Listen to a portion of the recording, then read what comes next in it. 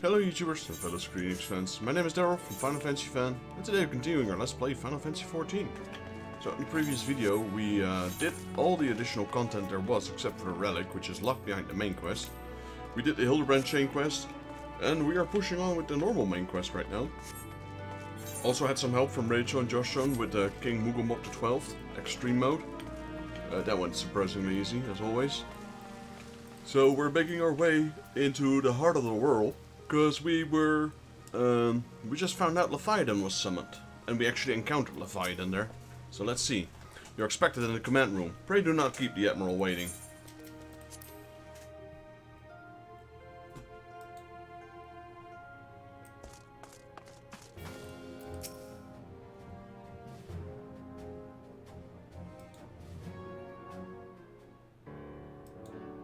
There used to be a hamlet beyond South Tidegate in western Lanosha. Hearthstone, it was called.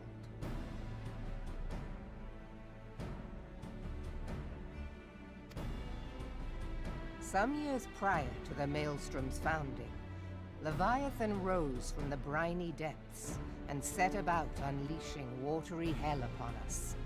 On that occasion, the Company of Heroes put him down before he could do too much damage.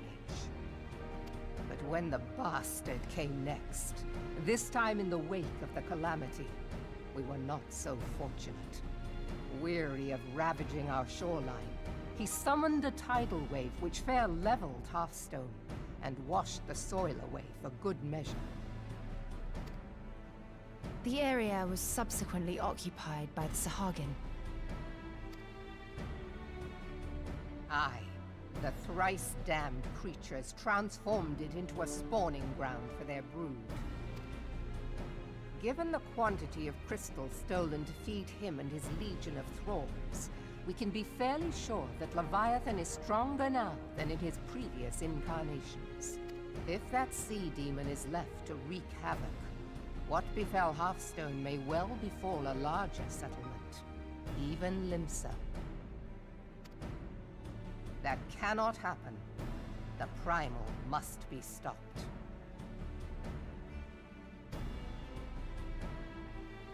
That was ever our objective, Admiral.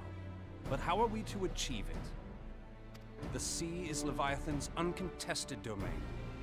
The ships of the 3rd Squadron could not close to within 100 yards of the primal, nor could their cannons pierce his defenses.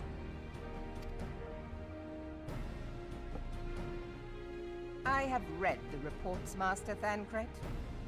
Our warships may as well have been bloody pleasure barges for all the good they did. 7 hells! Is there no way that we might strike back?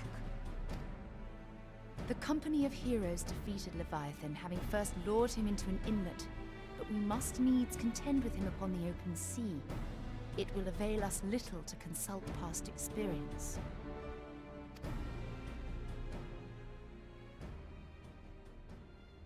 Admiral, if I may. Speak freely, Marshal. By all accounts, Leviathan's most formidable weapon is the very sea itself. Waves and whirlpools, tides and currents, all these things are his to command. The key to victory, I believe, lies in disarming our foe. This, in effect, is what the Company of Heroes achieved with their ruse.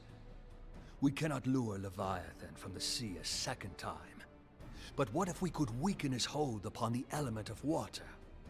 I have heard of devices capable of such wonders. They draw upon the power of corrupted crystals, I am told. If mounted upon a ship, such a device might be used to prevent Leviathan from bringing the full force of the sea to bear against us, rendering him no more dangerous than any other sea serpent. Of course! Sid built a similar device to grant the Enterprise safe passage through Garuda's Tempest, did he not? Begging your pardon, my lady, but to give credit where it's due, This is something I heard from an old arcanist friend of mine. It makes little difference who thought of it first, so long as it works. Beg the specifications of this device from your friend, and I shall pass them on to our people at Naldic and Vermelis. But before we proceed any further, I would voice one concern. Piercing Garuda's defenses is one thing. Suppressing Leviathan's attacks, quite another. In matters of science, I am as a babbling babe. But I cannot well imagine that such a feat would be possible without a veritable mountain of corrupted crystals.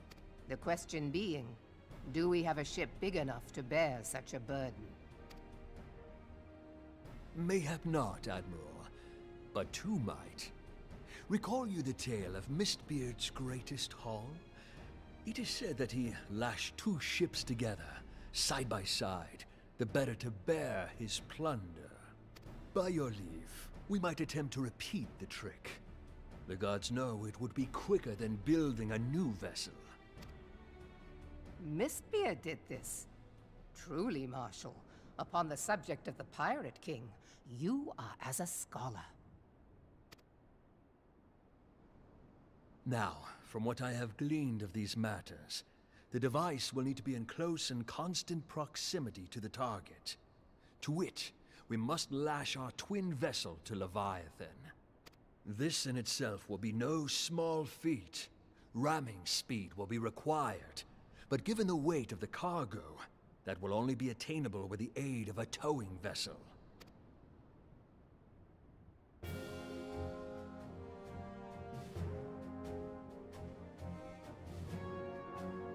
Suffice it to say, the task of piloting said vessel will entail considerable danger, and I would not ask it of another. I volunteer myself.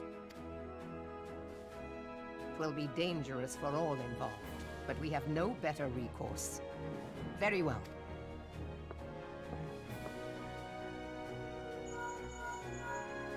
Commodore, assemble the remnants of the fleet at Morabi Bay. Give priority to our soundest vessels. The repairs can wait.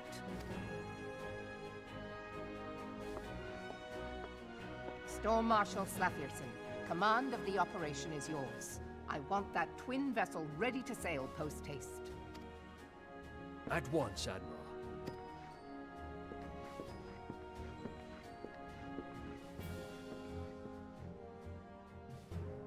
And then there is the small matter of slaying the beast. The fate of Limsa Lominsa rests upon your shoulders once again. Go well, warrior of light.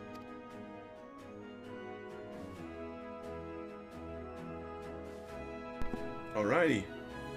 We're now officially the Warrior of Light. Everyone already, or at least the important people recognize me as the Warrior of Light. Hello, you goodie.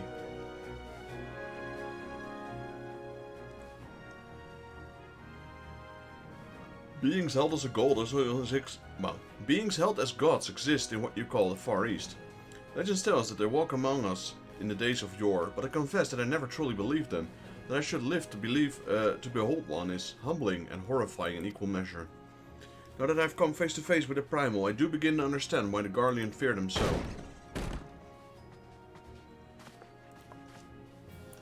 What is it? A message, Admiral. I judged it's best that it's delivered at once. I'm listening. According to the Yellow Jackets, a man has appeared who claims to have defeated Leviathan. Oh no, not him again, is it? One of the company of heroes. The details are yet hazy, Admiral. We have dispatched one of our own to question the individual. I'm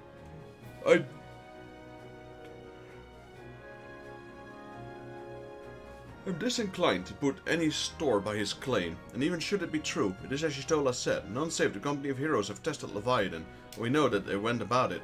If this man of theirs is their number, what could he tell us that we do not know already?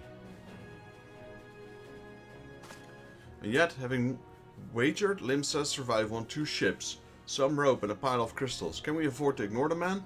If his testimony could yield us a manner of advantage, should we not hear it? Damn it all. Twin vessel will soon be ready. We have no time to wait for a Maelstrom's report on supposed Primal's claims. Vextus, seek him out and learn what he knows. At the very least, I will spare you the torment of waiting for the reckoning of idleness. The man you're looking for is believed to be resident of Greyfleet in Lower Lanoskea. The Storm Private sent to question him should already be in the vicinity. May your journey prove fruitful. Oh, it's that guy in the leopard skin armor. What a bet. The one who called Titan Titus.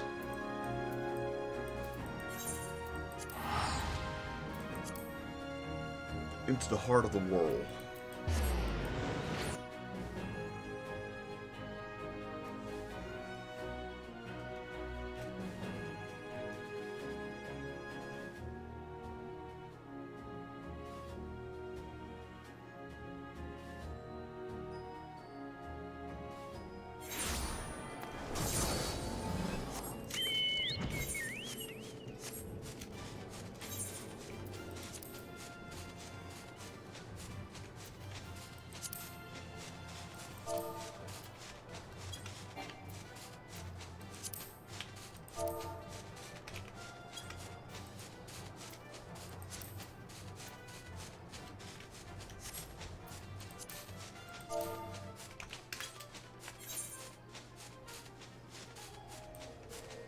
I'm going the wrong way.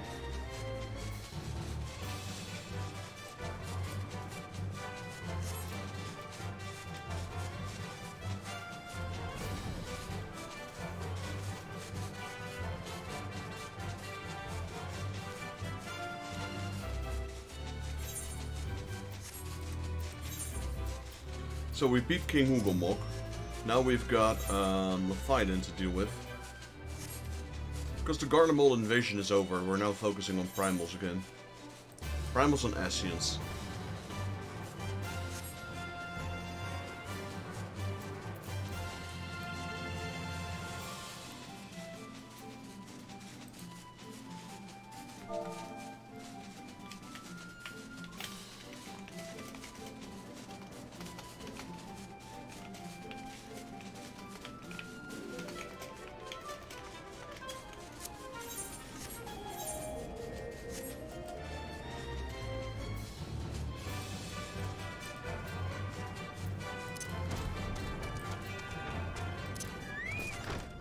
Oh no, it's him. It's Trachtel.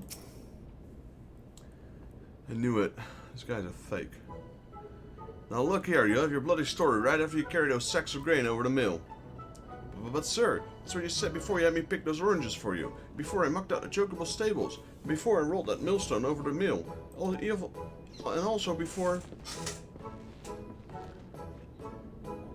God's bad, I've worked 3 days straight without a wink of sleep. 3 days, do you hear me complaining?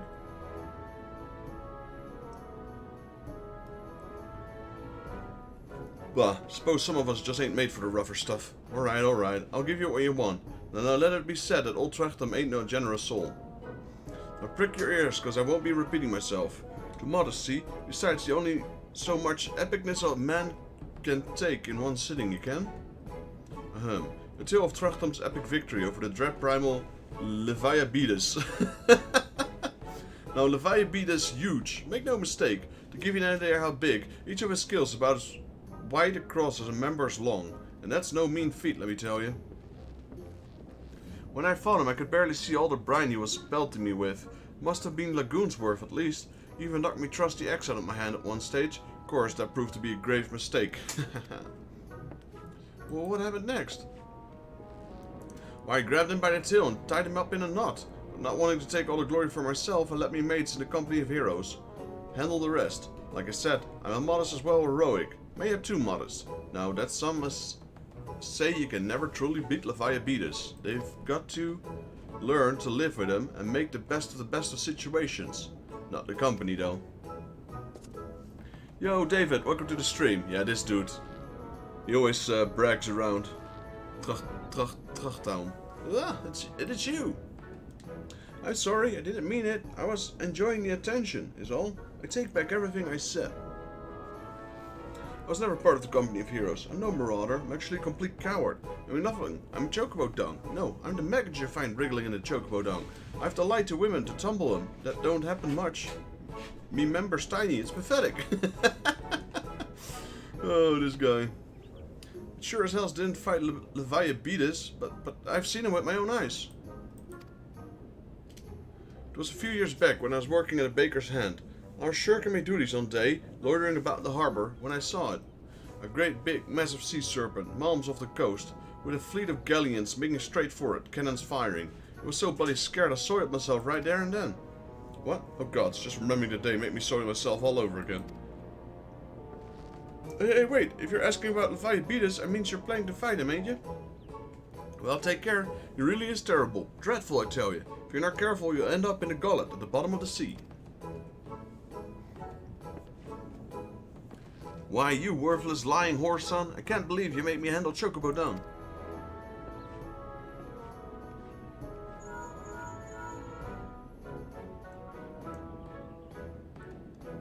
Vexus, this is Minfilia. We were able to learn odd of use against Leviathan. I beg your pardon? Leviathan? I see. That is unfortunate. At any rate, I have tidings for you. The twin vessel is now complete. That was quick. We await you at Marabi Dry Docks. Pray make your way here as soon as you're able. That was really quick, though. Do they already have the crystals as well, then?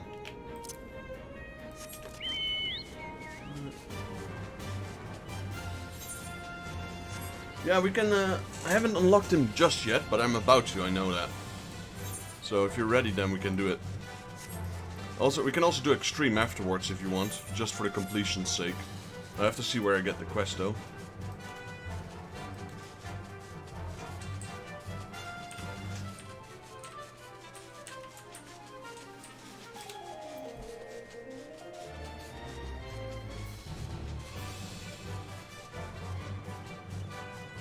Let's see, let me open the trials chat. We have Baal's Ember, the Navel, and Howling Eye. We have that one. Then we have the Baal of Ember's Heart, Navel. Thornmar's Heart, we have that one, yeah. Then 2 Relic Reborns, check. The Whirl, yeah, that's the one we're gonna get now, the Whirl Eater.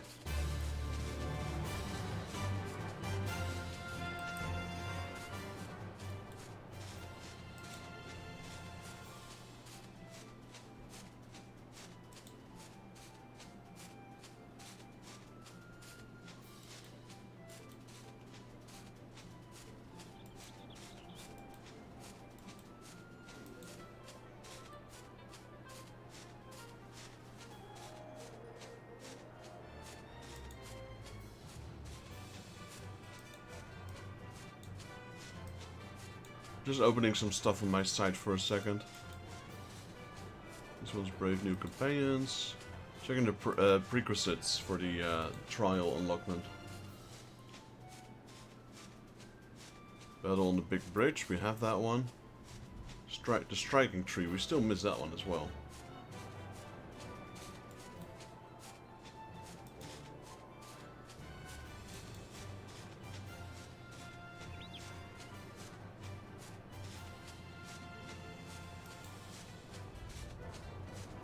And then the Amphitheater, of course.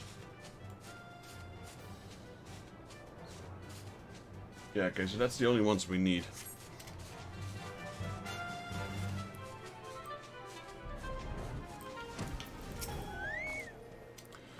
I'm told your jaunt to the Grey Fleet proved fruitless. My sympathies, lad. I'll wager it served to take your mind off of recent days, though, but enough of that nonsense. The moment of truth is upon us.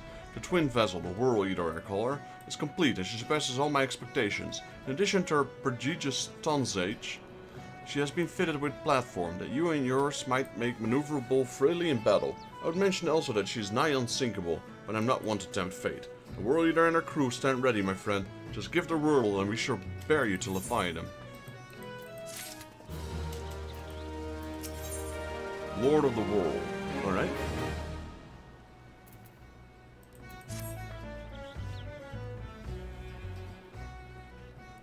Ah, I know that look. You are ready. Having been constructed in some haste, the Whirl Eater may not be pretty, but I'm sure she's capable. She's been fitted with she's been fitted with what our friends at Null Deacon Families are calling an elemental converter. Assuming the thing works, it will use the power to corrupt crystals on board to wrap Leviathan on his hull over water. Depending on how the battle unfolds, you may well need to activate a device manually. Keep that in mind. It is suspected that Sahagin and their thralls will attempt to come to Leviathan's defense. Accordingly, the Maelstrom will once again deploy diversions. Tancred and Ishtola, I would have you assist in this effort. If it is to fulfill its purpose, your divisory force must not want for numbers. By your leave, I too volunteer my blade. We would welcome it. Having seen fight in subs, I dare say the fishbacks will find your presence highly diverting. Tancred and Ishtola, if you would join the 3rd levy, and Lady Yugri the 5th. Alright, we're taking Leviathan beat us down. But the words have I for the man who has made a sport of slaying gods. Only these. Go warily, for the sea is an unforgiving place to wage war. May the navigator guide you through the storm, warrior of light. I would echo the Admiral's sentiments and add a few words of my own. Know that you have the utmost faith in you, Vexus. May the crystal bless and keep you. There we go. Do the finder updated? Yep. The Whirl Eater hard. Alright, let me know when you're ready, David. I'm ready.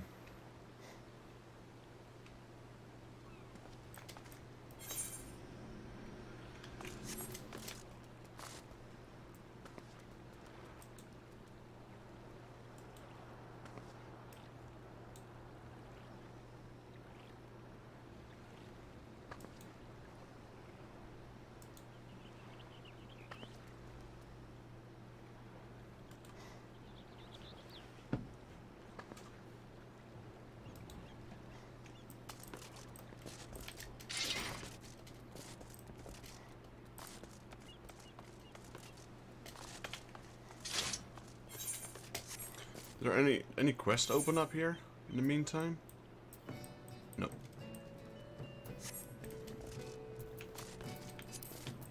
While we wait for David to finish his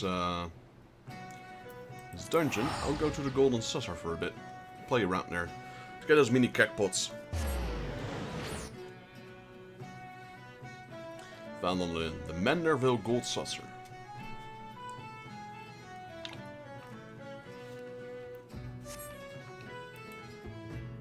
Seems we were just a tad late for one of them. A special limited time event has been concluded. Maybe there's another one in 4 minutes.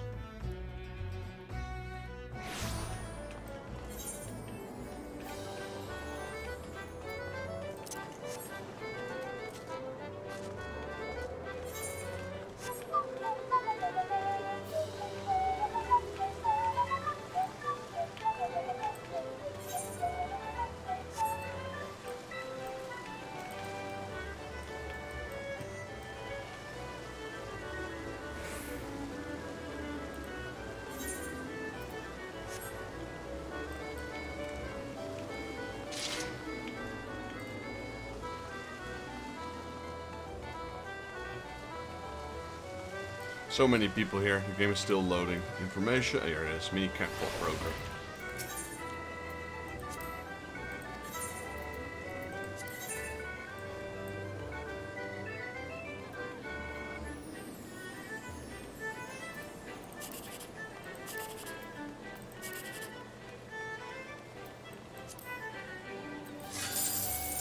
$81. It's going for the jackpot. It's everything or nothing.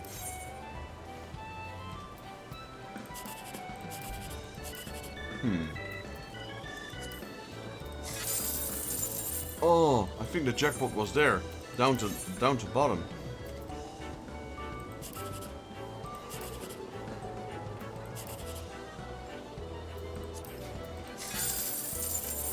Oh well.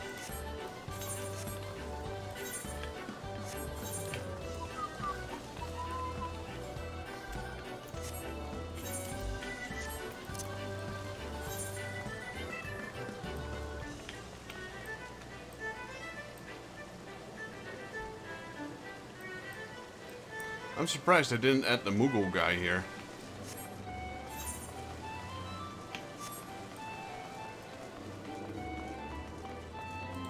So what are these things called again? Tombstone of Genesis.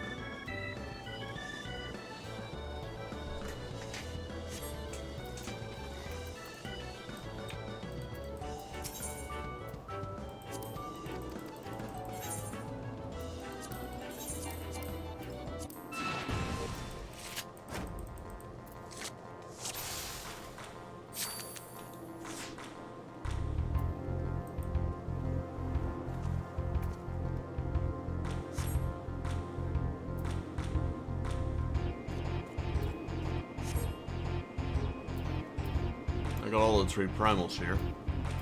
We got Plegaphone and we got Bards. Bards is one of the best cards there is.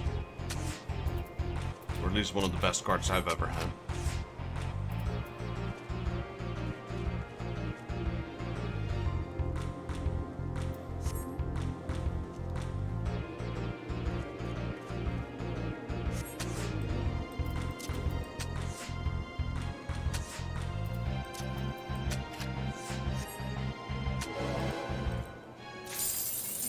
Nice, we immediately won his card. That's what I kind of wanted, to be honest. Because that one is annoying.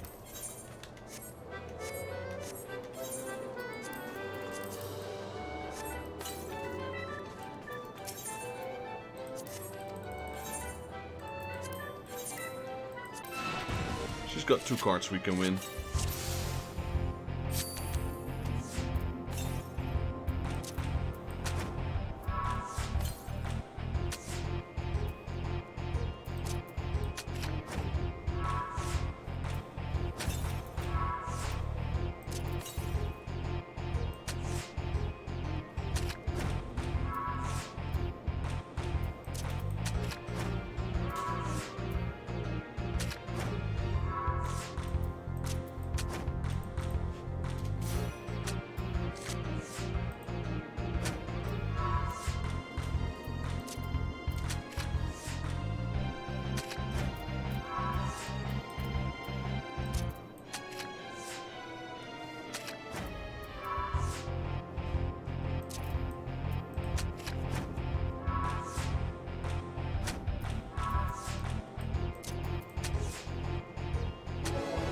There we go. I win.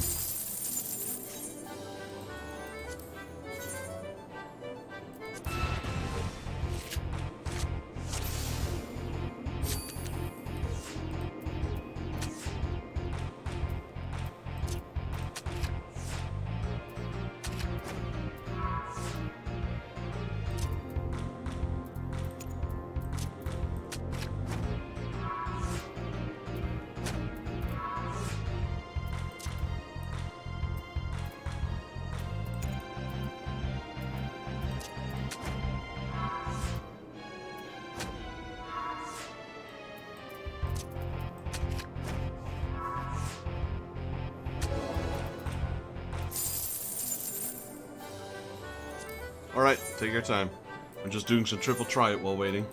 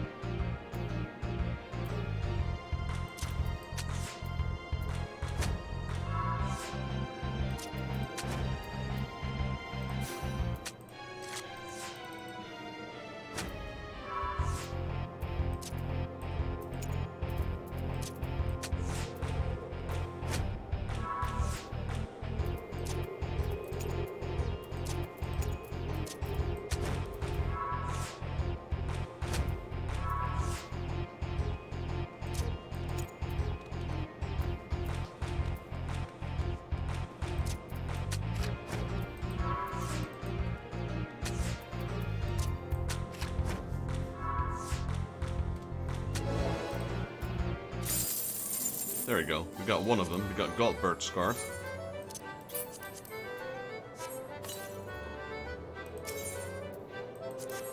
Let's try one more, because she has one more.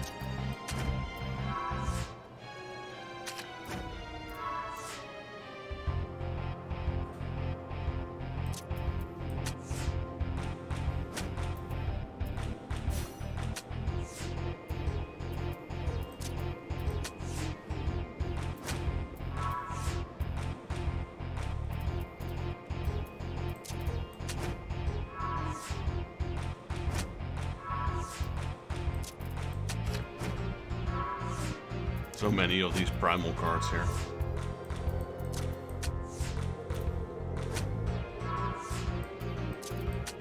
There we go.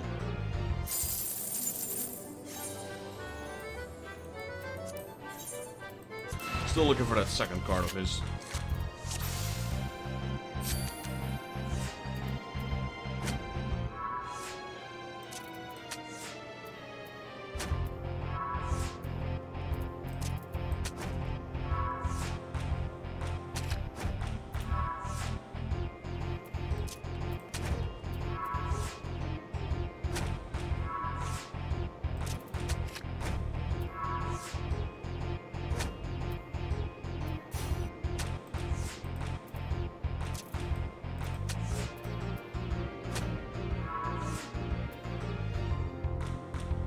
Ah, you're doing that one. You're doing the main story one.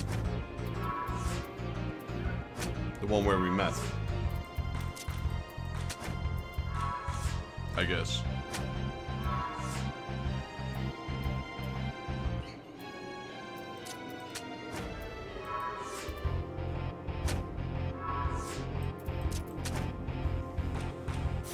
Yeah, that one. I don't really like running that one at all, to be honest.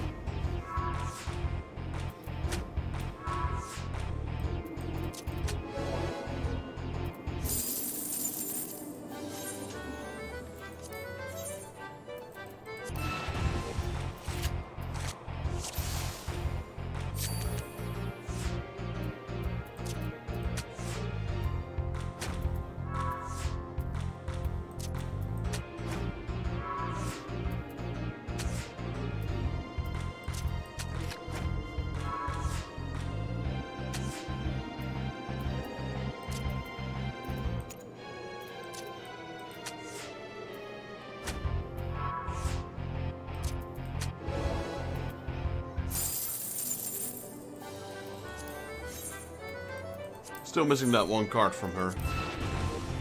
I know getting some of these cards can take forever.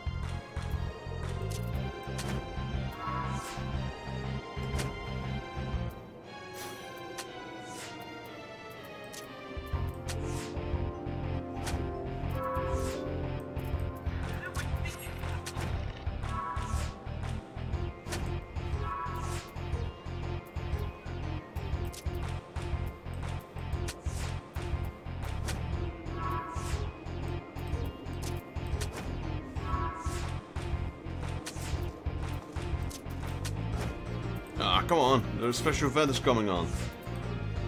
Let me finish this already.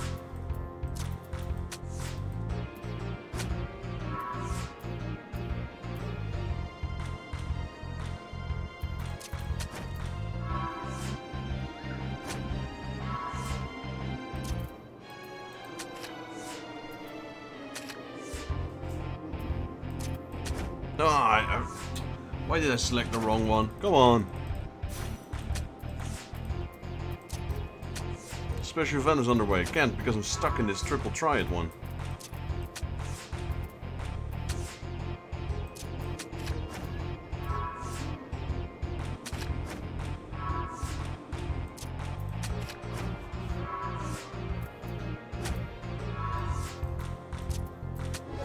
Okay, I'm done. Yeah, I got a card. I'm not even sure which one it is. Urian Jade. That's actually the one we needed. Let's go. Where's the special event? Which one is it? We got plenty of time.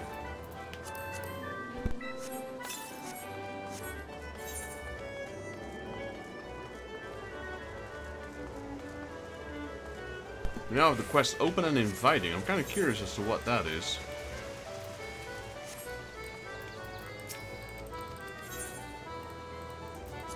Please let it not be a mushroom one. It is a mushroom one. Super Mario 1. I'm bad at these.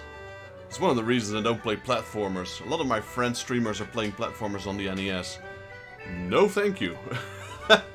I know at one point I need to, because people voted for me to play Mario. But, oh man, NES platformers, they're just so... I don't know. They're fun, but they're ruthless. In a way, kind of like this game, to be honest.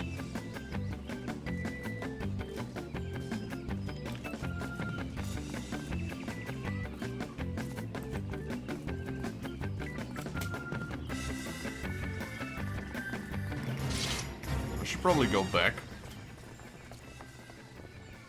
Because I might have missed one. See? Hasn't even loaded in yet. I need to wait. I definitely need to upgrade my PC, but I need to wait for that sound. Because that's the time the Fate is fully loaded. I almost missed that bronze one there.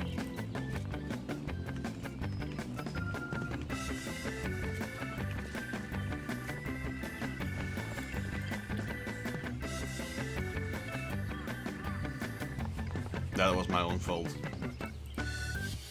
I can do this. I got this one. Never mind. Oh, I got this one. I got it. Don't worry. Oop, first jump. Oh my god, that was just stupid. I got this one. Don't worry. I got it.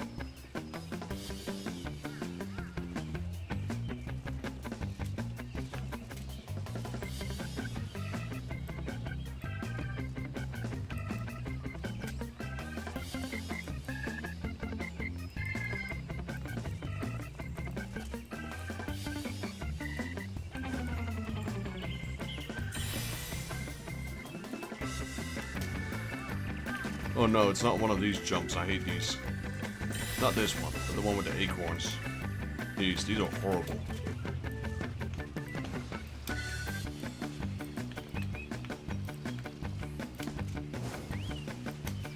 Okay, I made it.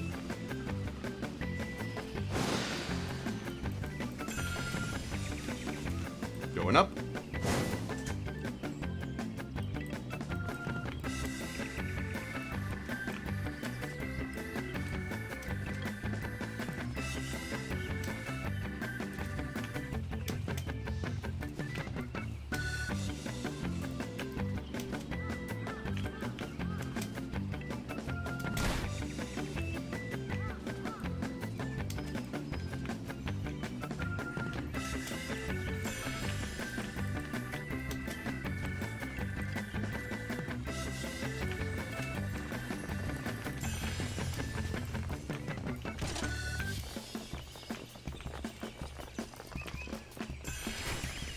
I got all bronze yet? No, I still need one bronze, one silver.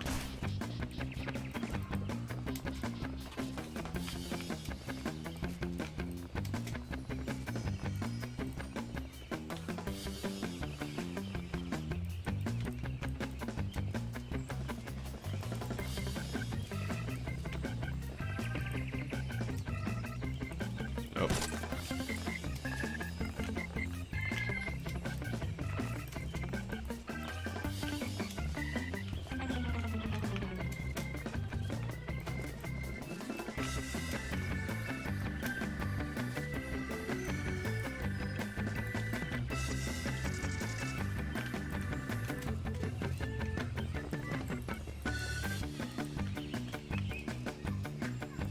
Are you kidding me? I had that one.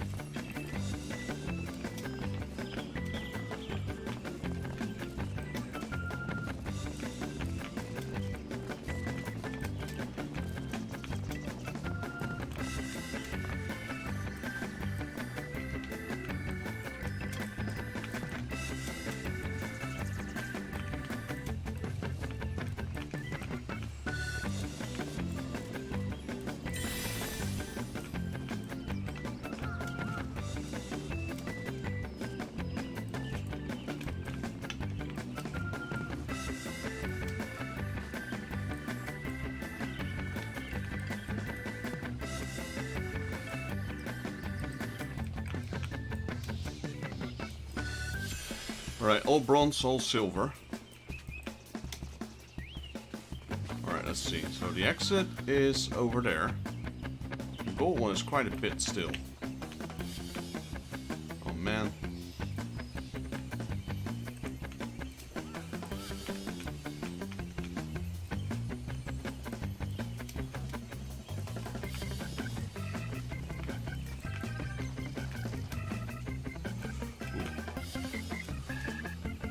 Ooh! Alright, touchdown. Go back. Go try and get that. Ooh, get that gold.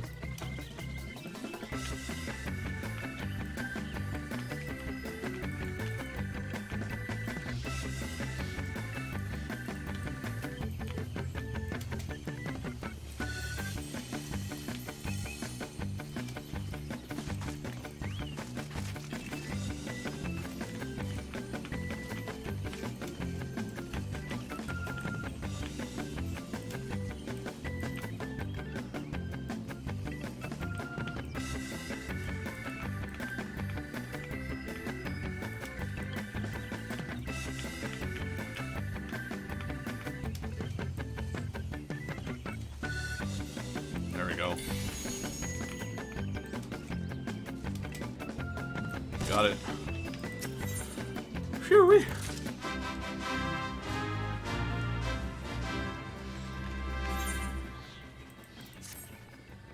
I am so bad at those. Let me respond to Rachel here. Was it Rachel or Joshua? No, that's Rachel.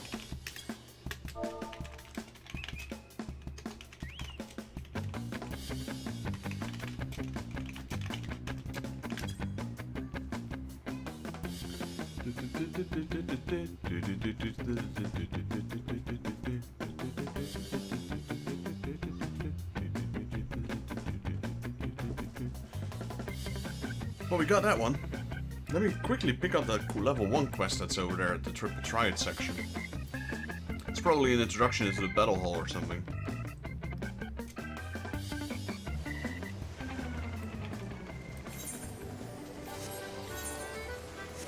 Like I said, I'm definitely not the best at those cliffhanger ones, but I am capable of doing them, I know.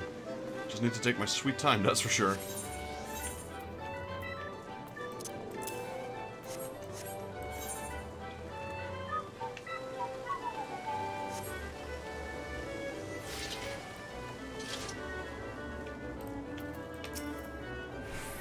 Enjoying your forays into the competitive world of Triple Triad? Should you feel unfulfilled if you desire for card-based conflict, then allow me to introduce to you our new short tournament sections.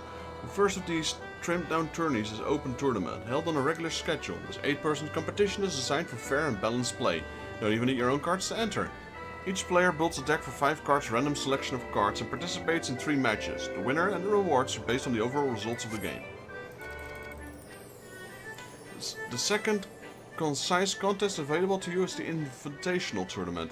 This allows you to open an invite to up to 7 friends or bitter rivals to create your own exclusive event. The rules of the game are yours to decide. The structure of the competition is otherwise the same as Open Tournament, with regards to the number of matches played and how the winners are ranked.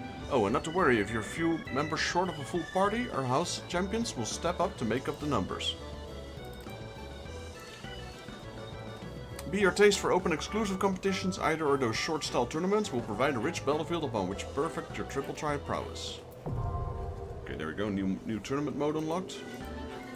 That was it then, I guess. Or do we actually need to do something? Yep, that was it.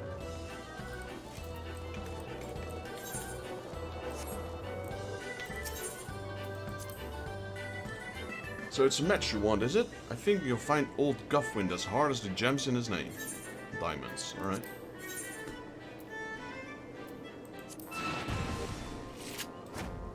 Let me check actually what Leviathan has for quests.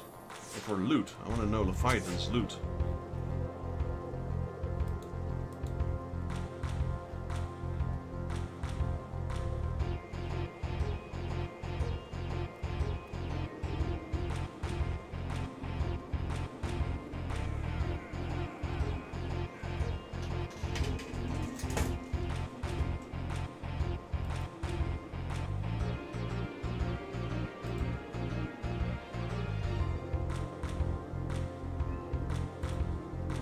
Leviathan has, Extreme Leviathan does have a mount.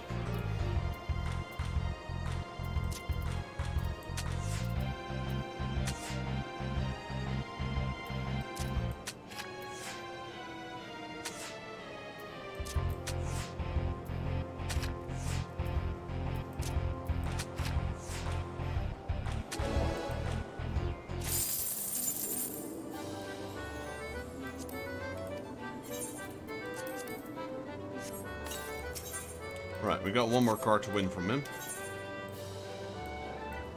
Oh, David is here. Just saw an orange text dancing in the background.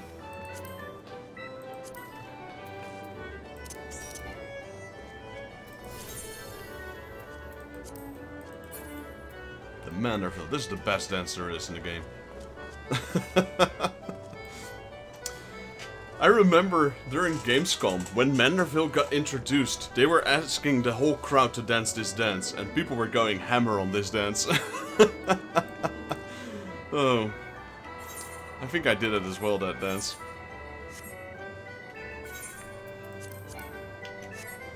Alright, let's see. The Whirl Eater, where is he? I guess I can play some Triple Triumph while we're waiting.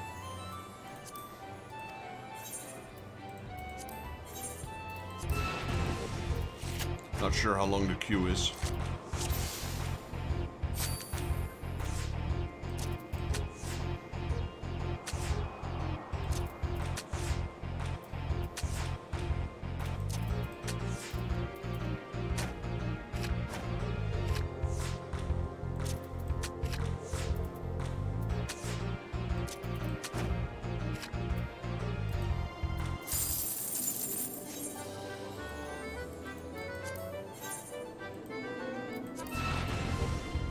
Got a 7,500 MGP boost there. Nice.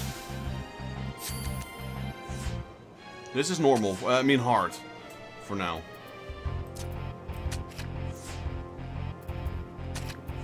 We will, maybe we can just do extreme unsynced. You should be able to solo that. If you want, we can farm the mount. Because there's a mount apparently in extreme. Unless you already have the mount, of course.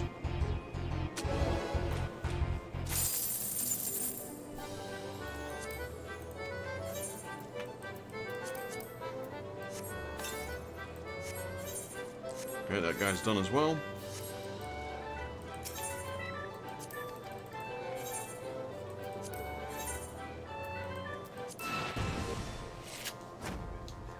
All open.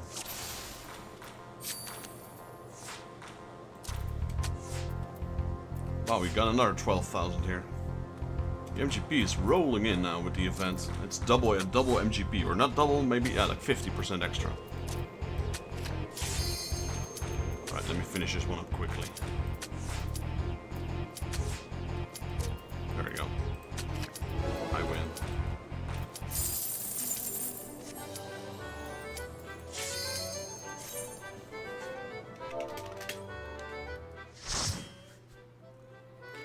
Yeah, the mount he drops is called, where is it? Warrior Extreme. It's the N-bar whistle. I don't know what the drop chance is. I know it drops. That's all I can say.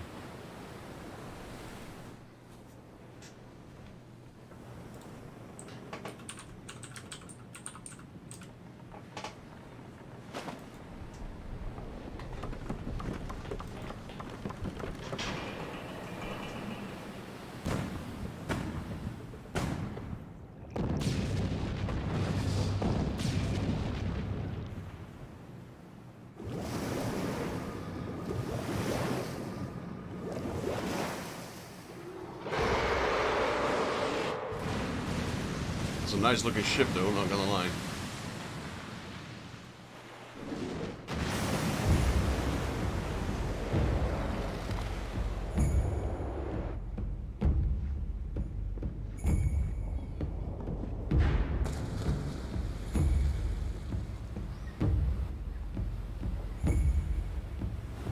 Right, the ship is out of here. We're left alone on our little raft.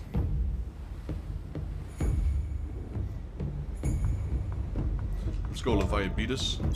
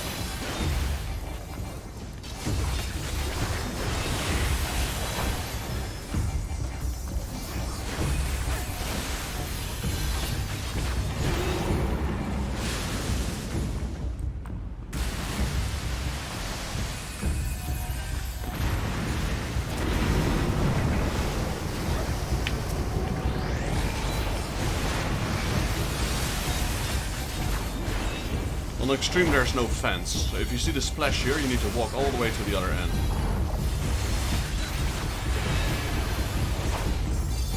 Oh, he does have a till, yeah. The other tank is not tanking the till, though.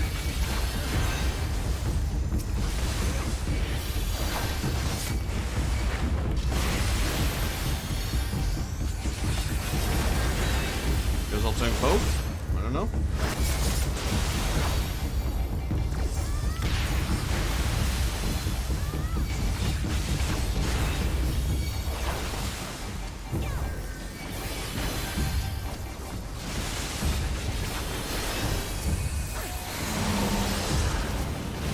Got the aggro on the till, that's no problem.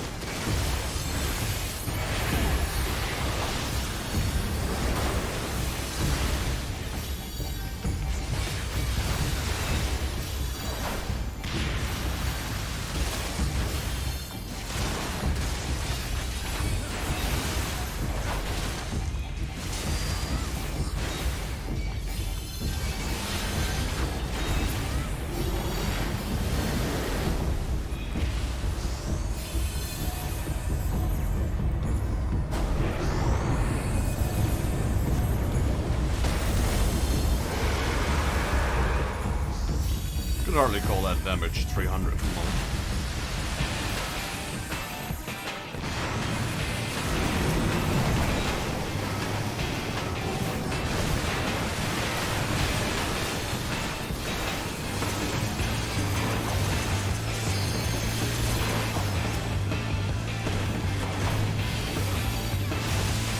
I've done this one normally on Extreme, it's not that hard. But you gotta watch out with this here, there's no fence or a kinda like the Titan fight if you will. They probably nerfed that now, if you fall off you can probably just get back.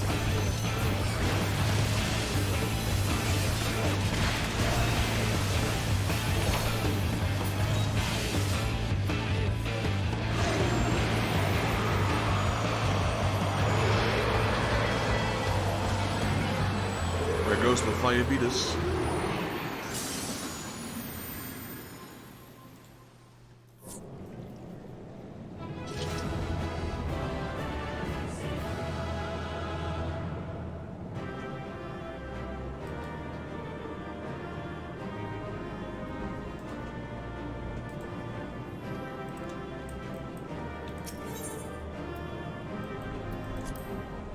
accommodations. Let's go.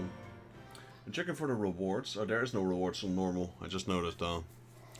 I mean, that's hard. This is technically hard, and the Extreme Leviathan isn't not that hard. It's like the Extreme Leviathan is more like a normal hard mode. I remember doing that one over and over and over. Like Nidhogg Extreme. Now that's a different story altogether. Alright, let me complete my quest so I can get the extreme version, because I don't have the extreme version yet. Let's see... I need to unlock it. But the main quest, that is the one... Let's see... I need the main quest through the Maelstrom, which, if I'm not mistaken, is... Let's see... Yeah, once we complete this quest, we get a new one. Once we complete that one, then we have the one that we need.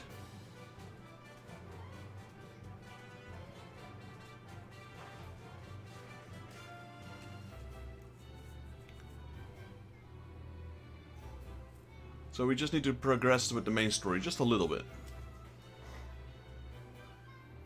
Before we can get the extreme version of I don't even know how to pronounce that. Leviabetus. That's how the big guy called it. Also, while we're here, I kind of wanted to check that with the Moogle. Because I was under the impression that we needed triple triads for the first weekly challenge. Let's see now, where is it? Consult the Mocpendium, there we go. And then second hunt underway. Weekly... we need this, but I don't have that. Mini mock challenges. Yeah, here we go. Triple triads. Buscaron. Okay. So we just go to the South Shroud and challenge him, I suppose? Ultimog, deep dungeons. I don't have any access to any of that. So I need to challenge Buscaron. And do fates, apparently.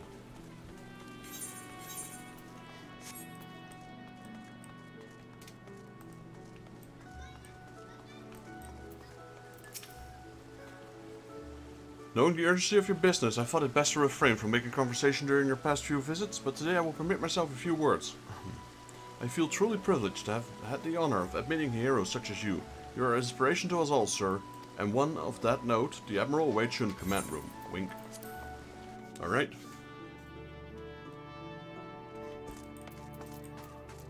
So Rachel, I'm not sure if you're watching the stream. Do you already have the mount for Leviathan Extreme as well? Elominsons are sworn to strive, till sea swallows all. And swallow all it would have, had Leviathan prevailed. That we still strive now, we owe in no small part to you. Not for the first time, you have delivered Limsa Lominsa from the wrath of a primal. Never has our nation known a stouter ally.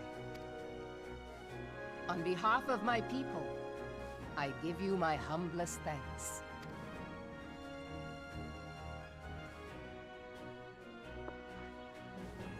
'Tis meet that I give thanks to old Mistbeard, too, for his fine solution. Whatever else he may have been, 'tis clear he was a resourceful soul. Would that I had a man like him in my service. I like how he turns away and whistles.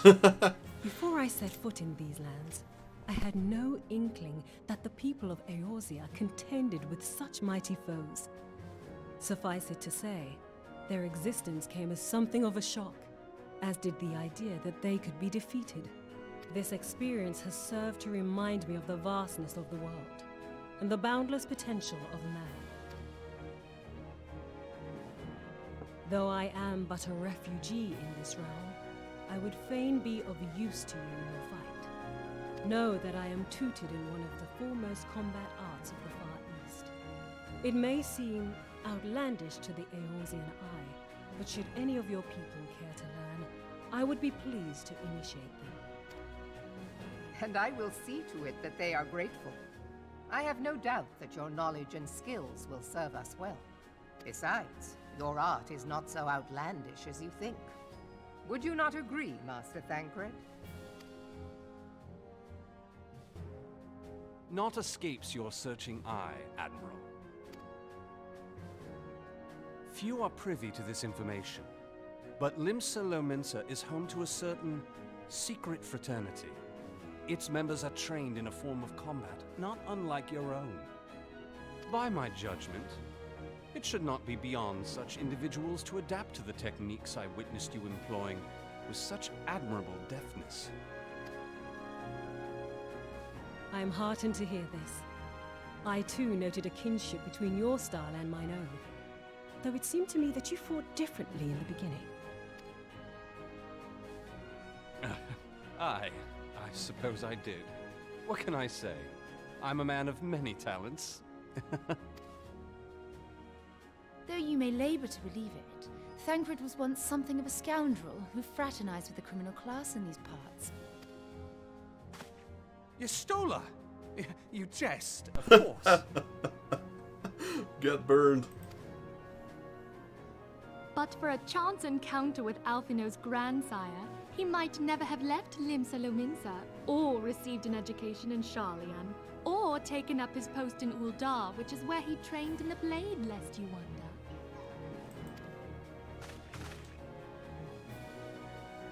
wonder. Minfilia, please! Poor guy's having a rough time with the ladies.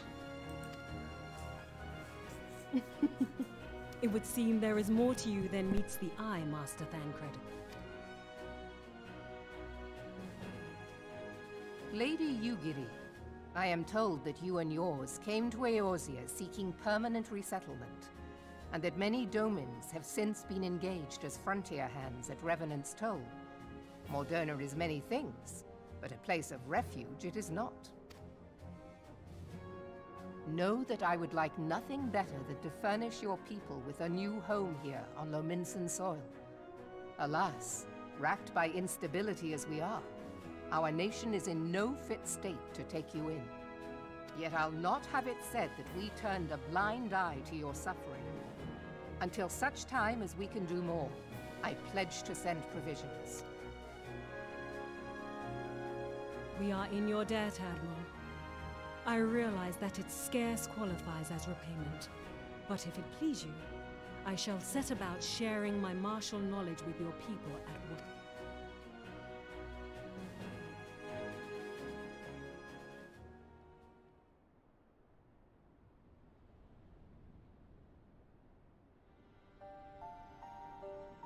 You wished a word in private.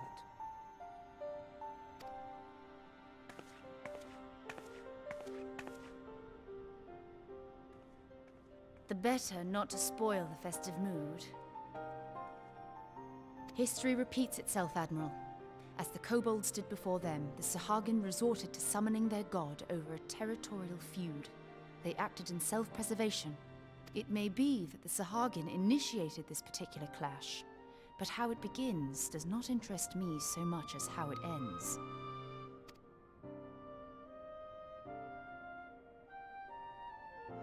I have not forgotten our conversation, Y'shtola.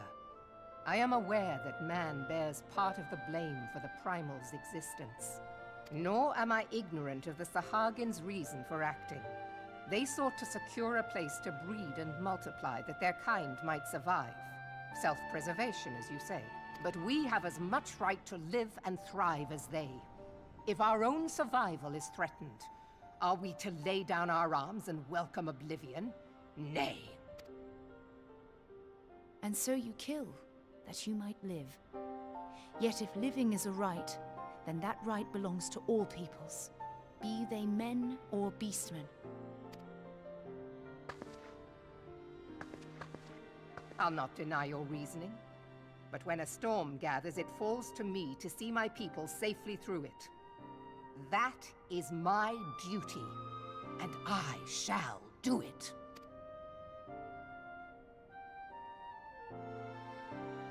As must we all, Admiral. Stay the course, then, but know that it will lead to no good end.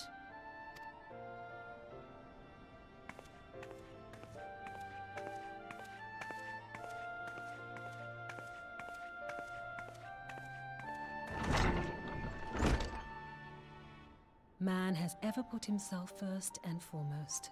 To justify his actions, he clads himself in the armor of righteousness. though it be a fancy of his own making. In this, mayhap the Garleans and we Domans are not so different.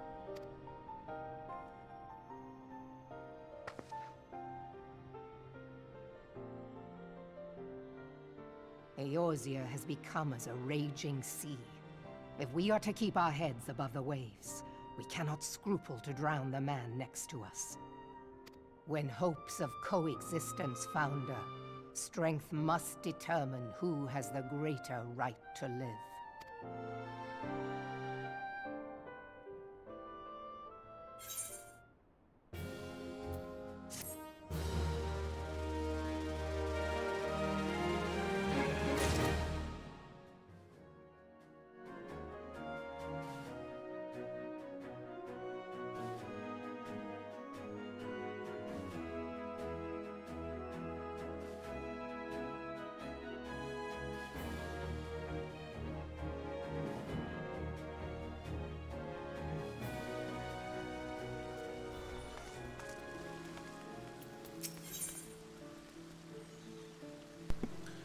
When Yuguri met Fraternity, Zanfreo has ordered to point you in the direction of the Limson underworld. The Admiral has informed me of the arrangement. I have in my keeping a letter of introduction for Lady Yuguri. To the south stands a gate leading to a pier to smaller fishing vessels. Look for inconspicuous Huron man there and present the letter to him. He serves as a gatekeeper of sorts. Now before you go, I'm obliged to remind you that the members of the fraternity to which you must be introduced abide in the shadows of Limson society. They value their independence more highly than pirates, and are united by a bond stronger than Mithril. To wit, they are invariably wary of new faces. Though it be penned by the Admiral herself, mere words on parchment get you only so far in their confidence. You must work for every ounce they trust to place in you. Well, here's the letter. Go to the aforementioned place and show it to the aforementioned men. Oh, and good luck.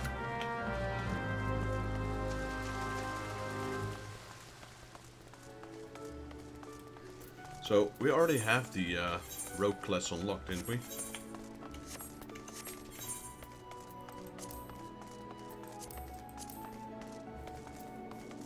Yeah. This is at the Fisherman's Guild.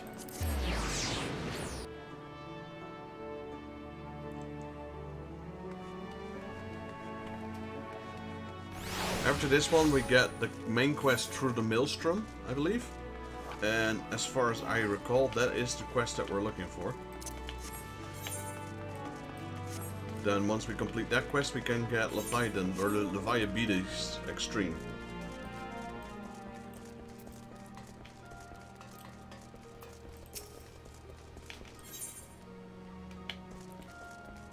I went the wrong way.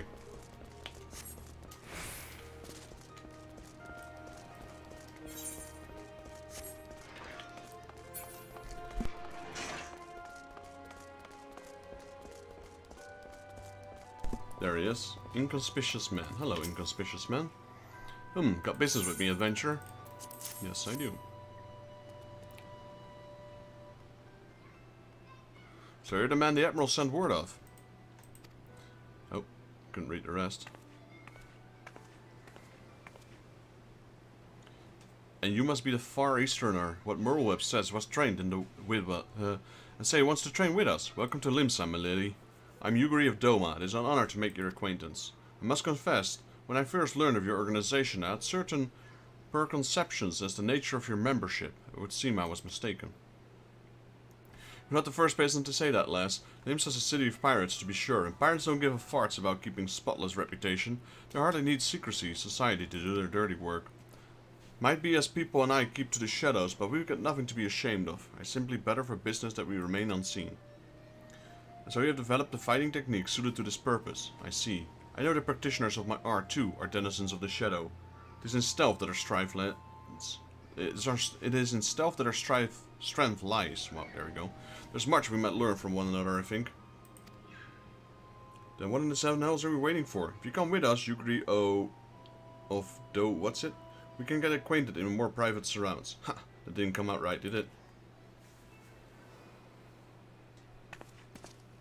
Master Vextus, I shall remain with the people for a time, that I might study their ways.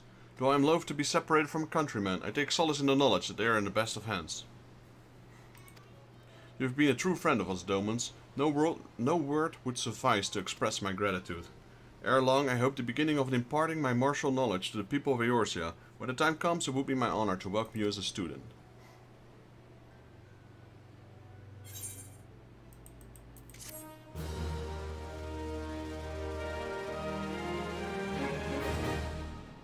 Now I believe we get through the maelstrom. Oh.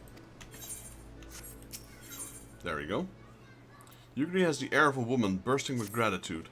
Much and more occurred since first I beheld Eorzea from the Garlean deck. Suffice it to say, I did not envisage being invited to play a part in your noble struggle.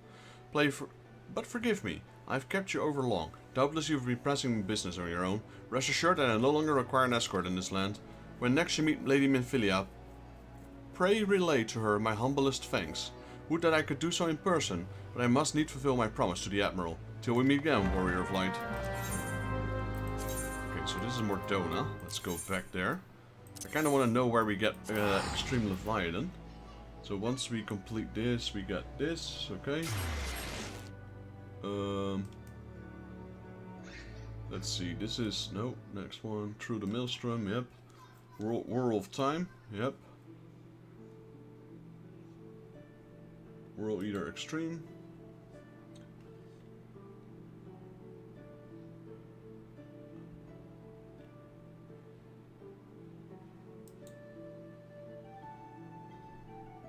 Urian J, the Walking Sands. Okay.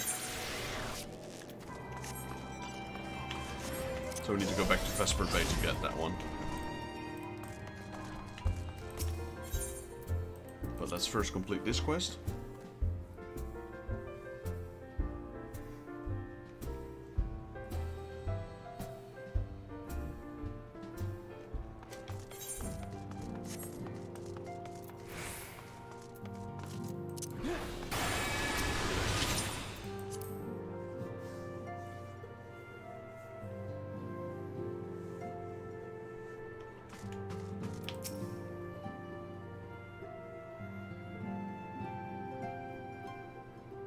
I have been reflecting upon the events which took place during our visit to Vilbrand. If you have a moment, I would share my conclusions with you. Please, bear with me. When the Sahagin Elder summoned Leviathan, he employed the power we have come to know as the Echo. Though I cannot well explain the how of it, it would seem he became immortal in so doing. When the Admiral subsequently slew him, his spirit emerged from his lifeless flesh, a consciousness shorn of physical form. Thus transfigured, he took up residence in the body of his minion with the ease of a man donning a favorite glove. Long have I known that the Echo allows one to pass through the walls of a man's soul, but never did I imagine that it could free us from our own flesh, nor less that our souls could then occupy the next corporeal vessel to take our fancy. It was of this that Elidibeth spoke, an existence which knows neither cessation nor oblivion. And yet, though the Sahagin had mastered his gift and thereby become immortal, he was by no means invulnerable. As we both bore witness, he was ultimately absorbed into Leviathan. And the import of this observation? If the Ascians' mode of existence is indeed the same, it can be inferred that they too are not invulnerable, that they can be destroyed. There exists a legend which tells of souls who are reborn upon the cusp of each umbral calamity, that they might stay the encroaching darkness. To most, it is but a fairy tale, yet recent events have given me cause to wonder, could the legend in fact refer to the Echo? Much and more yet remains unknown, but I am confident that all will become clear in time. For the present, however, what matters is that the key to defeating the Ascians may at last be within sight. With Urianger's aid, it is my hope that I shall fathom this matter ere long.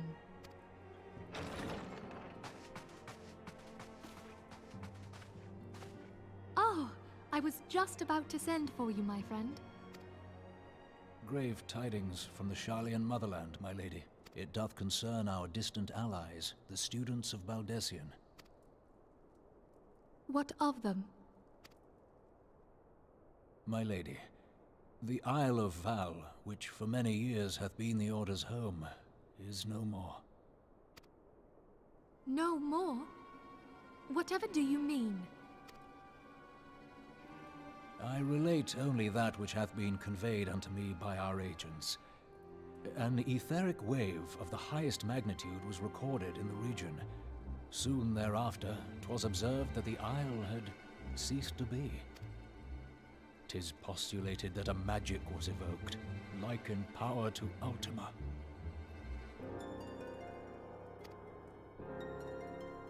"12 Preserve."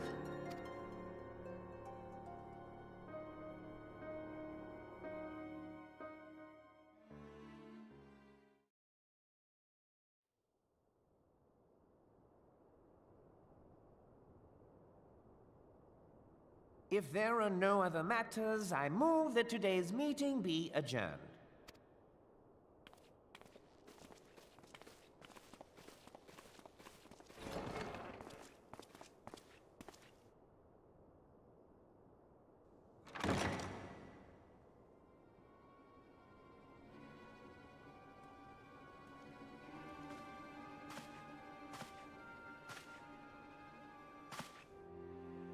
It is done, my lord. Forgive my impertinence, my lord, but these orders, I am uncertain as to what end they serve.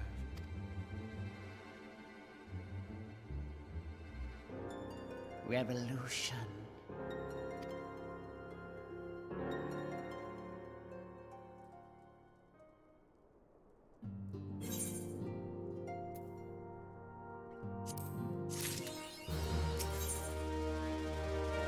Revolution. Yeah, things are gonna start picking up now.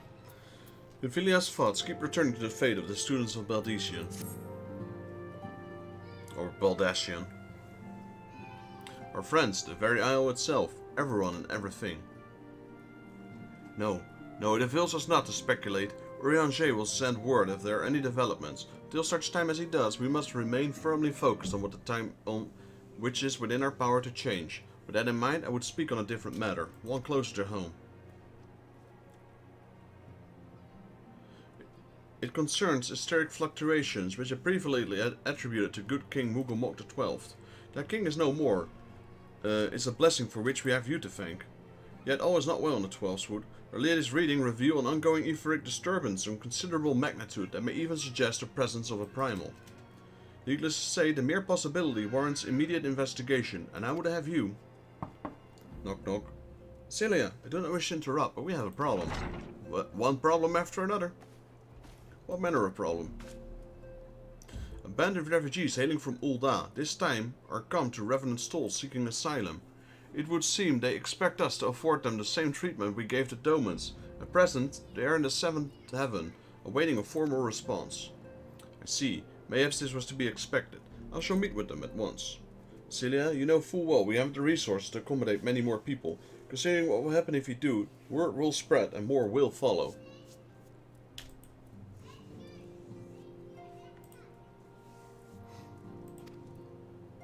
Your opinion is duly noted, but I will hear their suit. Well, we can try and make it work, right? Everyone work together, we'll create a giant army, take over the world. Vexus, I should be grateful for your presence at the meeting.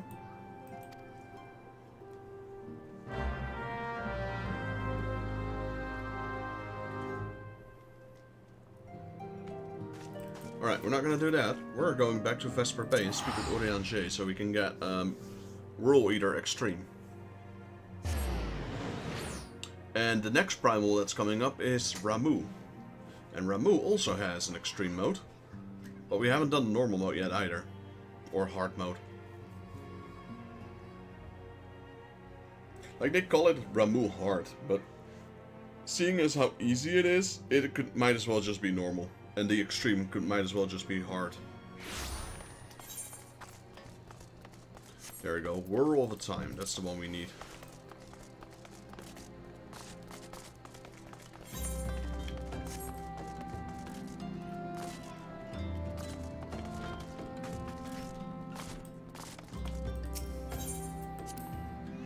So every now and then we still come back to Vesper Bay.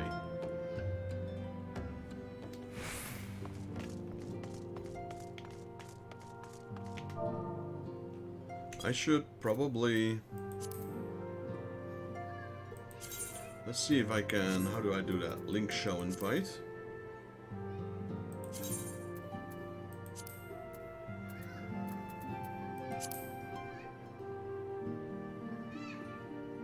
How did I do that last time? Prize select to find the party. Report? No.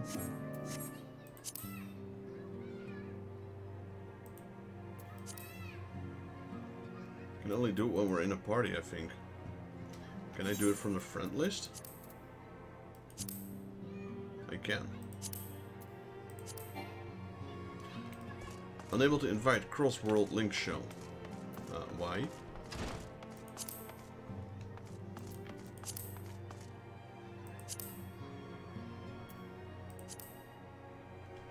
There we go. Not sure why it didn't work.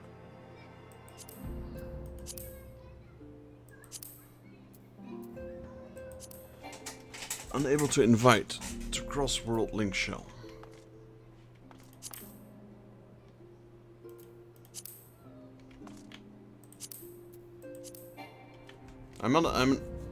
Okay, so I invited Rachel into my link shell, trying to invite Joshua, but it was not working for some reason.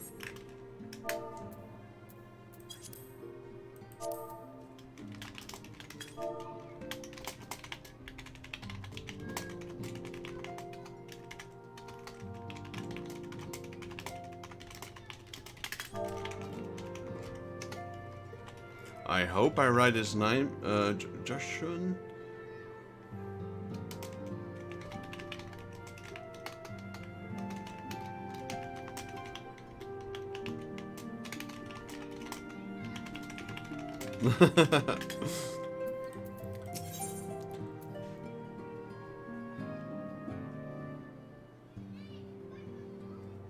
When Eorzea appears pensive, you can be sure another primal problem looms over the horizon.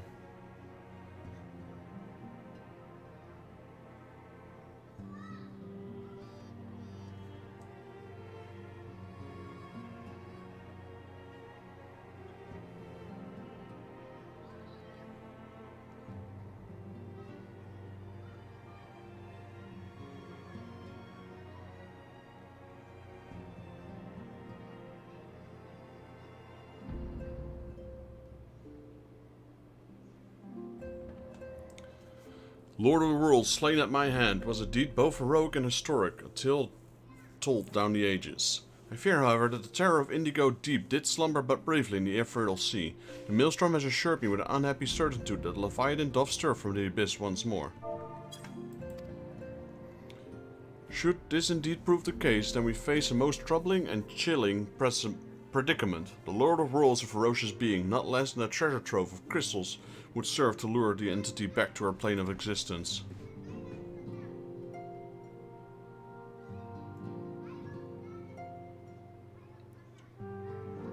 It is a folly then to believe a sea-bound beastman could gather such a haul with such impossible alacrity. No, we must assume the Sahagins have adopted disturbing new summoning rituals we observed among the other beast tribes. A threat of unprecedented magnitude now loometh over Limsa Lominsa. Take the swiftest road to Maelstrom Command and offer the stalwart service the shining light must need illuminate the ocean's darkest well. So I'm trying, let me try again. We have Artemis here, and then invite a link shell. No, unable to invite cross-world link shell, which is weird because I was able to invite Atalanta. But Artemis, I am not able to for some miraculous reason I have not yet figured out. What is this?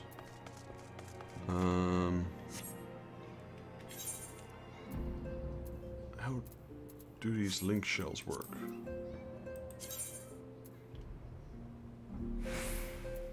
Maybe because he is not on his homeworld, which is the only reason I can think of. Oh no, he is on Odin. I'm not sure what Nope. Is he in a dungeon, perhaps?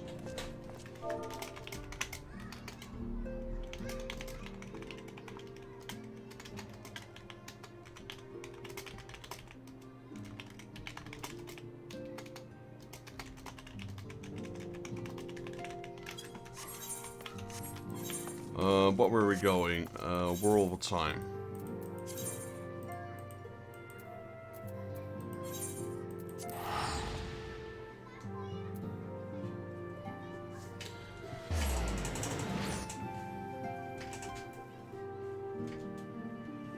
Eorzea.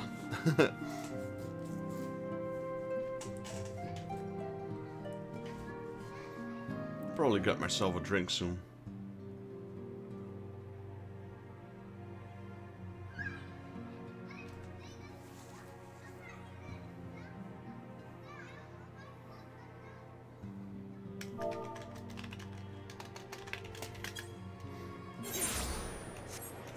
Let's try again.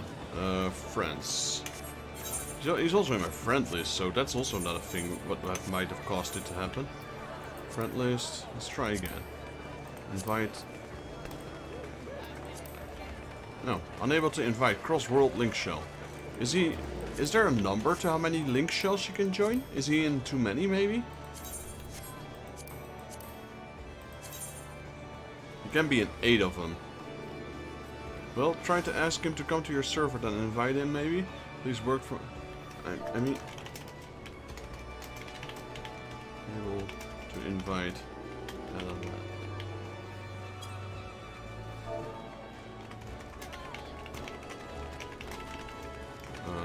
conditions.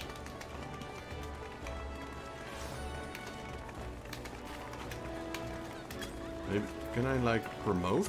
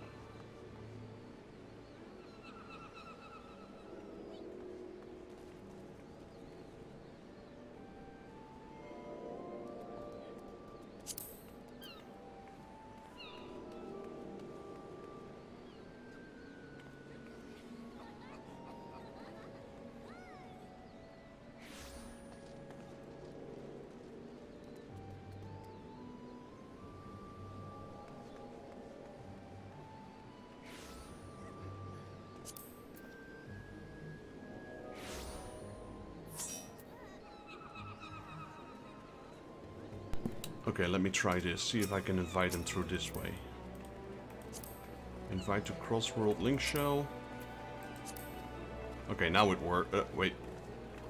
I just invited the random dude. That was not my intention. Oops.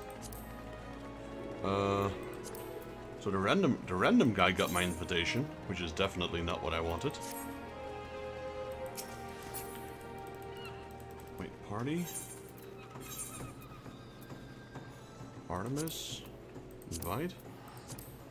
There we go.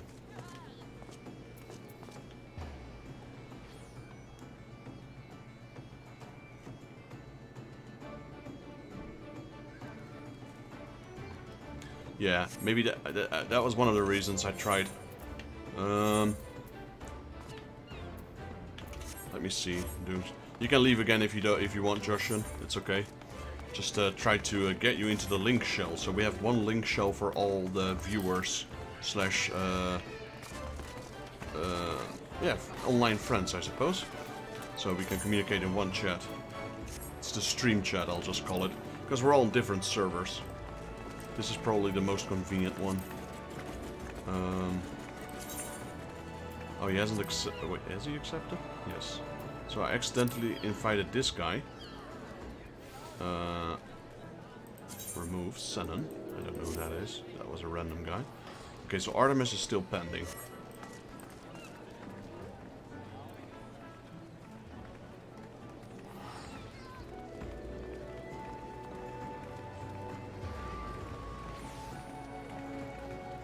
So a link shell is basically a way. It's basically what would be the right way? A channel chat. It's you basically open a new channel that you can communicate with people inside the game. The thing about this link shell is that it allows you to communicate with a specific certain of people, the one that you invite into the group, as well as it can be across several servers.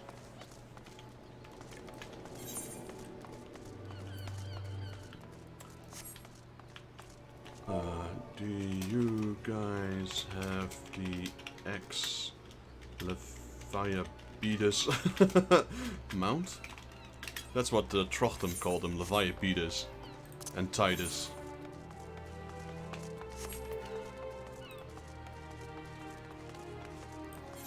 Oh, you guys got it, alright.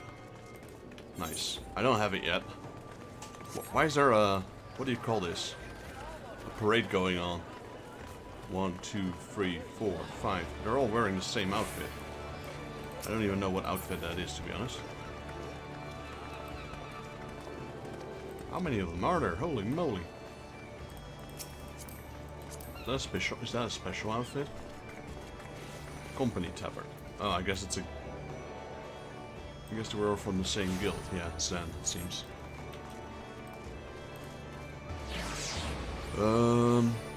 I got distracted again. We got all the horses and the birds, and I've got all the dogs. Nice. You've got a lot of... How many mounts do you have? Because right now I have about 15?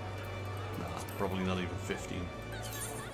Oh wait, we do. 5, 10, 15. I've got 18. I got this Gabriel A one as well, which is kind of cool. I'm a huge fan of Gundam. I don't think that's ever... I think that's something I might not have ever said on stream. People might not know that of me. That I'm also quite a big Gundam fan.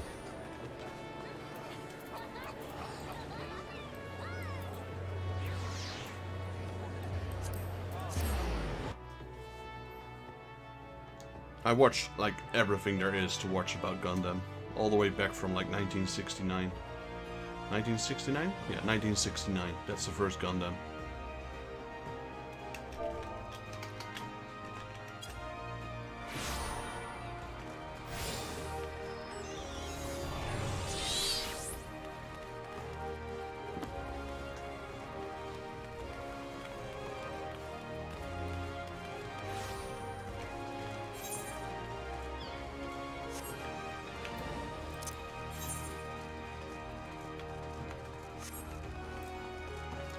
Here we go. Rasant Riki, Storm Commander. Vexus of the Scions, you are, as ever, a welcome sight at the Maelstrom Command. Our worst fears are realized. The primal Leviathan has turned to threaten our source. I'm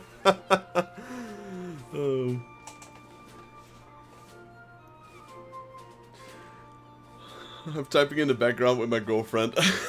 She just made a terrible joke.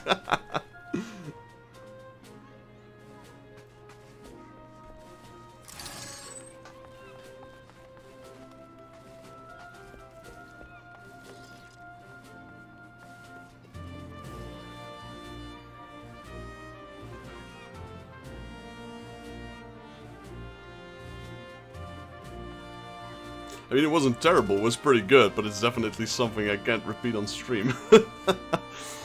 We did not think it possible for the fishbacks to summon a rapacious god with a considerable longer period of the preparation. There can be no mistake. Prior to contacting Eorzea, we received a report dealing the utmost complete destruction of a merchant's fleet upon the open sea. only one vessel managed to imp into port, bearing the decidedly unwelcome news of Leviathan's resurgence. Judging by the testimony given by the surviving crew members, the massive waves that entity leveled against the ship dwarfed anything we've ever seen the primal command before.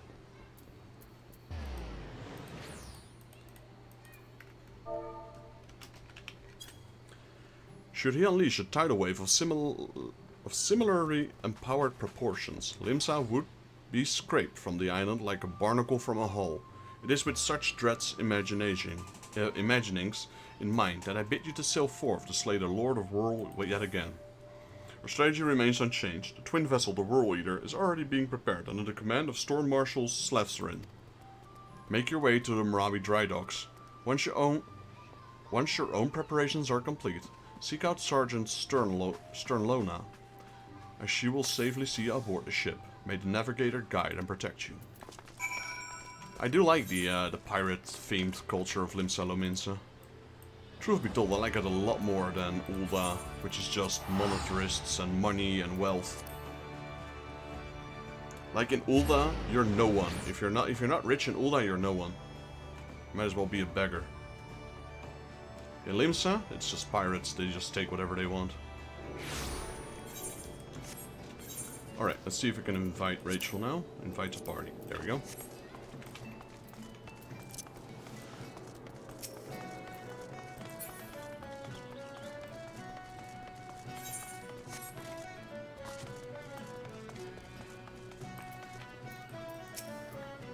Store Sergeant Sternlona, at your service. The Whirl Leader is loaded and ready, sir. I'll give it a signal for the towing vessel to depart as soon as you're aboard. Leviathan was sighted some distance from the coast, so there should be more than enough time to build up the ramming speed.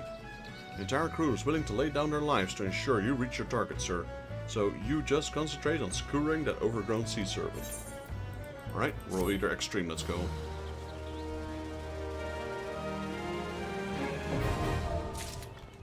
Alright, we'll go with unfortunately, 4 of us will not allow us to do a normal run. I think. We can if you want. We can do Extreme Leviathan normal. But since we're gonna farm the mount, I guess.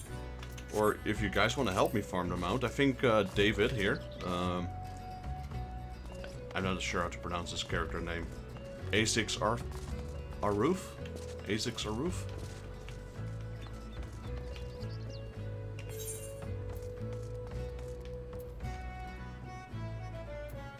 Alright, let me, Ozzy is fine. Wait, I need to check how I do that again. Go to you, then go to here, and then unrestricted party, and then confirm,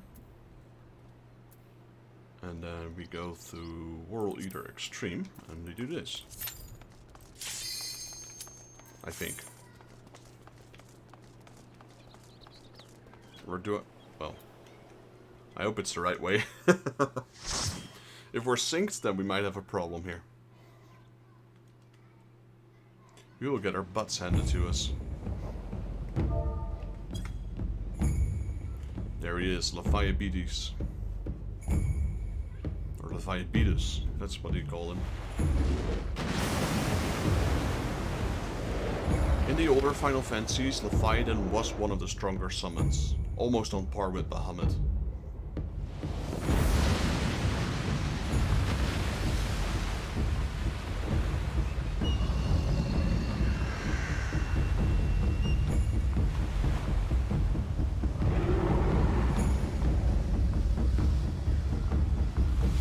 That's true. For synced extreme mode with 4 people, ugh.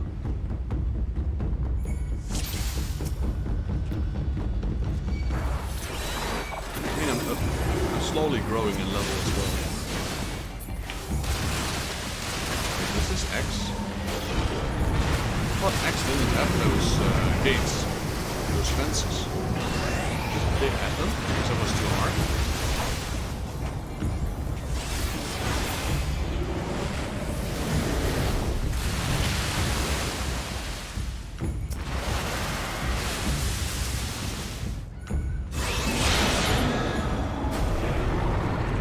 the defenses are going to get destroyed now.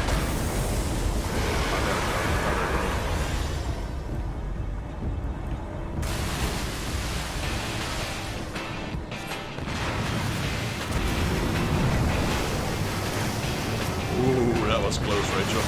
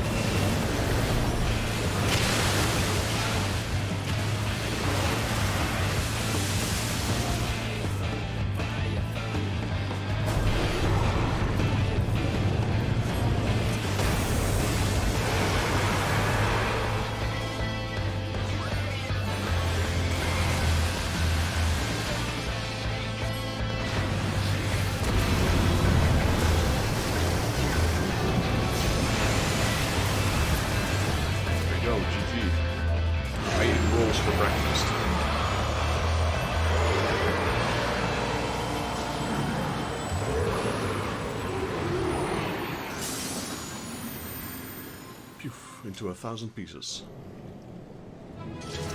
Right, so no mount. I got that part already.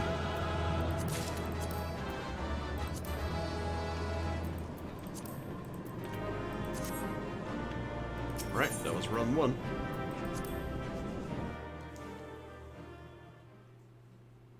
So, for some reason, I imagined this fight without the barrier straight from the start, but apparently that wasn't a thing. My memory's playing tricks on me.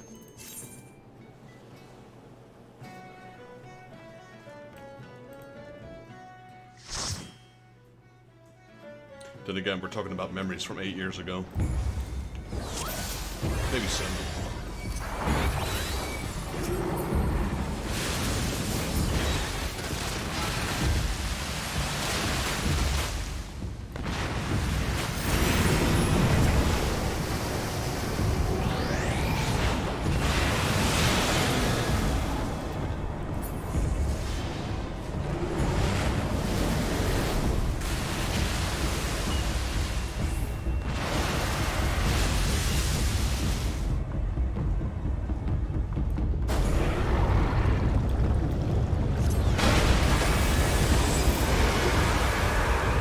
What I like to do in this battle is always zoom out the maximum. So it's easy to spawn where it's going to smash into the neck.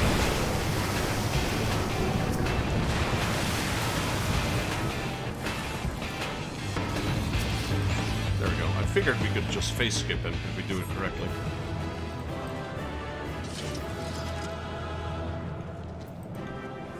Well, there's one.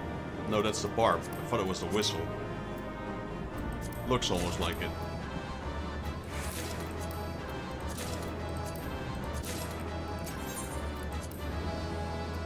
Okay, I got one of each. Next time I'll pass on them. The only thing I still want right now is the mount.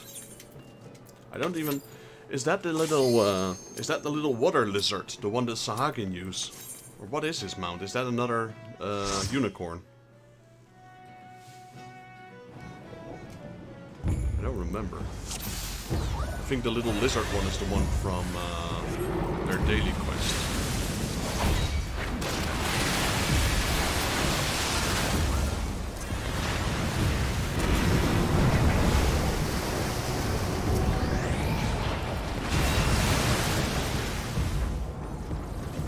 It's a horse, so it's... Okay. A unicorn or just a horse?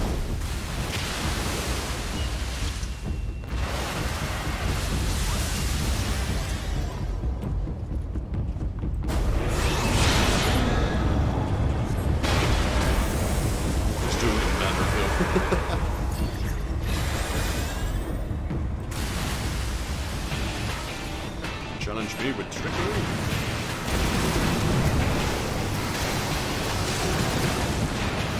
One good hit and he's out. Nope.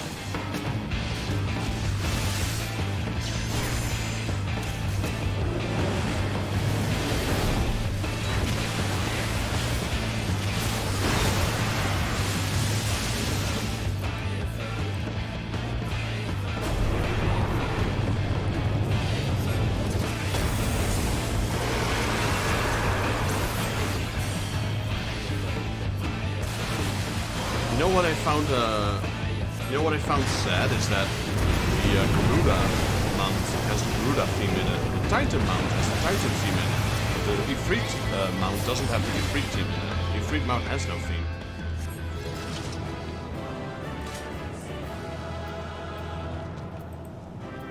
There it is. That's the Ember Whistle.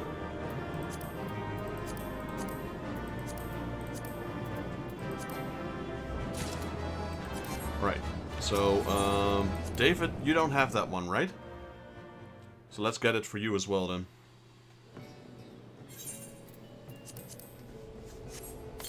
There we go. New mount.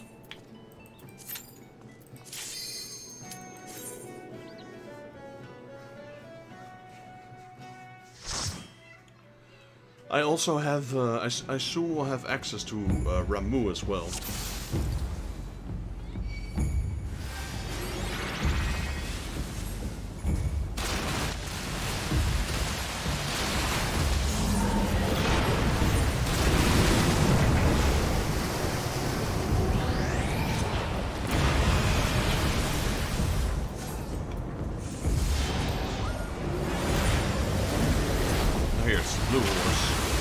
States of the Lord of the World, Leviathan, birthed his magic steed from a nightmare offered by the Sahagin in sacrifice.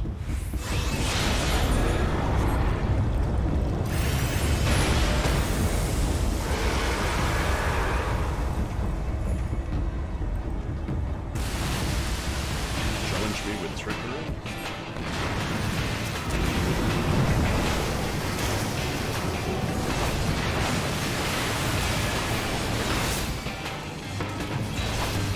So he becomes immune at about 20% of his health.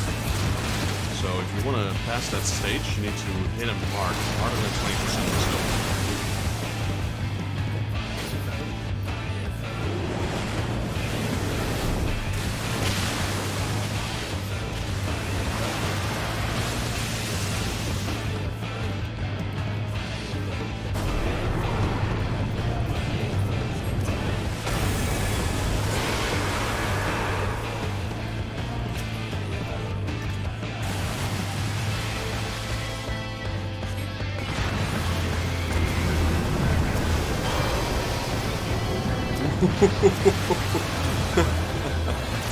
Oh, that was close.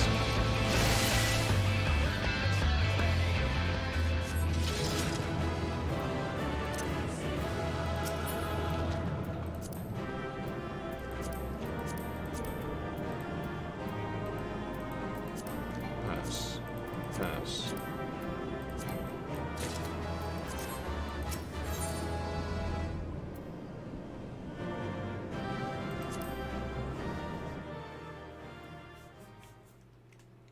I'll pass on the next mirror as well. I wonder what the drop chance is. It seems to be about 20%, 1 in 5. For most of these steeds so far. When we did Garuda and Ifrit and Titan, it was also about 1 in 5.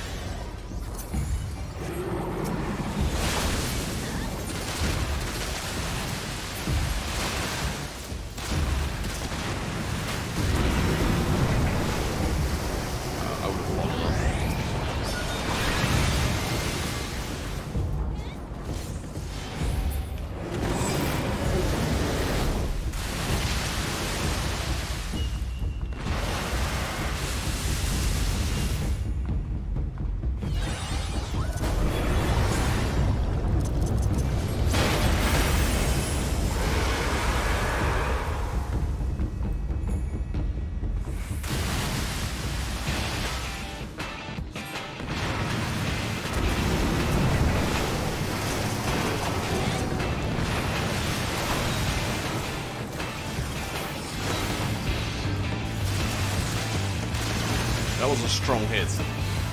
That was like 40% of his HP. I think it's best to auto-attack him until he's like 30% or something, and then try that strong attack.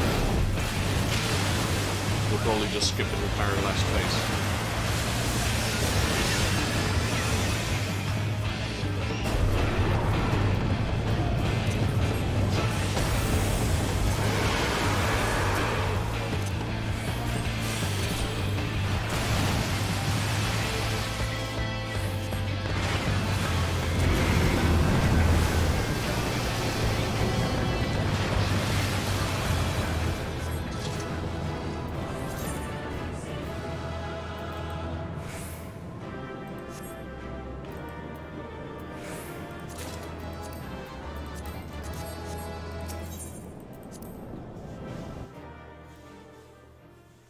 Well, mine dropped already, so I reckon in 2 more runs yours will probably drop. Like I said, it's about 20% chance.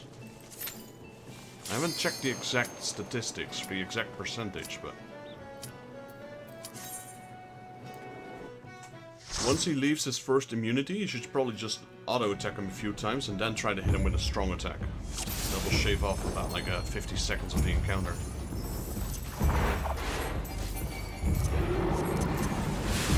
You guys do way too much damage. We're getting punished for doing too much damage apparently.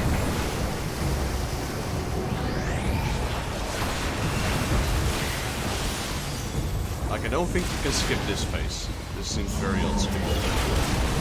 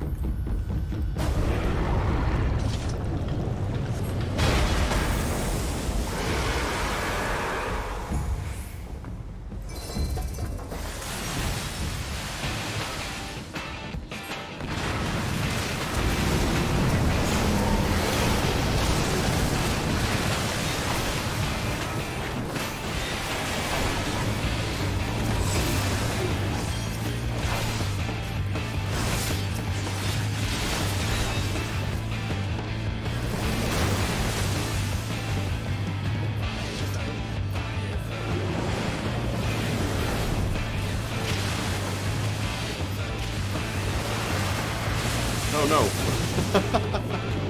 Oh no. Got pushed in.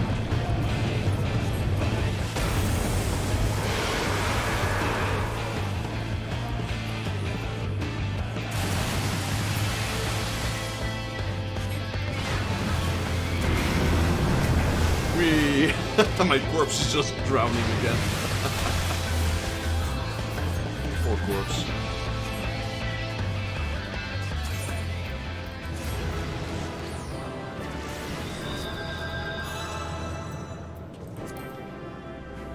Wave buckler. What is that? It's for a white mage.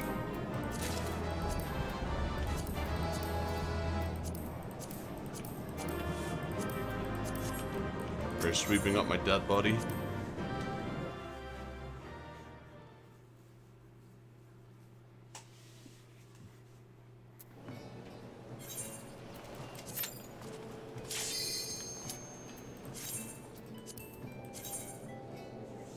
I had a new achievement there. Complete 50 high-level duties as a paladin.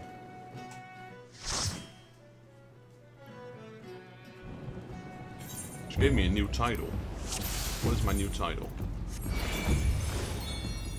The Meat Shield.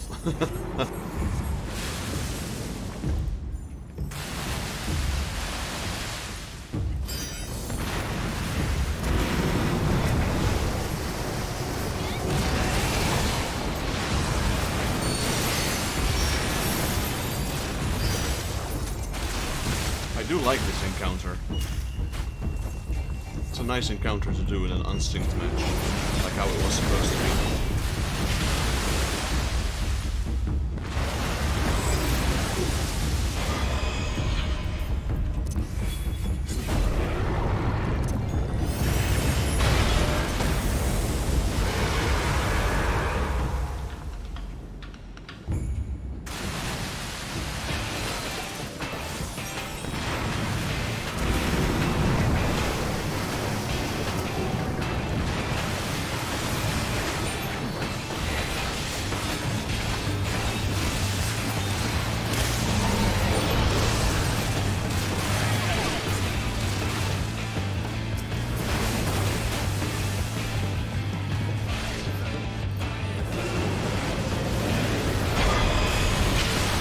Also, I'm really close to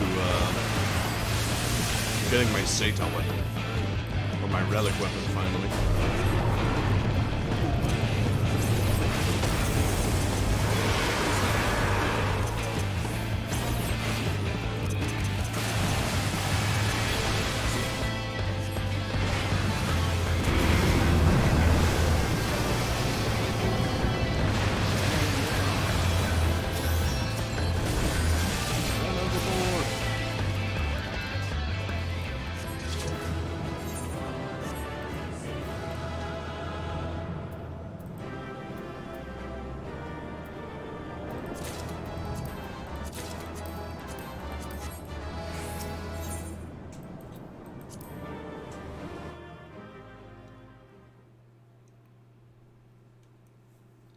Wow, the drop rate.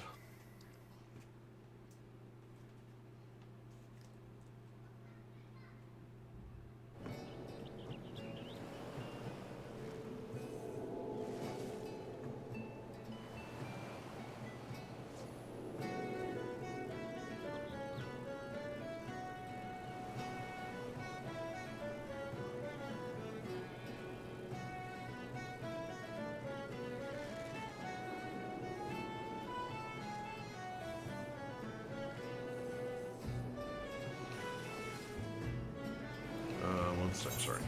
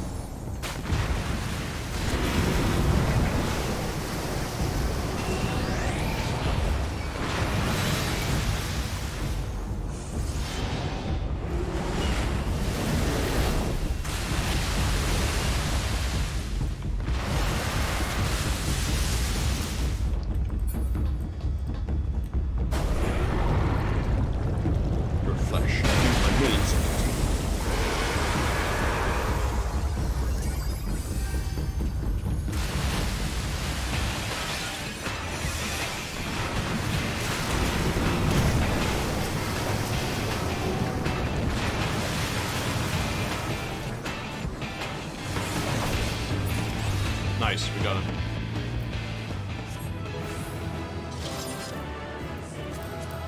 I got his card as well.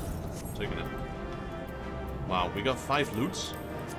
Oh, these are 2 different ones.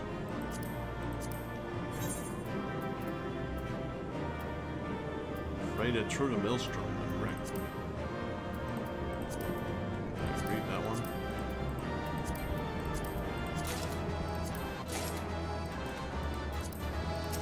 Apparently he has two scrolls.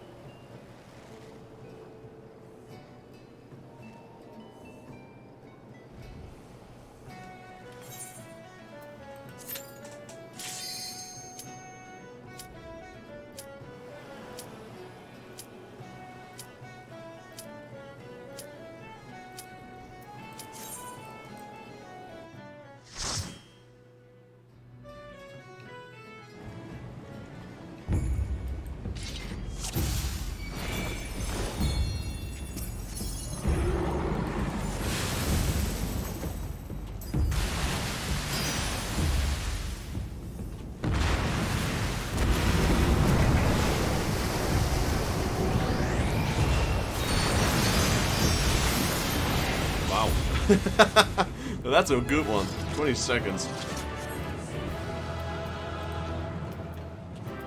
Apparently it wasn't good enough for us to get the mount, but...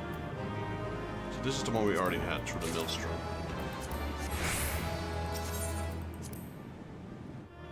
Now you just gotta repeat that one again. 20 seconds, holy moly. Just skipped every phase altogether there. Also, David is having no luck with his mount. Super Sage.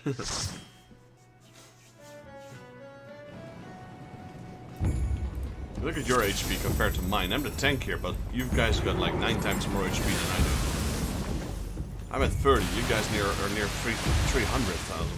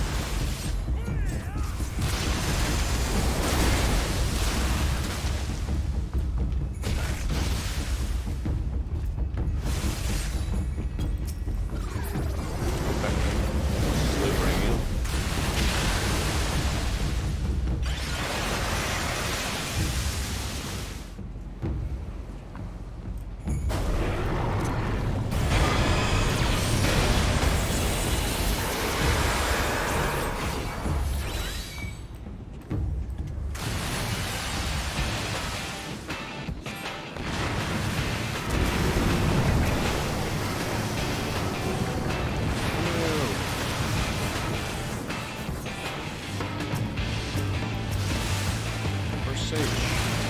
Oh,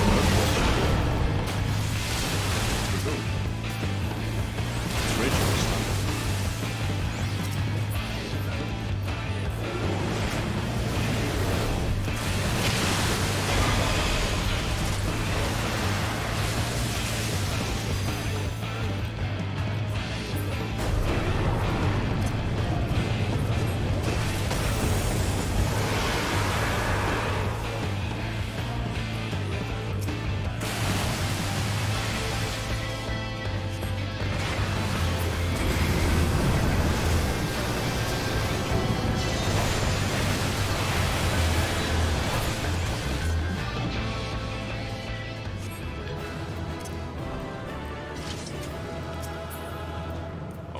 Where is that thing?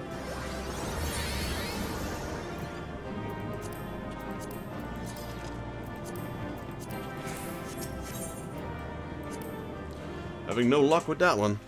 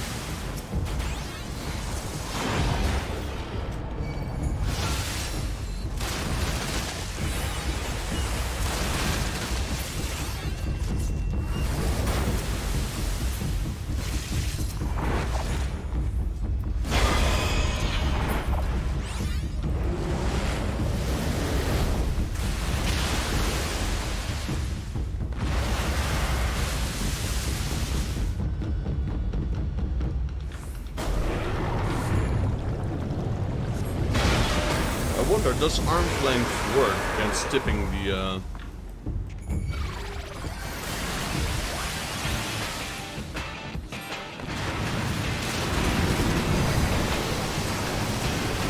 Probably, I'm not sure. I was too late to pressing it.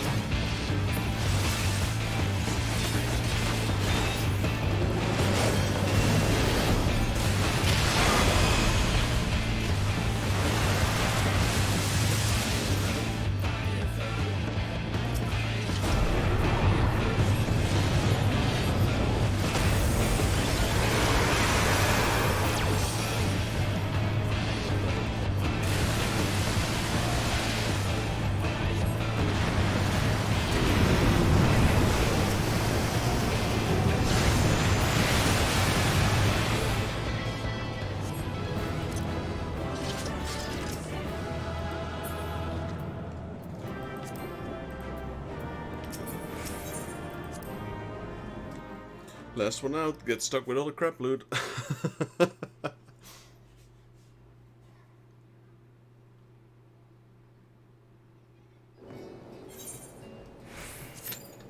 We are very unlucky.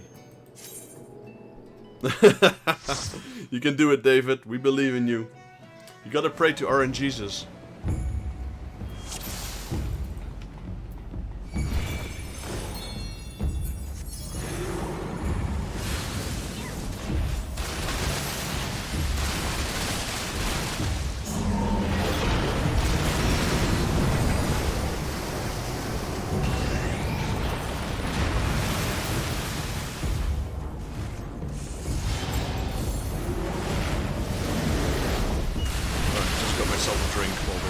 Extremely hard fight.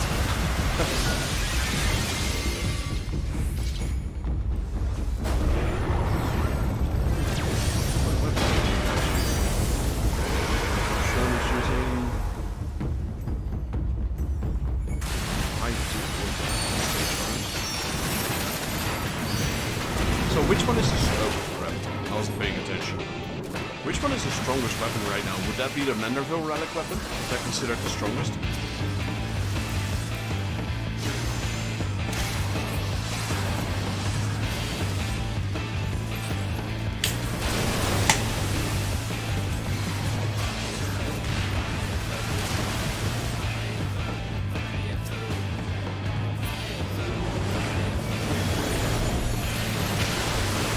I'm gonna wait 1 second with resurrecting. Because he's gonna slam on the deck soon. Oh no, he's not. Okay.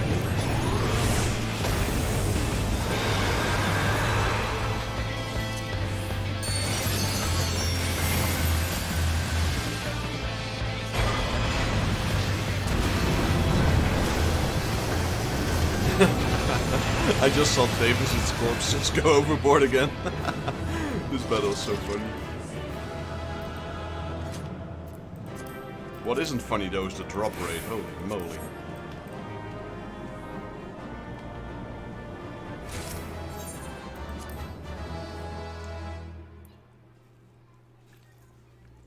Yo, Professor Void, how you been? Haven't seen you in a while. Hope you're doing alright. On this lovely Sunday. It is quite nice though, the weather here is pretty good right now. I would say for a Dutch person, this is probably the best weather out there. Not too blazingly hot, not too cold either. I reckon it's around 20 degrees right now. It's the best weather.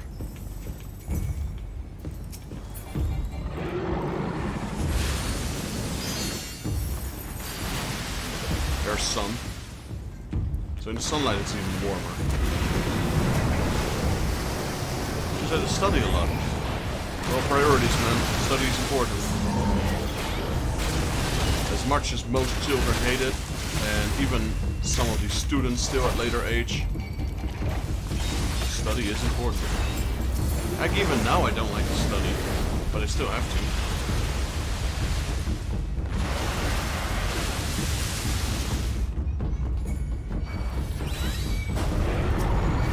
I guess the only difference right now is that when I was a kid I had to study, and right now I want to study. That's the difference.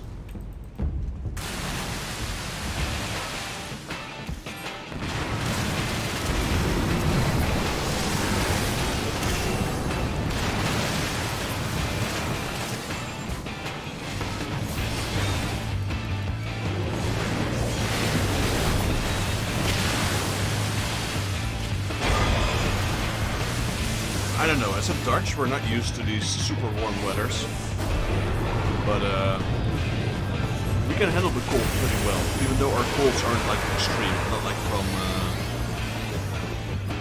not like, you know, Scandinavian countries or Canada or etc., northern parts of Canada.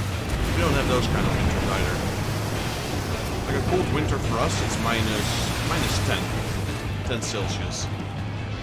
And a warm summer is about 35 Celsius. Hey, there we go. It only took us 600 tries, but we got it.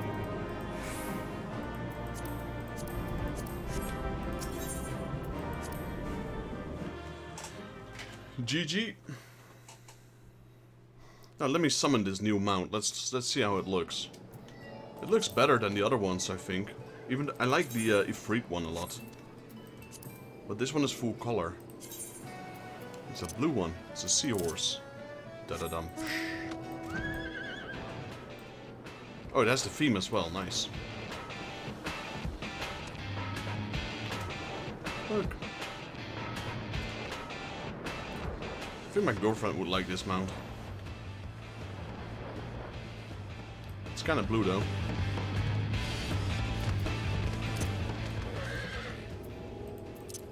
Got a dark unicorn here.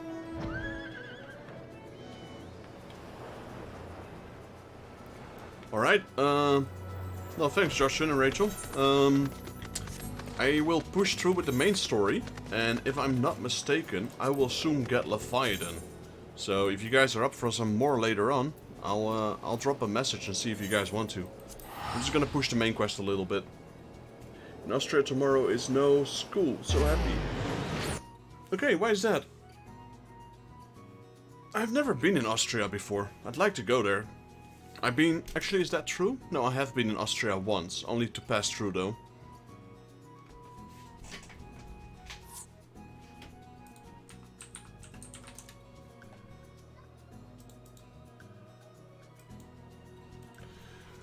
Normally, I used to go on vacations to Switzerland with a car from the Netherlands. So I would pass through Switzerland and use the Sint-Gotthard tunnel in Italy. The one that's like 17 kilometers long. So I'd usually take that route, but I could take another route which would lead through Austria, which is the Brenner Pass, I believe. The Brenner Pass. And I've only taken that once by mistake, because a friend of mine put in the navigation system, and we usually go through Switzerland. Like we've driven that route about 20 times or so, and he put in the navigation, but he kind of made a mistake and put it through Austria. So that was my only time ever I went to Austria, but only like drive through, because I'd usually take Switzerland.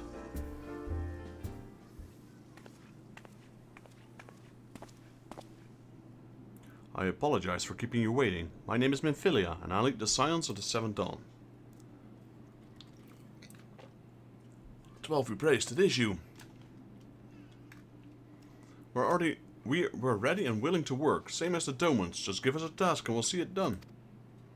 Pray calm yourself. I appreciate your enthusiasm, but I know not of your situation.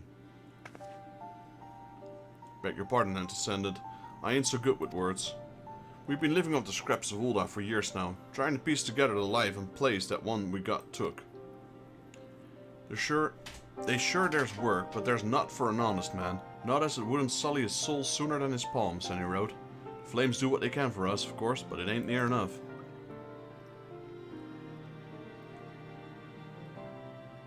Pfingst Monday.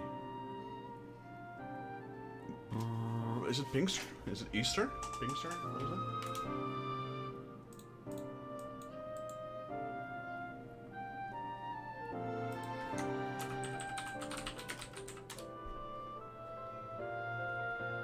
Ah, yeah. Pentecost, isn't it, in English? Maybe I'm confused.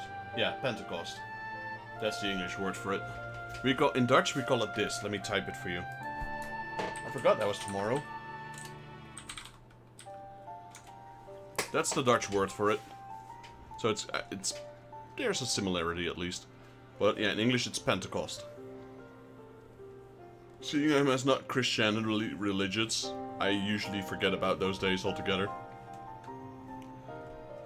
It's nice we have a free day here in the Netherlands as well on Monday. It's only getting worse. When the Calamity brought us to our knees, those rich bastards in the city didn't help us up. They climbed on our backs. I don't pretend to be clever, but even I can see what's coming. I knew we had to run. The only question was where, and then it came to me. Revenant stole. I mean, you took them foreigners in, didn't you? So you'd surely do the same for us. I fear the situation is rather more complicated. While it is true that we accepted the Doman's petition for aid, the decision was the product of extraordinary circumstances. I sympathize deeply with your plight, but pray understand that it is not possible for an organization of our means to aid all who have been affected by the calamity. And so it is with great regret that I must deny your request. But we've nowhere else to go. You're turning your back on us. If I might have a word. Tataru is all amiss. Ill tidings from Ul'dah, my lady. Alphino has been wounded. What? How? Is it serious? I cannot say for certain, but I fear it might be. According to the flames, the refugees started a riot. They went wild, apparently lashing out at any and everyone. That can't be right. Why would they? They must have been provoked. The demonstration was meant to be peaceful. 7 hells, now the blades have an excuse. They'll round us up and kill anyone who tries to resist. Antecedent, please, if you won't help us build a new life, at least help us keep the ones we've got. Yeah, that seems a fair deal. My lady. We are not the ones to stand idly by and watch innocents suffer. However, until we know more of the circumstances surrounding this riot, I'm not certain what aid, if any, we can provide. If authorities determine that the refugees attack without provocation, then those responsible will have to answer for their actions. How can you be so blind? Find Alphino and quickly. If he is in danger, or worse, I would have you and none other by his side. Thank you. Pray do not concern yourself with the matter we were discussing earlier. Ida and Papalimo will see to it. Alphino is being treated at the Hourglass. Hurry, Vextus. I mean, there's hardly anything left in Ul'dah that could challenge me. I mean, Rauban might put up a good challenge, to be honest, but he's on our side.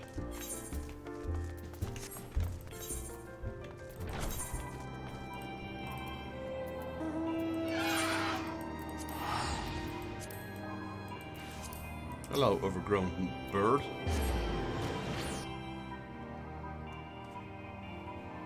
We'll be here. Football's on at 4 though, so we might be a bit unresponsive. But drop it. Yeah, I will. I can always drop it in the Discord. I mean, I reckon that. I reckon if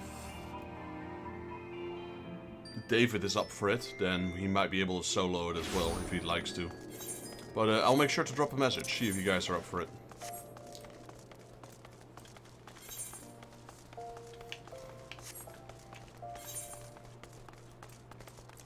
The Great Divide. So what is the next one? So we did Whirl.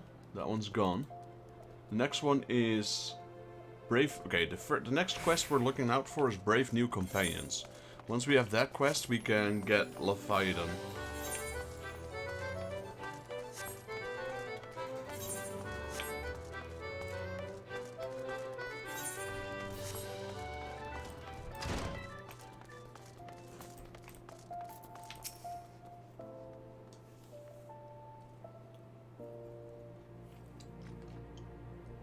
He seems to be fine.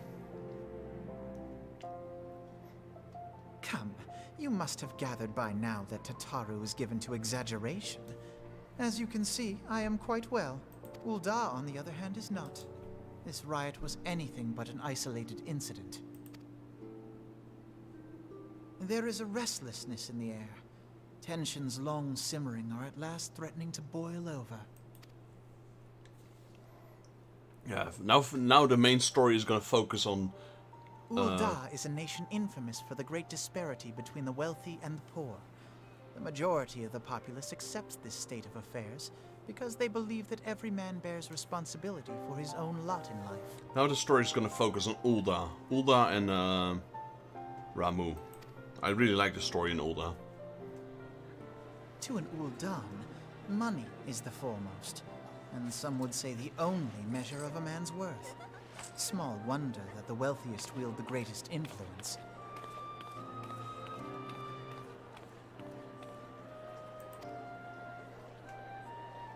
So where do the refugees fit into this social hierarchy? What place is there for those who fled Ala Mhigo and the destruction of the Calamity? Plainly, there is none. They have no wealth, no power, and no worth. To the... I wish they would introduce the dwarves. Choosing to ignore their existence, however, is patently not an option. General Rauban and the Sultana understand this, which is why they ordered the Immortal Flames to provide the refugees aid and succor. Yet none would dispute that the expenses incurred by this policy grow by the day, with no end in sight. This has prompted more and more Uldans to question their obligation to aid these worthless wanderers. While more and more refugees have come to resent their treatment at the hands of the sneering citizenry.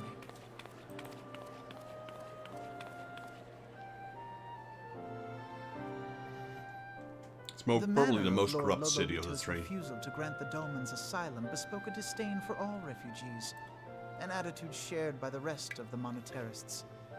And you may be sure they make no effort to conceal their opinions. It was only a matter of time before the refugees united in protest. Nor is it any surprise that some among them would ultimately resort to violence.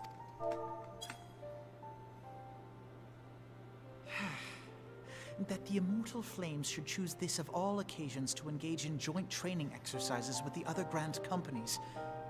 By the time they return, the situation may well have deteriorated beyond mending.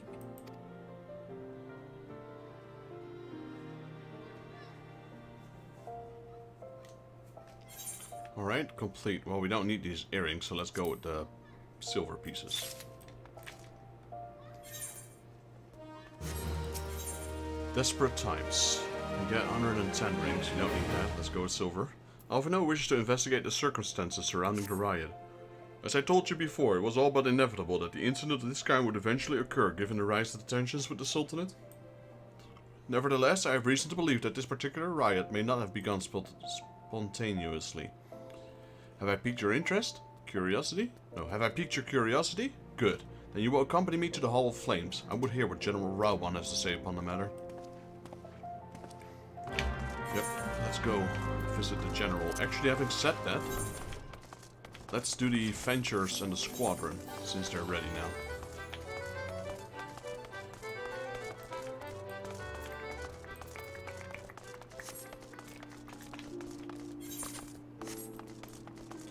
Also, let's check out the Moogle for a second.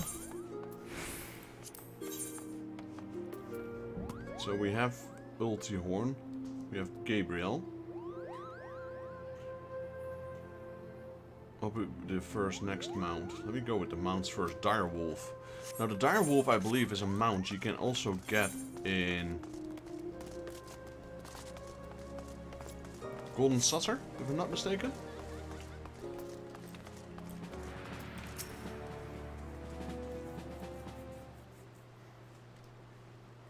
Now is not a good time, Lieutenant Jaeger. My hands are full dealing with refugees. Precisely the matter we wish to discuss, General. Alphino, back on your feet already. You may credit my swift recovery to your surgeons. My memory of the riot are still somewhat muddled. I trust you managed to regain control of the situation. Not entirely. We secured the city soon enough, but not before the unrest had spread to surrounding territories. Pockets of resistance remain throughout Fenelon. We have sent what forces we can spare to root out the last of the belligerents, but progress is slow. They are damnable elusive. I can well imagine, given the majority of refugees live outside the walls, it stands to reason they would know the lay of the land. What I don't understand is how they come so well prepared. Before my little incident, I observed that several of the refugees were armed, and not with butcher knives or pitchforks, but with martial weaponry. I need hardly add that such equipment is costly. None can deny the tensions between the Ulden citizenry and the refugee population have increased since the Domans were turned away, but would that motivate a starving man to purchase an arms in lieu of food? I think not. And what of those who might not have a single skill to spend, who could not survive without the aid provided by the immortal flames? Surely they would sooner sell a weapon than bring it to bear against their benefactors. Come to the point. Very well. My point, General, is that the powder keg of discontent was not set alight by chance. These events were deliberately set in motion, and now our order must be restored. That is my first duty. Until it is done, any investigation can wait. I do not have the time to discuss this. My scouts will be returning soon. I mean, he's right. We got a city to protect. Stop blathering, Alphino. The General is no fool. He keeps his own counsel, and with good cause. Were he to claim without the necessary proof that these riots were instigated by outside forces, the monarchists would accuse him of attempting to shirk responsibility. After all, he and the Sultana have been the most outspoken proponents of the refugee aid. Regardless, this will face harsh criticism in these days ahead. Our allies may stumble upon the truth in time, but I have far more faith in your abilities, Vextus. Therefore, I propose we conduct our own investigation, independent of the authorities. To that end, I would have you make inquiries to the settlements suspected of harboring belligerents. Commander Swift will know where they are. You may balk at a request for such information, but I have no doubt you can persuade him with your silver tongue. I, meanwhile, shall seek answers in my own way, after which we can regroup and share our findings. Well then, shall we?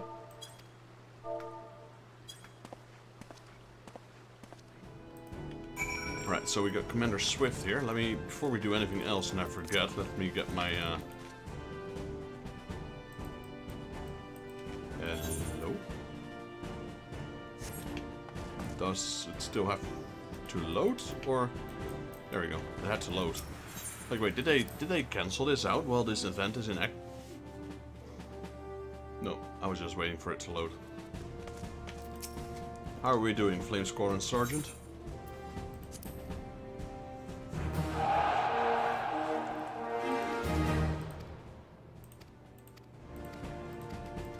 We're pretty high level already. Can we get trained? No, we can't.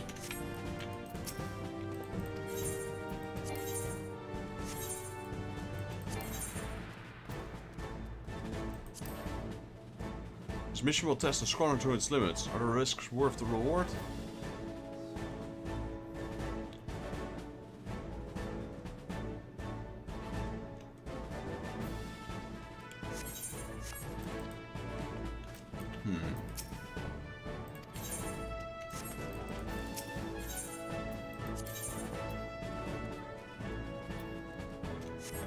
So where do we have a lot of points of? We have a little bit of extra points in the health department. Need a bit more strength, but it's really just a little.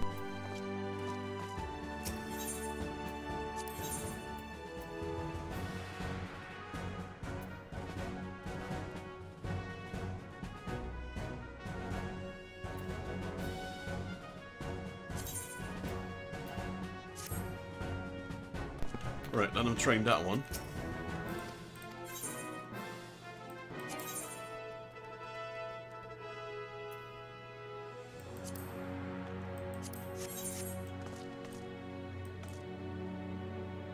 These guys are training.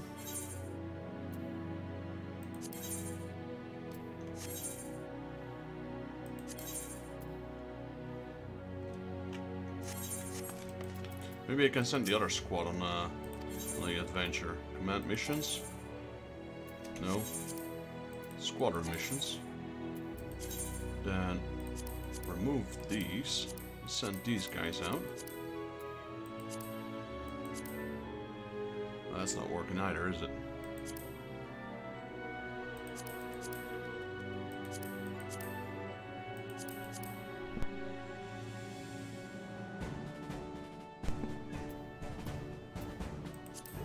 You can just send them on a lower mission, I guess. Nah, let's just wait till the other ones are done training.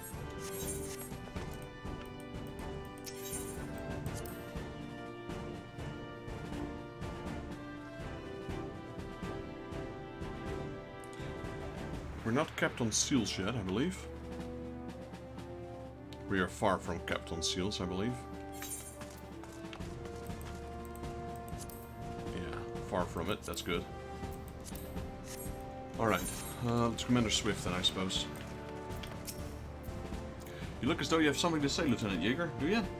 What you ask is no simple favor.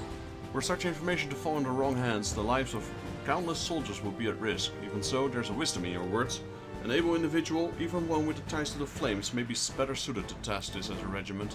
Very well, the breastplates have reported suspicious activity in the vicinity of Lost Hope. Maybe unrelated to the recent events, but we doubt it. I suggest begin speaking with the blades posted there. Lost Hope, isn't that southern? No, it's central. Is that the... oh yeah, that's the tunnel. That's the one I meant.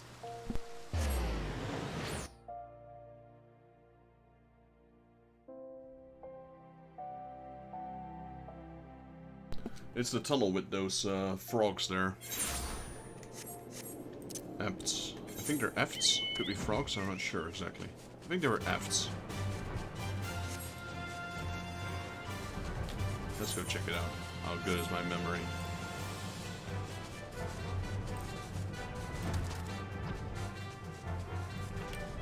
Just bats? Oh yeah, efts. See, I knew it.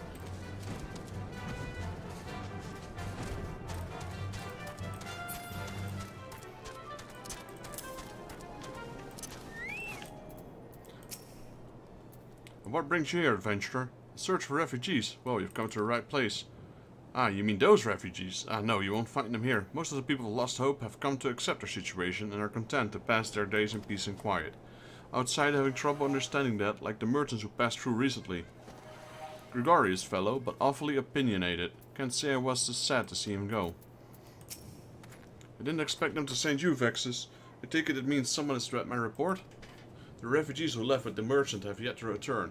I'm increasingly concerned that Zazawaka's suspicions were correct. You haven't the foggiest what I'm saying about, do you? Never mind. Speak with Zazawaka, he will explain everything.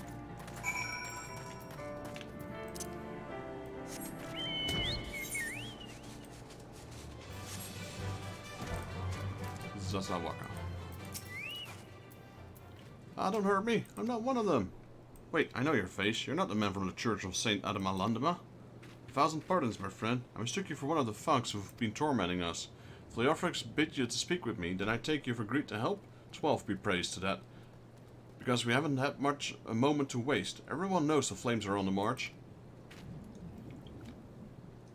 The others have fallen under the fanatic spell, but not I. Promises of revolution and retribution, of holding the ruling class to account and taking that which is owed? Ha!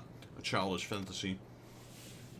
I did everything I could to dissuade the others from leaving, but few would heed my words. Now that one of the idolists has returned, however, the madness of the merchant's plan is plain for all to see. Look behind you on their tent, and you'll understand why.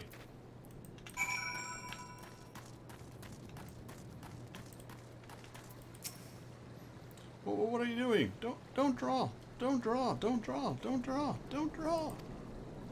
Why didn't you run away with me? Could have escaped together. And you'd be here with me. You're here to soothe me. Why did you have to stay and leave me home alone?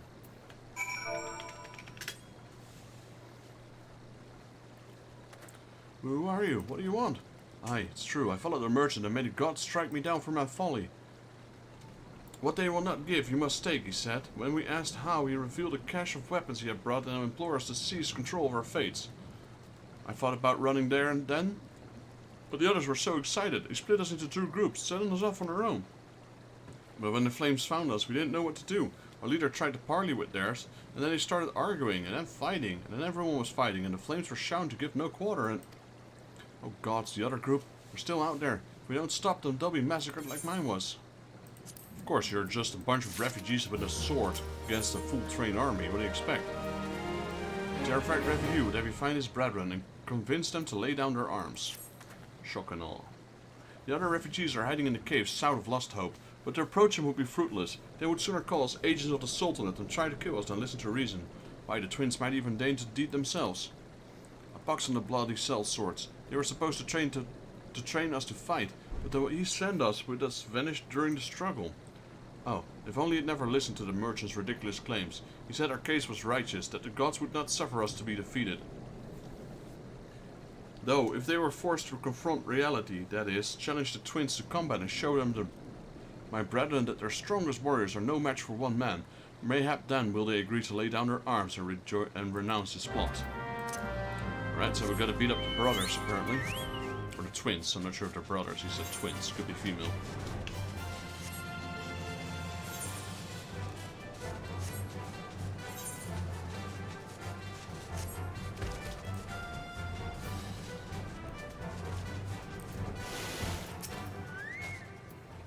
Seven Hells, they found us. Everyone, grab your gear and make for the rendezvous point.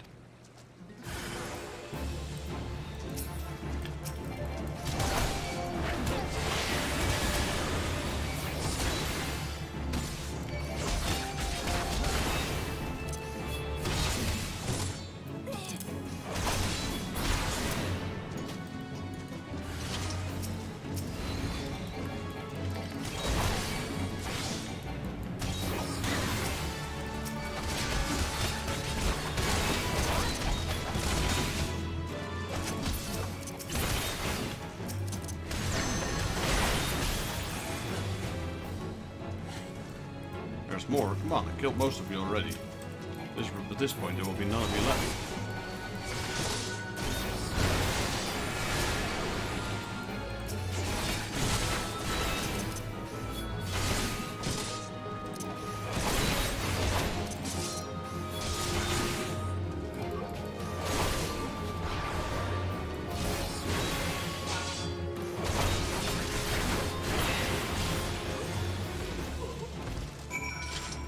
Enough now? You're going to listen to me now? Good job. You beat them all like it was nothing. Almighty, what are we gonna do now? You're gonna stay here, chill out, and don't get yourself killed.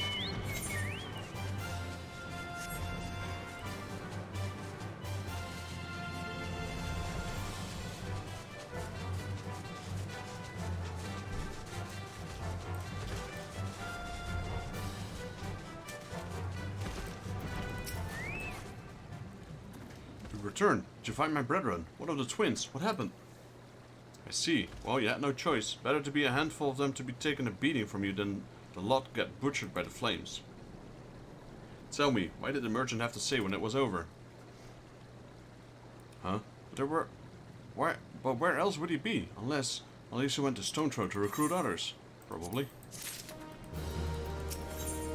Reap the Whirlwind. Terrified refugees would have you find a shady figure who's trying to stir dissent amongst his brethren. The merchant wished to approach the refugees in Stone Throw, but was waiting until the flames withdrew their forces from the vicinity. Now that they have, there's nothing to stop him from continuing his work. How many more must perish in pursuit of this futile cause? How much more suffering must be endured before it ends? Find him, convince him to cease his mad quest. It will surely lead us to ruin. Search Stone Throw for the merchant. I don't even know where Stone Throw is, actually.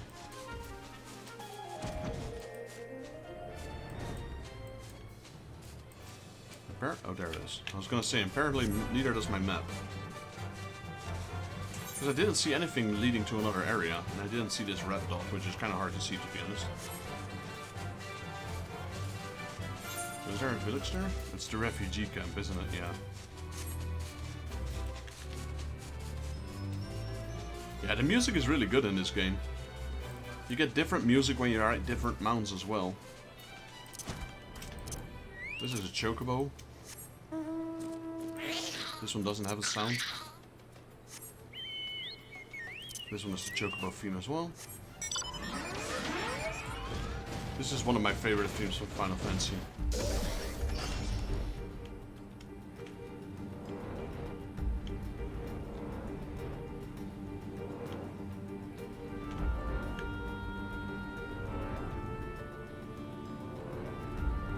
This is Terra's theme, which is the protagonist from Final Fantasy VI.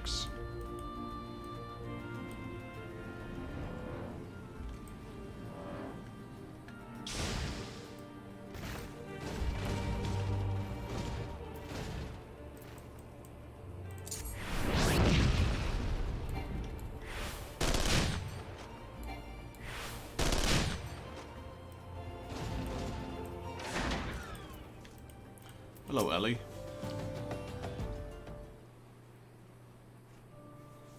What are you crying for? What happened? Sniffle. Have you seen my parents?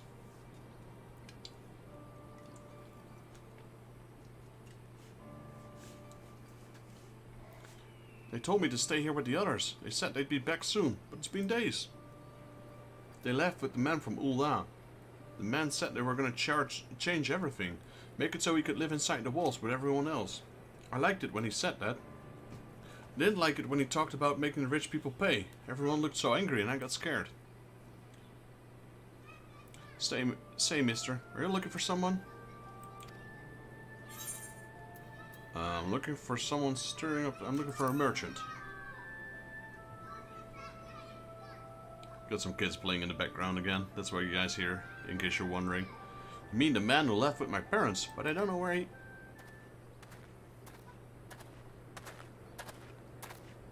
That must be him. Wait, look, over there. I think that's him. Don't tell me it's the same guy again. I know. Wrong bird or something. Well now, which of these gullible fools should be my next victim? The next victim. Now you're gonna try me out, are you? You,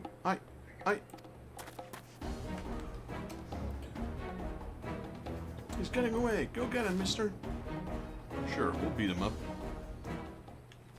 Once I know where he went. Ul'dah Dispatch Yard.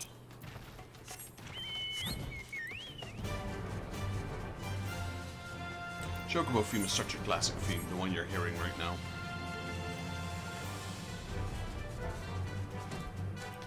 Hope Sean is still here. Have you seen the merchant? This guy's he's undercover. He's a paladin as well.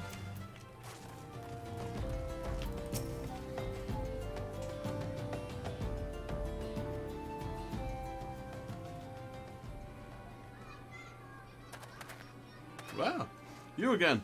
Why are you pursuing me? You know why I'm here. Here to beat you up. Sedition, treason, revolution. That's preposterous. Who has filled your hat with these lies? Refugees? The self-same refugees who terrorized the streets of Ul'dah? Huh. You have no evidence to prove your accusations? None. Oh, I have a few. No, I will not accompany you to the Hall of Flames. You have no right to detain me. Well, I do. Because I'm a Flame Lieutenant, and I tell you to come with me. For the sake of the argument, let us say I did those things you claim. Surely you don't think I give a Gurgan's ass about politics? It was business only. Business.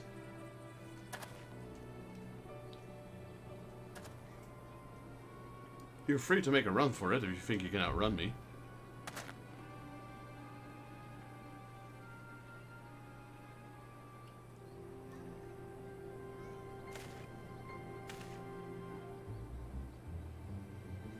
We both know I am not the one you want. However, if you agree to protect me, I swear I shall tell you everything. Alright, start talking. Dead. Guess we got a new target to capture. What's all this commotion? Well, you're awfully late, little shrimp. 7 hells. Tell the others to spread out and search the area. The killer may still be close. I'm just glad he didn't start accusing me of killing him. Like, dude, I'm not even carrying a bow. Well, I think I might be, actually. But I am. Hold, adventurer. I would know more of your relationship with the victim, as well as the events leading up to his death. We ain't got time for that. Come on, Ulda's under attack. This man was responsible for the recent riots. Perhaps we owe his murderer a debt of gratitude. In any case, it's obvious you're not the one whom we seek. You may carry on with your investigation, Scion. Well, thank you. It's not like you could have stopped me anyway if you tried.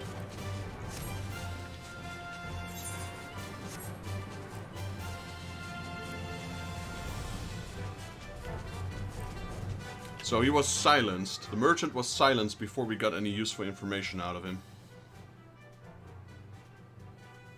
Now you get to see what Ulda really is like. You get to see Ulda's true colors in the upcoming story.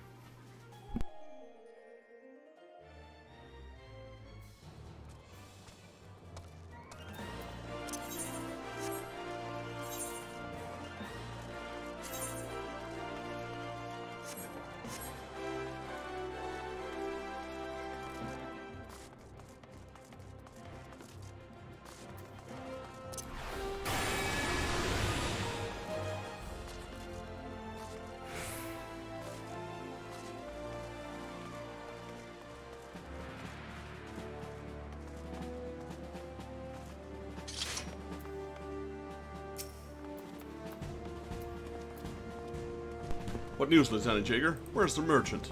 The merchant is dead, sir. By a sniper. Murdered? Damn it all to the 7th hell. He was not simply murdered, Lieutenant. He was silenced. Too many knew his face, and he was ready to divulge his secrets. Do not despair, though. You may come closer to identifying the true orchestra of these riots the root sooner than you realize. Alright. What's the next quest? Revolution. Swift has a message for General Raban. From you, from General Raban. Flame General left word that you were to proceed to the Fragrant Chamber as soon as you return. He wished to discuss your recent discoveries, as well as the result of his own investigation. Master Alvino has already been informed that he should be waiting for you outside. Pray proceed to the Royal Promenade with all haste and speak with Bartholomew. Bartholomew? What is it? Bartholomew. That's it, Bartholomew.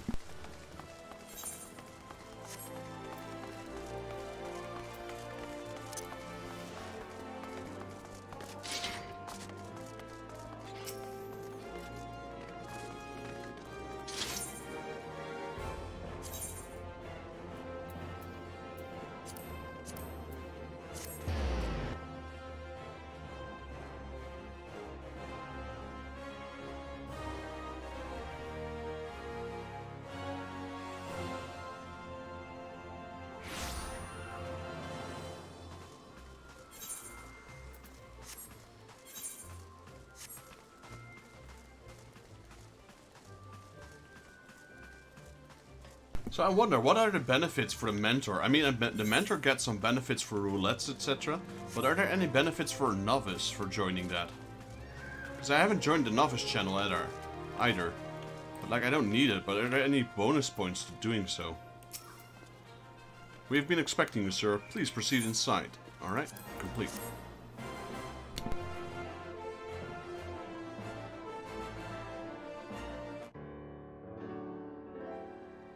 Commander Swift has kept us apprised of your recent activities. You've made great strides towards quelling the violence.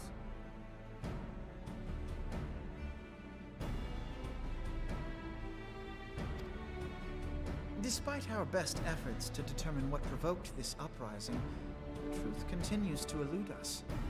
Have you uncovered aught which might shed some light on the mystery?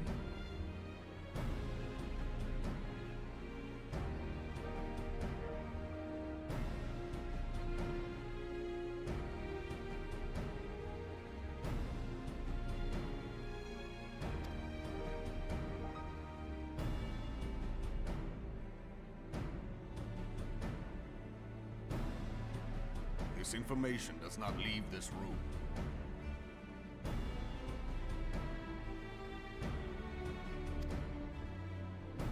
The Syndicate's decision to reject the Doman refugees' appeal for asylum had lasting repercussions. A number of those displaced by the Calamity claimed it was proof of a policy of discrimination.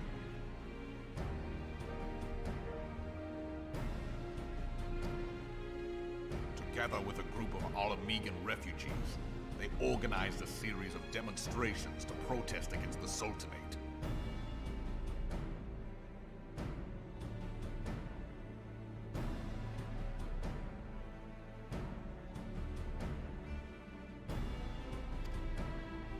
Demonstrations which became heated, but did not descend into violence.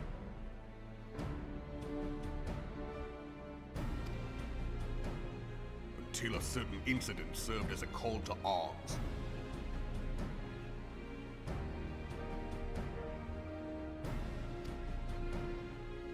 A unit of brass blades sent to supervise a demonstration loosed arrows upon unarmed protesters. It was this atrocity which prompted the refugees to take up arms. I need not tell you what followed.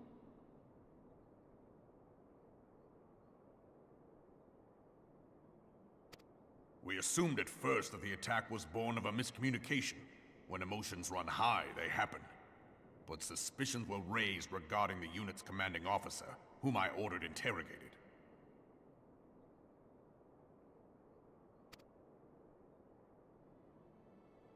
Sure enough, our fears were soon confirmed. The dog confessed that a merchant had offered him coin to give the order. A merchant in the employ of Teleji Adeleji.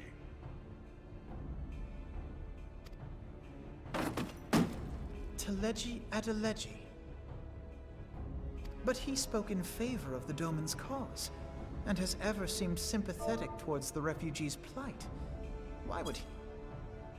Know you of the Cartano Reclamation Bill? It is a proposal to annex the Cartano Flats so that refugees may establish permanent settlements. When last I looked, that was disputed territory. Aye. Some might even call it a battlefield.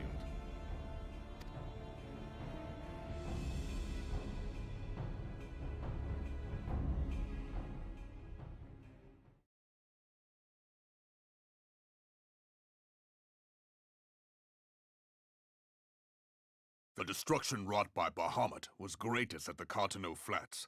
That much is common knowledge.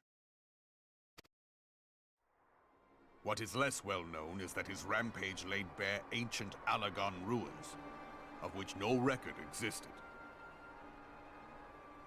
There are certain differences of opinion as to how these ruins should be handled, which is why each nation maintains a military presence in the region to this day.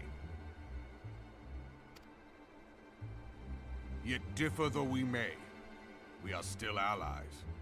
Therefore, in the interest of preserving the Eorzean alliance, we have reached an agreement.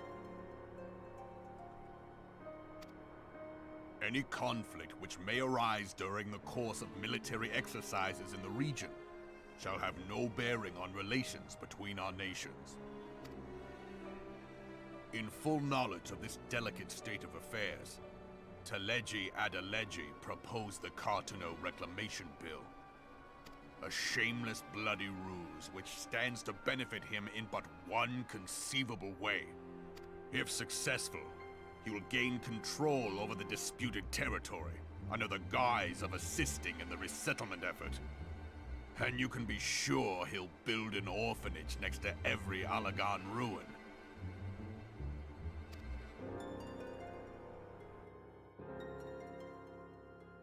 The man would threaten the unity of the Eorzean Alliance and risk countless lives for personal gain. He walks a path all his own, independent of any faction and beholden to none of his fellows on the Syndicate. By inciting the less fortunate to violence, he hopes to convince others that the Cartono Reclamation Bill is the only viable solution. His sympathy for the plight of the Domans was not but posturing to gain credibility with the refugees.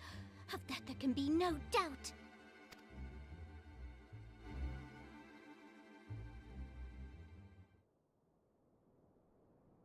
Forgive me, but what could possibly motivate Teleji Adeleji to go to such lengths?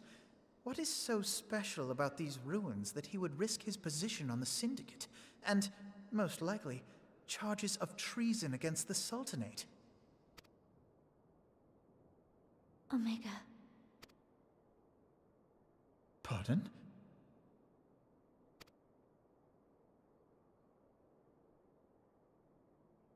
An Allagan monstrosity, not unlike the Ultima weapon. Mayhap larger, we know not.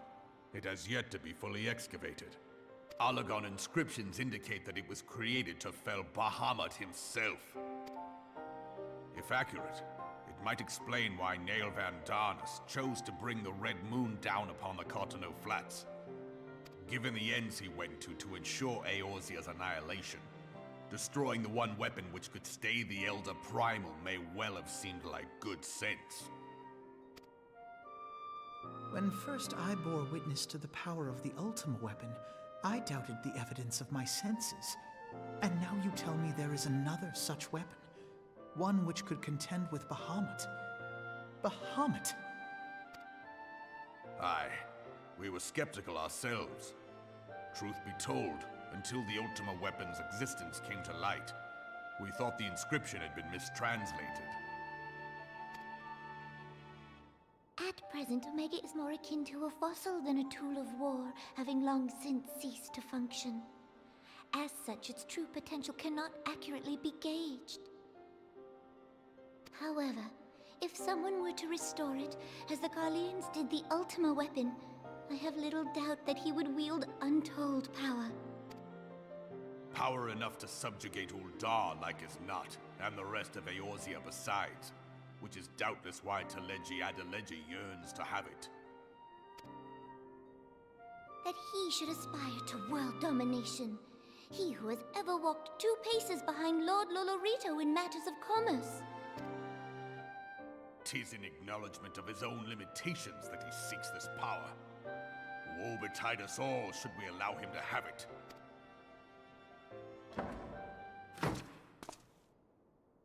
Pray waste no time chasing rats. Only a fool would believe that secrets can be kept in Uldar. It would seem the implications of the Sultanate's refugee problem are rather more far-reaching than we assumed.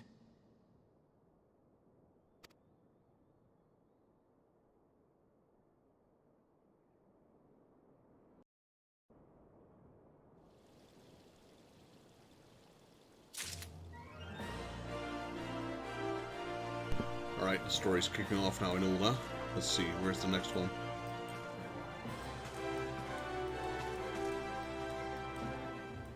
Gotta wait for it to load in. I think Alfinaud, yeah, Alfinaud has it. Recent revelations weigh heavily on Alfinaud's mind.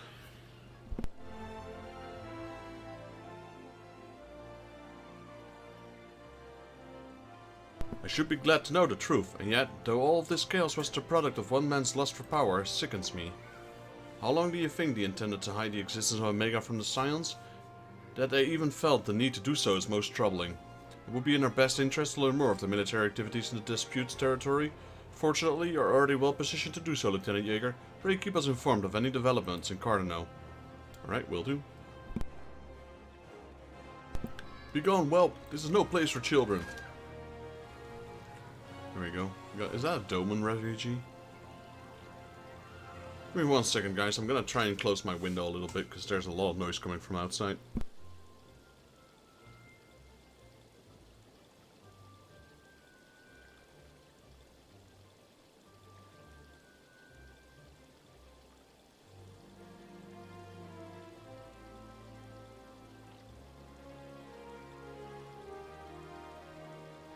Alrighty, that should quiet down a bit.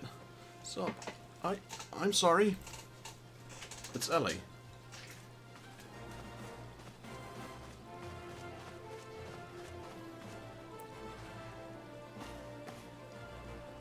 I was looking for you, mister. You said you were looking for the man who left with my parents.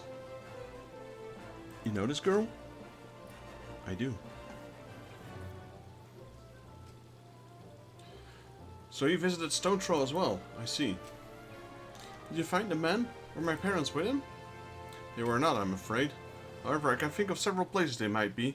If you like, we can go and look for them together. Really? You'll help me look, mister? Of course, but first I must need to finish speaking with my friend. He's telling me a secret, you see, so no one else is allowed to listen. Maybe you can wait for me by the pillar over there. We'll require but a moment.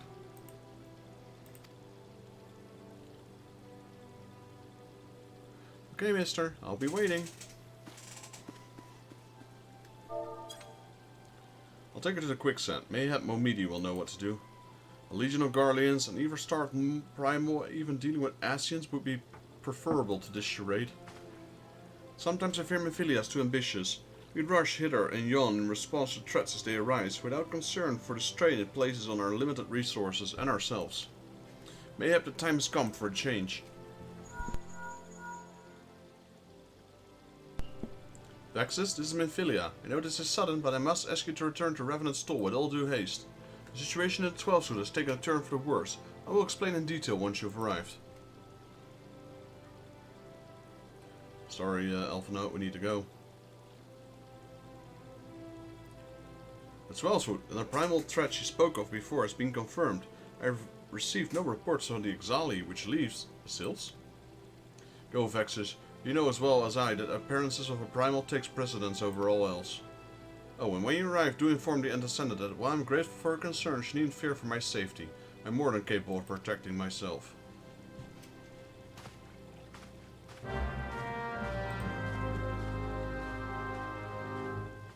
Quest accepted.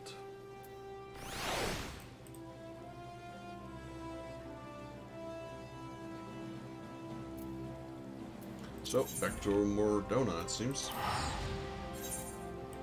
We can do the, what do you call these? The retainers there, I suppose. There's a bell in Mordona.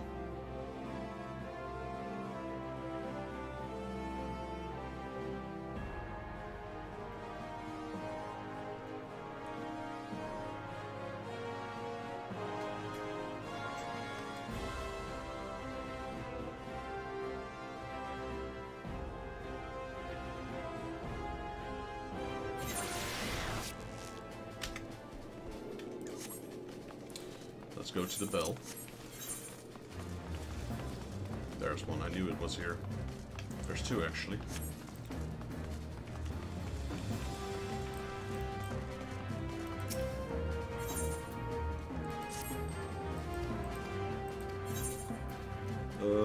Few reports. Confirmed. Assigned venture. Field exploration.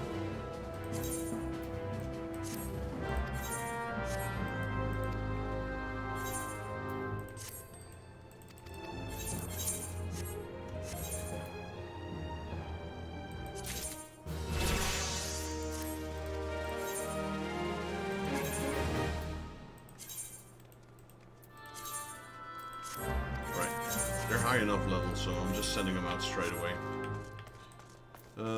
Speak with Mephilia and the Rising Stones. it's there.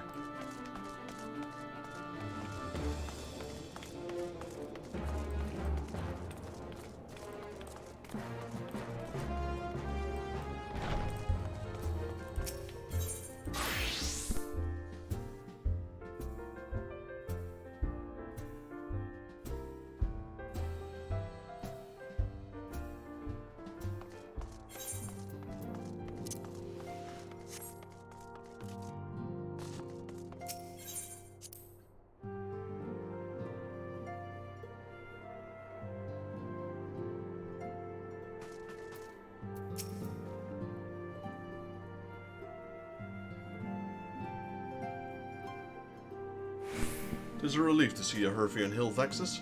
The latest news from Ulda was most disturbing.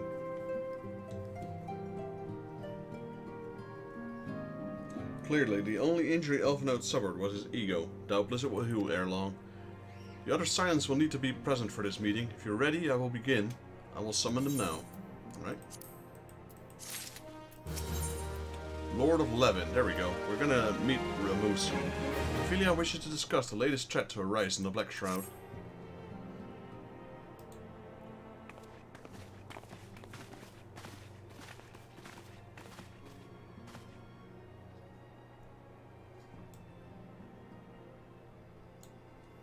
Thank you for responding to my call with such haste. Rest assured, I should not have summoned you were it not urgent. The business, then? I have received some disturbing news from the Order of the Twin Adder. They have reason to believe that the Sylphs may have called forth the revered guardian, the primal Ramu. I'm sorry, may have. Then it is not certain?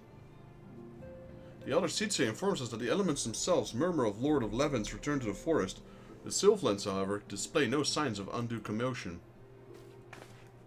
Forgive me, Antecedent, but the fact need not contradict the elemental testimony. Unlike his more bellicose compeers, Garuda and so on, Ramu is reputed to act only in defense of his children. I imagine he would soon make his presence known if he were any foolish enough to directly endanger the Sylphs or their territory. The abruptness of this development concerns me. You are not keeping close watch on the touched ones in their movement?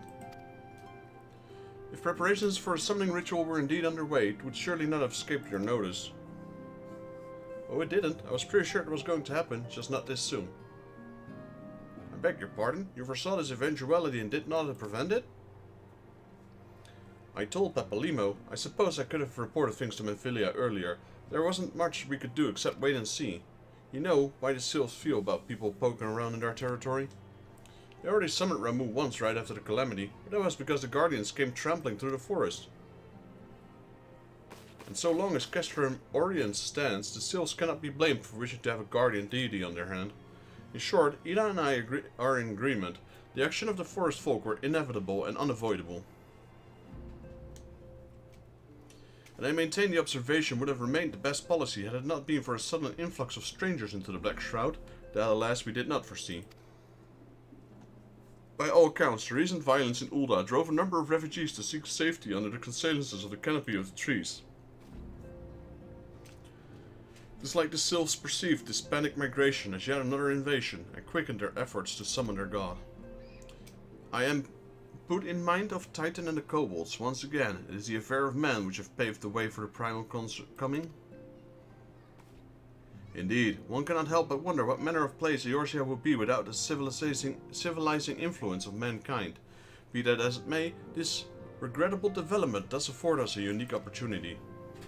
Vexus, through your dealings with the Sylphs of Little Solace, you once succeeded in preventing an untimely conflict with Gridania. I wonder, might one who has treated with the Sylphs so fruitfully in the past not achieve similar success with their patron deity? If Ramu can be convinced of our intentions, it may be the first step to breaking the cycle of primal summoning. Fond hope. Were such a thing possible, we would not have been at war with the Beastmen since time immemorial. But maybe, this time we can. Let us continue this discussion anon. We must needs first consult with the nation most affected by Ramu's presence.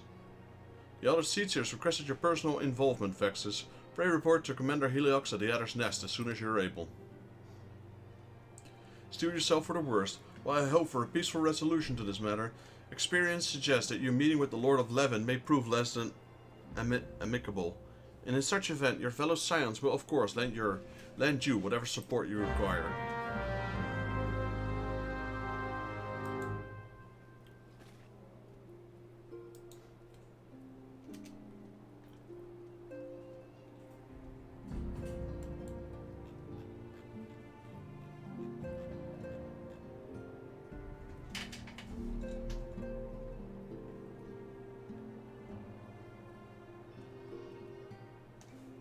Alright, so yeah, Ramu Extreme also has a mount. Just had to make sure of that.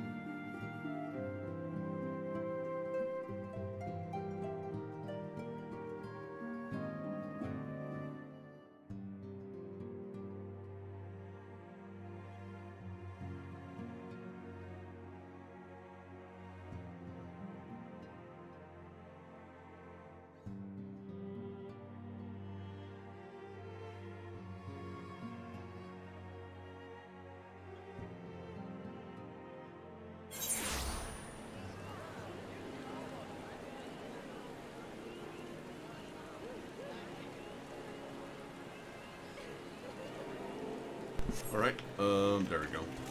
Commander Heliox.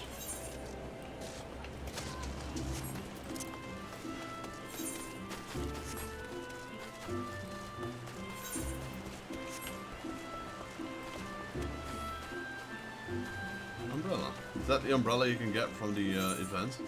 The Mugo event? Vexes of the Scions, your arrival has been most anticipated. The appearance of our primals ever cause for alarm and unease. There are your men stand ready for any eventuality. I know none more qualified than you to snuff out this threat. Indeed, I would have you do so without delay. The other seats here, however, would speak with you first. She's in opinion that your diplomatic rather than martial skills may be serve her cause. I will leave further explanation to our learned leader. Pray make your way to Novika's altar. The conjurer in attendance will meet you to the lotus stand. Right.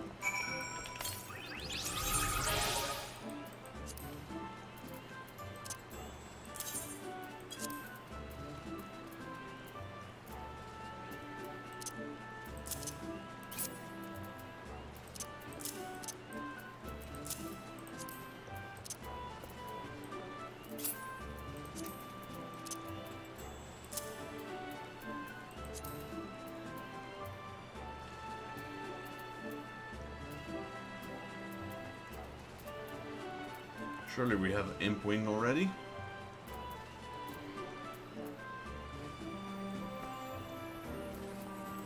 Seems we do not. Cooking Sherry, that's a new one. Fleece, what is this? Normal fleece. We have that, right? Yes, we do.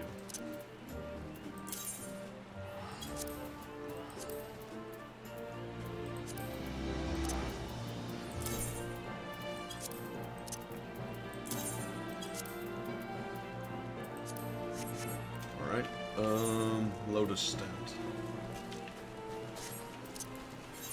We could teleport, but we're already pretty close by, so there's no need for us to.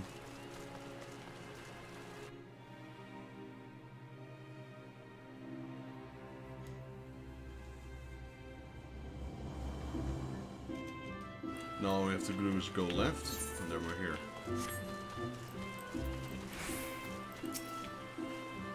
The other Scions have already arrived, sir. May I show you in?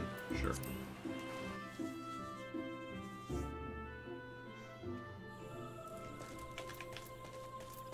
Papalymo, Thancred, Ida, Y'shtola, they're all here, except for Eorzea, who's probably just at the Walking Sands again.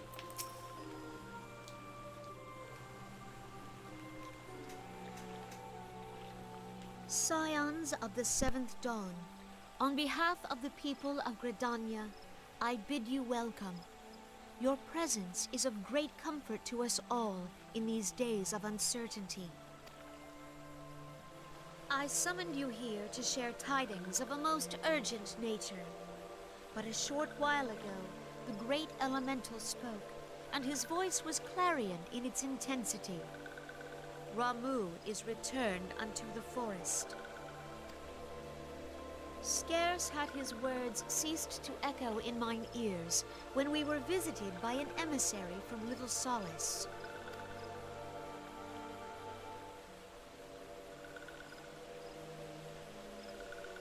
Our guest informs us that the Sylphs too have sensed the presence of the Lord of Levin. Though his exact whereabouts remain unknown, we may safely assume that the primal was summoned within the heart of the Sylphlands. Unlike the other primals you have encountered, Lord Ramu is no raging avatar of destruction. He is revered as much for his wisdom as his strength, serving as both arbiter and guardian to his children. Given that we and the Sylphs found a way to share the Twelveswood, it is my hope that this sagely immortal will be amenable to reason, and that conflict may be avoided. Blessed as you are with the power of the Echo, you are one of the few among us who may commune with a primal without fear of influence. I would ask, therefore, that you represent us in this most delicate of negotiation. The Twelveswood has suffered enough. Upon this, we and the Sylphs, and I would venture Lord Ramu himself, are in perfect accord. Let us not endanger our shared home by engaging in unnecessary hostilities. Dear friend, I beseech you, safeguard the peace which exists between our peoples.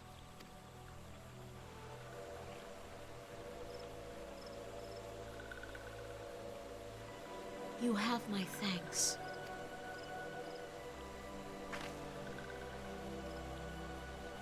Pray make for Little Solace, then. A member of the Order of the Twin Adder awaits you there. He... Didn't mean to skip that one. A wind blows through the forest. Yet, it is not only the Twelveswood that flinches at its coming. All the lands of Eorzea shiver in dread anticipation. Have care.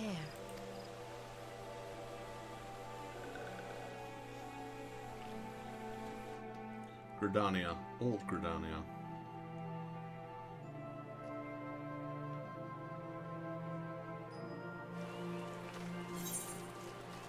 Alright, Little Solace.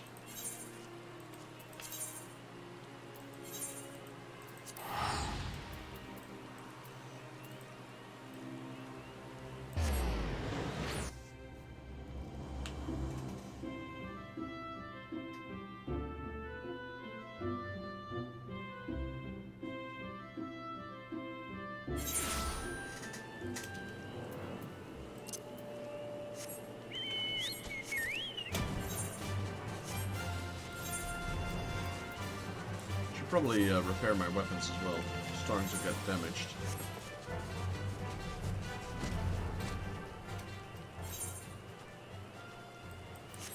No repair guy here apparently. Maybe you? Oh, there we go.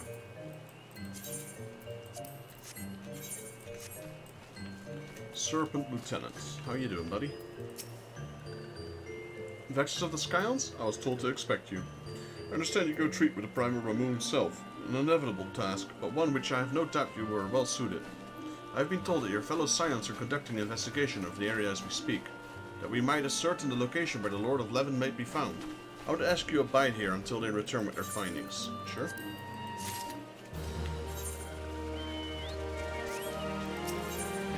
Levin an impression. The Serpent Lieutenant looks about, seemingly awaiting a visitor.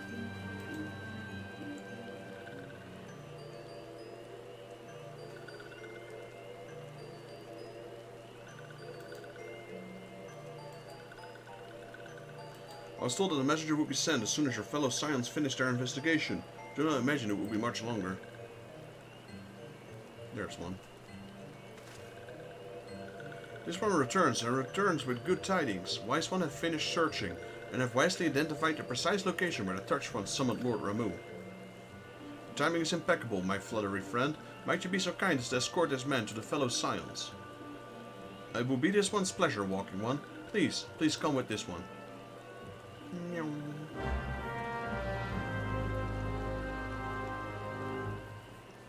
Alright, we're about to unlock another primal.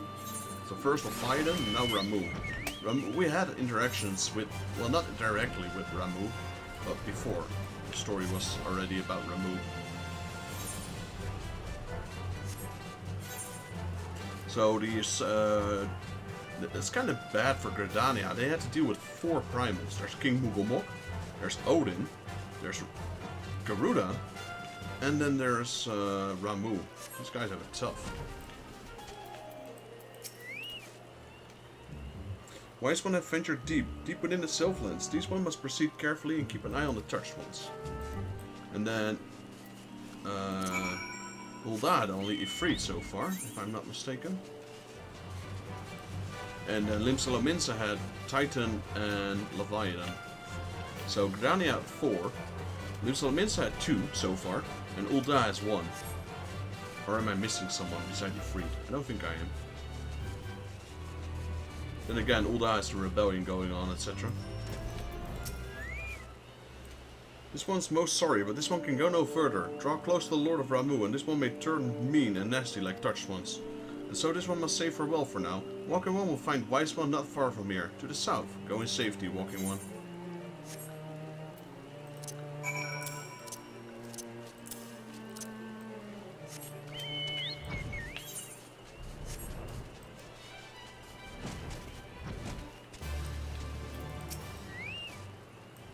So it's actually you. I am relieved for a moment. I thought we were dealing with another one of those confounded sylph tricksters. I swear, with them wreaking havoc with their skin-changing magic, it's a wonder I was able to finish the task by measurements. Yes, it was quite an ordeal. You should have seen the look on Ishtola's face when one impersonating you suddenly showed up.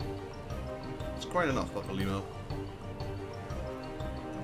My apologies. It's not like me to ramble so. At any rate, as I was saying, I've finished measuring etheric activity in the area, and pleased to say I've reached an indisputable conclusion.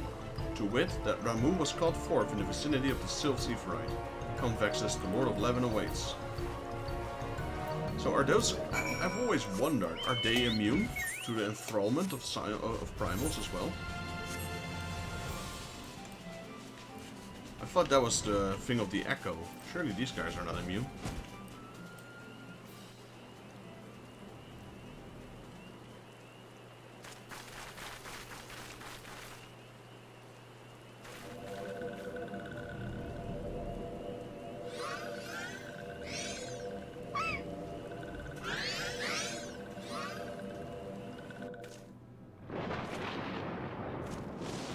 There he is, the Lord of Levin. Ainora betrays thee, servant of hiding.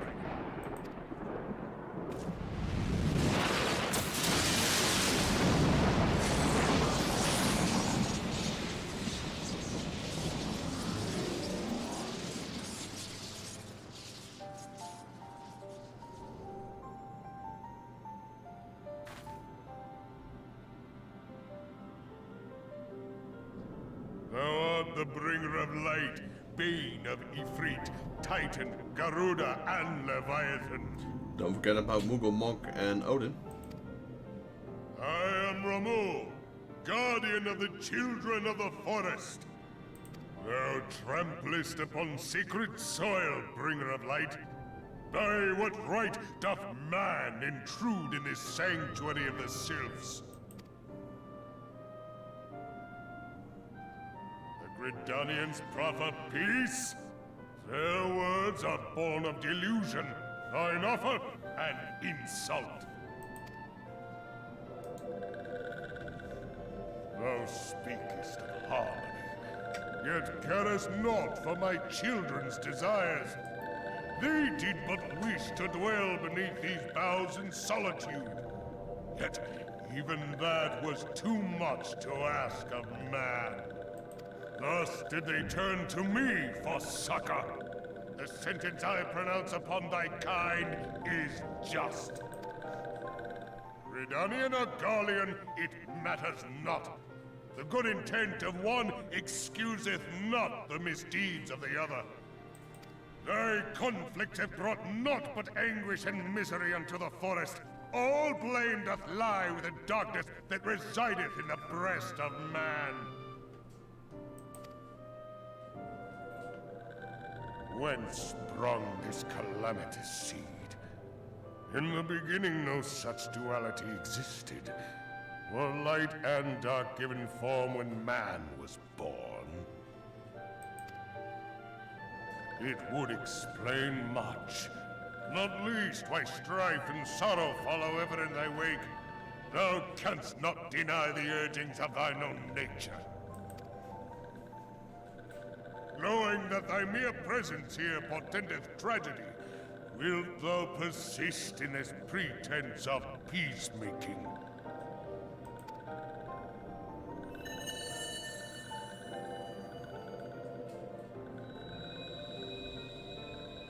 Thou bearest the crystal which I bestowed upon my wayward charges. That they should entrust so precious a gift to thee. Thou standest apart from thy kin. Thou art the bringer of light, aye. But there is something more in thee. Very well. I shall consider thy proposal. Shouldst thou survive my trial, if thou wouldst champion the cause of harmony, I must have proof that thou art fit to play the role. Wither mine ire, and prove to me thereby that thou hast strength enough to stay the darkness which threateneth to consume thee. Yet if thou shouldst be found wanting, know that all men shall perish in the storm of my judgment.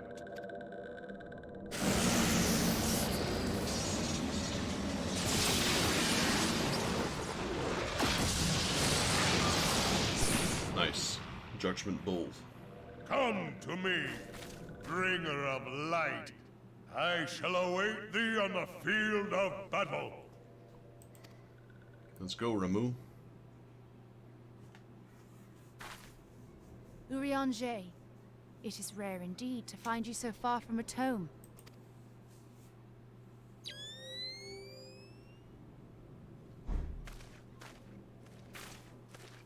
The Lord of Levin himself. Never till this day had I looked upon his visage, save in painted renderings made faint by time. Ever shall this scene remain etched in my mind's eye. Beg pardon, my lady.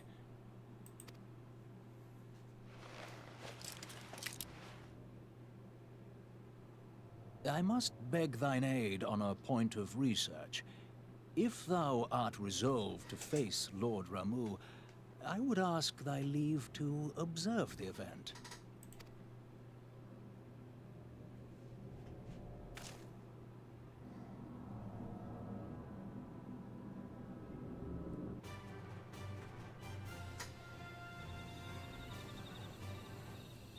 There we go, the striking tree heart now accessible. Yo, David, are you still around?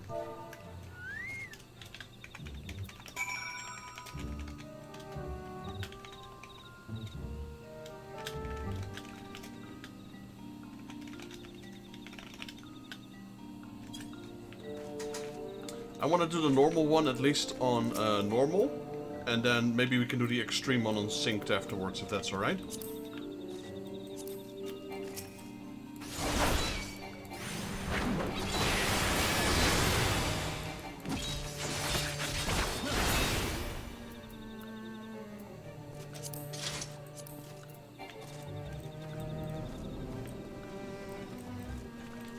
I am unable to invite you. I think you might still be in a party, perchance. Alright, yeah, it's an 8-man party, so the queue will still take a little bit. It won't be instant, I think. Oh. Unable to invite to party. That's what I get.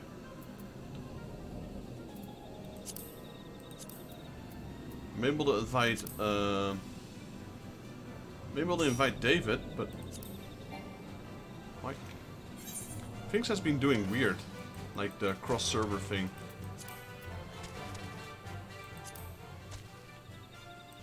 Let's try again. There you go. Sure, you can if you want, David. Can I like... Can I... how do I do that? Promote? Ah, that's why. I was wondering what was going on.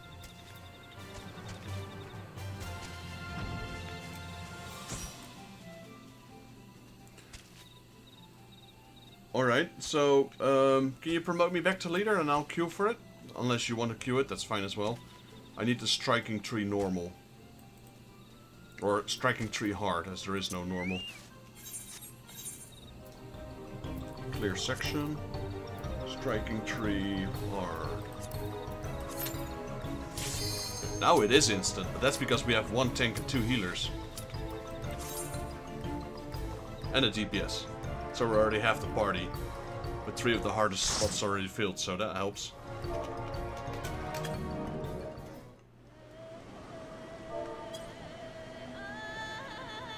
No, striking tree. Is it a 4-man? Or did I do that? Didn't I? Oh wait, I think I might have still unsynced. I'm not sure. I think I might have messed up there. I didn't deselect it.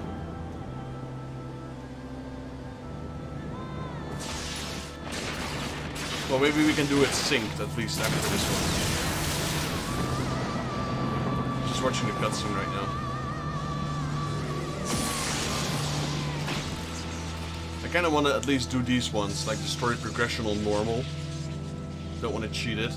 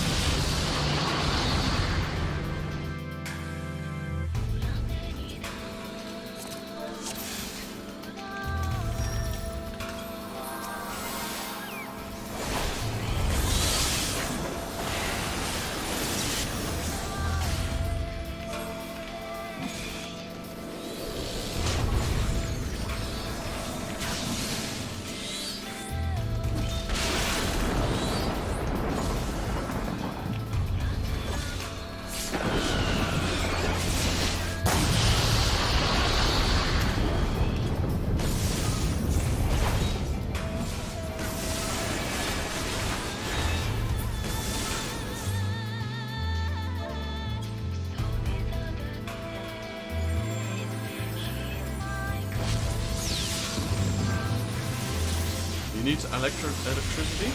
What do you mean you need electricity?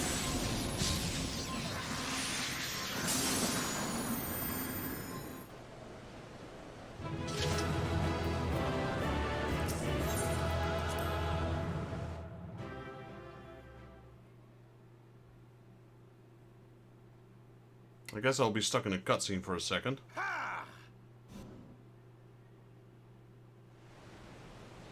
I have taken thy measure, bringer of light. Well, I kinda cheated, sorry, Ramu. That was not my intention. I guess it kept the unsynced thingy active, even if you disband the party. And I judge thee a worthy champion. The task of excising the sin that hath taken root in man's heart is thine. Shrink not from employing thy strength in service to the forest and the wider realm beyond. Like hungering shadows do the enemies of harmony gather, and meekness will but feed them. If man is to be delivered from the dark, it shall be by thy guiding light alone.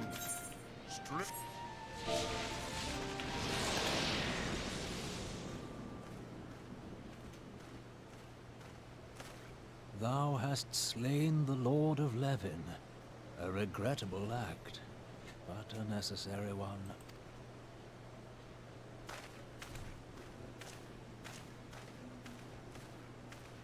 In witnessing thy struggle, a truth hath been revealed unto me. If I mistake not, it may yet prove a chink in the eternal armor of the Ascians. But let us conclude our present business. I shall expound upon my findings at the Rising Stones anon. Actually, I just noticed it will be quite a while before I unlock Extreme. Because I need to do like 4 main quests before I can even pick up the Extreme quest. I thought I could pick it up right after, like normal Levin. Okay, wait, unsynced at least? I need to do like 3 or 4 main quests and then I can pick up Ramuh Extreme.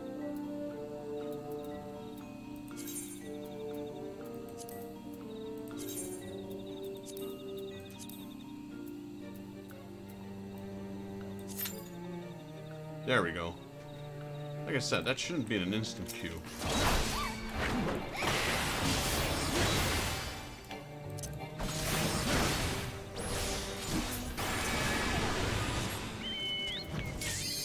There we go. Now it's unsynced.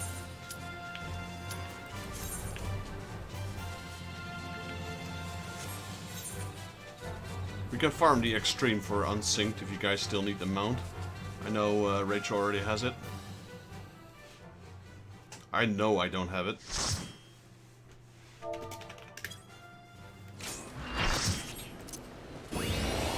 Oh, the other tank is kind of low in level gear. He's only 7,000 HP.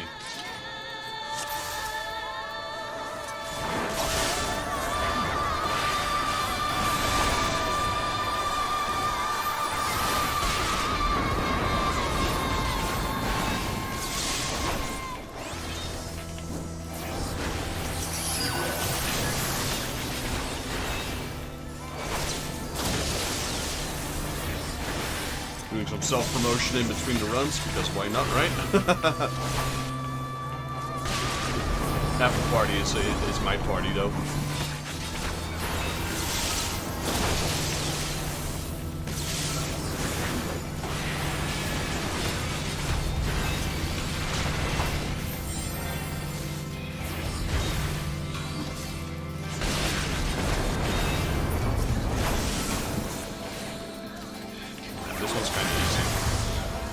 I didn't think we need to redo this in normal, because there's not much difference. It just takes a little bit longer. Most of these first encounters with the primals is mainly just tank and spank. Even here it's just tank and spank really, dodge and AoE. No need to dodge a whole lot. No special mechanics either. He does have a cool overdrive music though.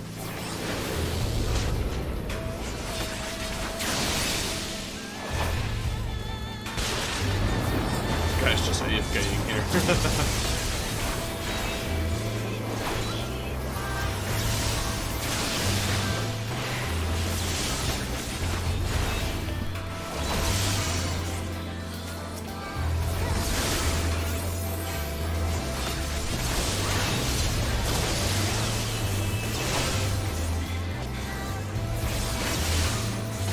In the old Final Fantasies, his ultimate skill, this one, Judgment Bolt, is one of the coolest ones in the games.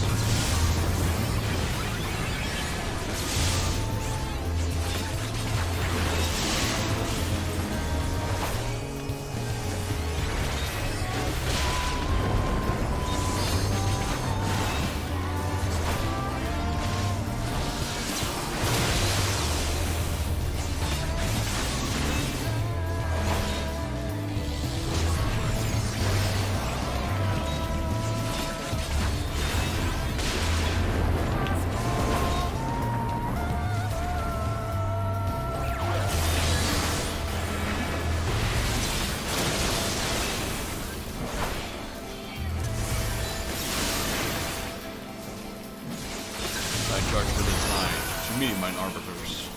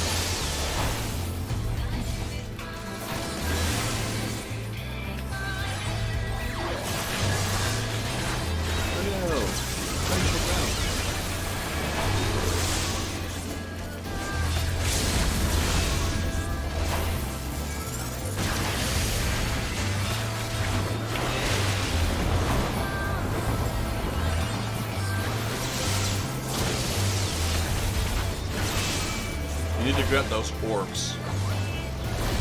3 of those orbs will break the feather, I believe.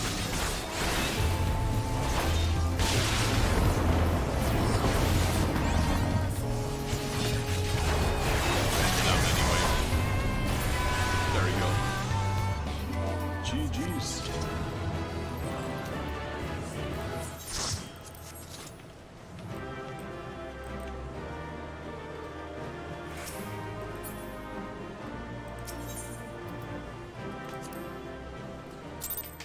I didn't get a single commendation.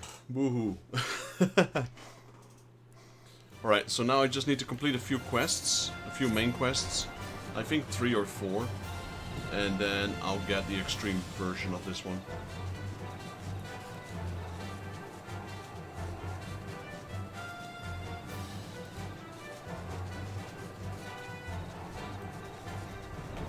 This is level an impression. After this we get what little gods are made of.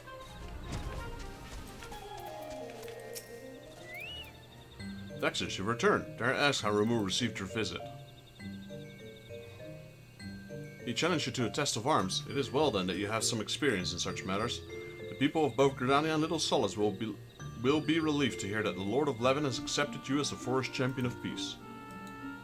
Great, we have another title. Alright, I will. You have performed a monumental duty in this, Vextus. The other seats here must be informed of your deed at once. Right?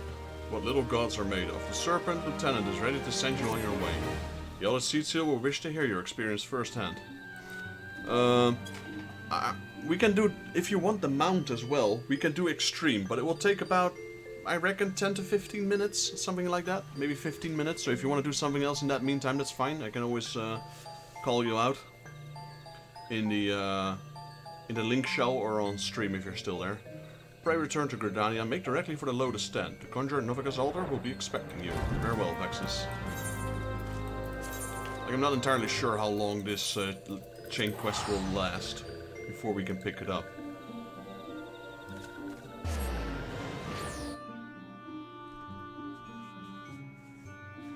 After this one we get Guardians of Eorzea.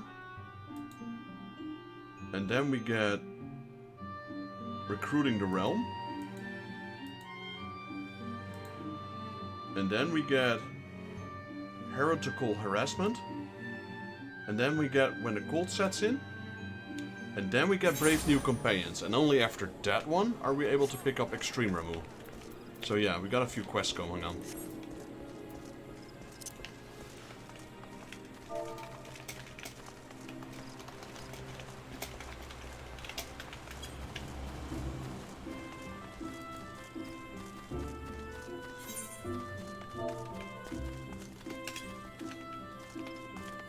Yo, JP Gaming, welcome buddy. How you doing?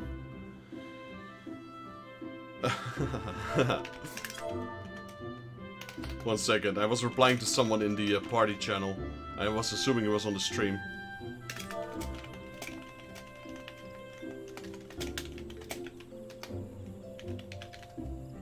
I'm doing really good, yeah. Got a good Sunday, it's nice weather.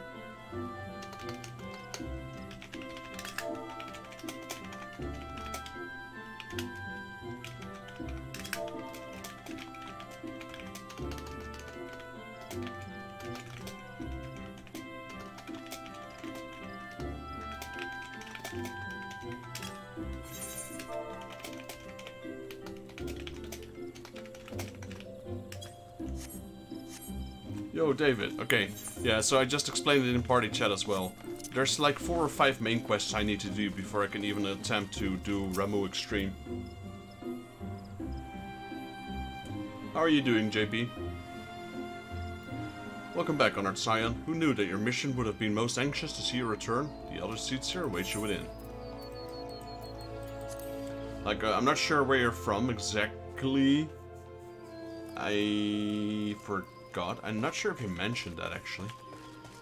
But, I'm not sure if you have Pentecost over there as well.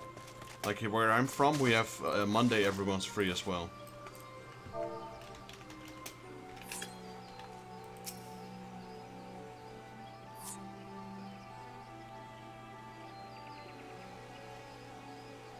You are returned to us, dear friend, and none the worse for bearing the heavy burden which I did press upon you.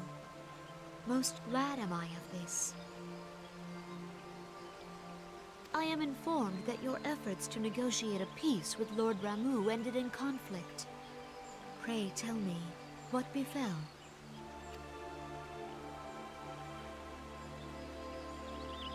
Ramuh made trial of you?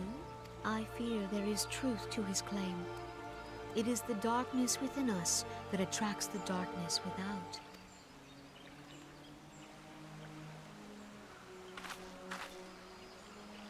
It cannot be denied that misfortune follows man. For evidence, one need only look to the conflict brewing in Cartano, or to the rising flood of refugees. Our shared struggle against the Empire should have served to seal our union. Yet the ties which bind the Alliance strain under the weight of gross self-interest. As the scars of the Calamity begin to fade, so too does our sense of common purpose. Yet now is scarce the time to forget our shared responsibility. If this new-sprung realm is to survive beyond its infancy, it must needs be nurtured by all. Eorzea must be as one. Yet I fear that dream is still far off.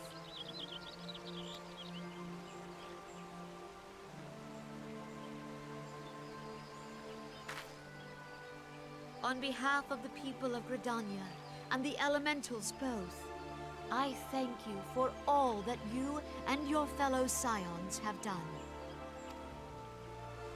Full oft have I been compelled to look to you for aid of late, and offered all too little in return. As leader of this nation, I shall endeavor to prove a more worthy ally to your cause henceforth. Well, maybe you're willing to take in some Alamigan refugees, because we have a lot of them on our doorstep right now. Lord Ramuh has departed, yet the keening of this ill wind grows no less insistent. Voices of the forest, pray speak and I shall listen. What unseen evil begets this unease in my heart?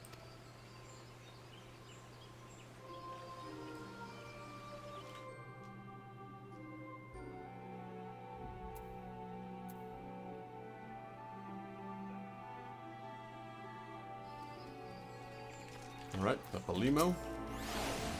That's another daunting mission, eh, Vexus? I'd hope Lord Ramuh could be persuaded with words alone, but nonetheless I can admire the adroitness in which you responded to the primal sudden challenge. And it seems that Urianger too was pleased with the outcome. What say you, Vexus? Shall we go back together to the Rising Stone and ponder the lessons of the day? Sure.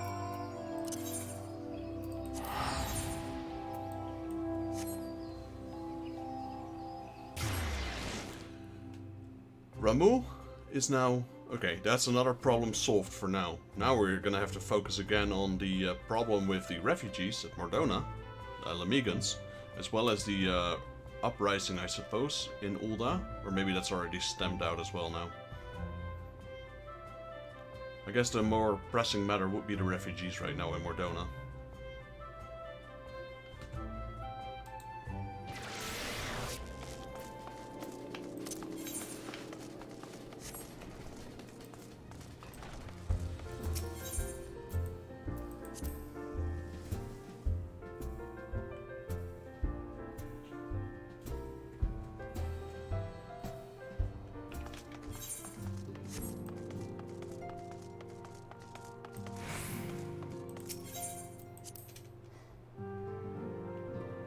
What did we get for a reward of what little gods are made of? Okay, gear and XP. Welcome back, Vexus. Word of your momentous encounter with Lord Ramuh precedes you. I would fain share news of my own, but Urianger discoveries must take precedence. Upon witnessing your defeat of the Lord of Levin, our learned companion was struck with a profound insight regarding the nature of the Ascians, immortality. Let us assemble and discuss his observation together.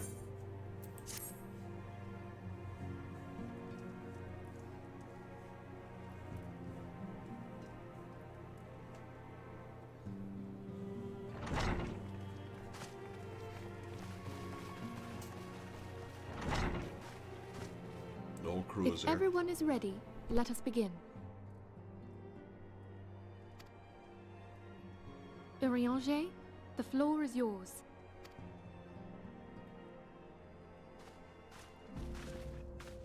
As all here assembled now know, in its final hours as our Order's headquarters, the Waking Sands did play host to a most unexpected visitor. I speak of the Ascian clad in white, Elidibus. Unwelcome though his presence was, his words that day did serve to confirm a truth long suspected, that the Ascians are eternal beings, to whom physical destruction is as a temporary inconvenience. In the intervening time, Eorzea and I have striven to discover a means by which the Ascians might more permanently be slain. And 'tis my belief that we have found the thread that will allow us to unravel the twisted skein of their existence.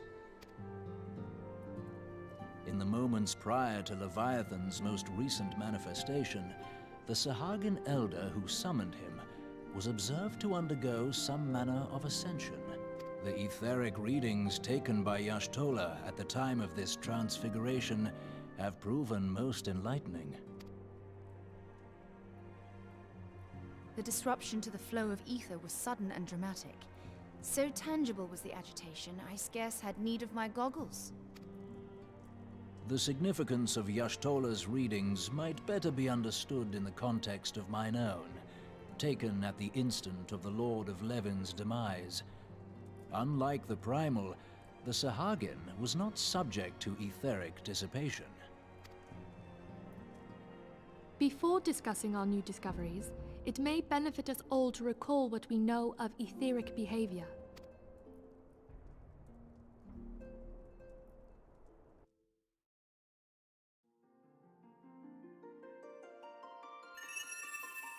Let us begin at what some might call the end. When we who dwell in the material realm die, our spirits dissolve into the flow of ether and are returned to the ethereal realm. In turn, the restless energy which suffuses that plane streams back into our world, giving rise to new life.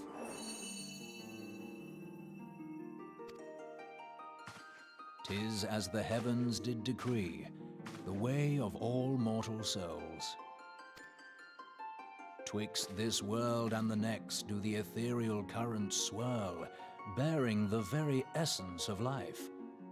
Thus doth the cycle of birth, death, and rebirth continue unabated."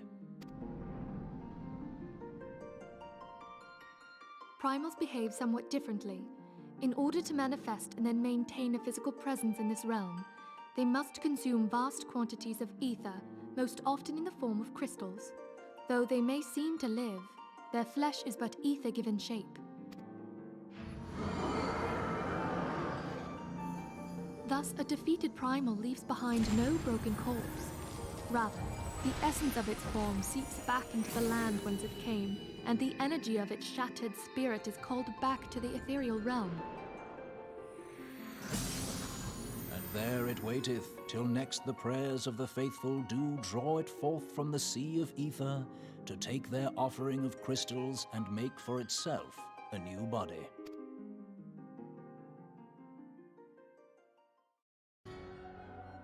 Which brings us on to the third group, the so-called immortals.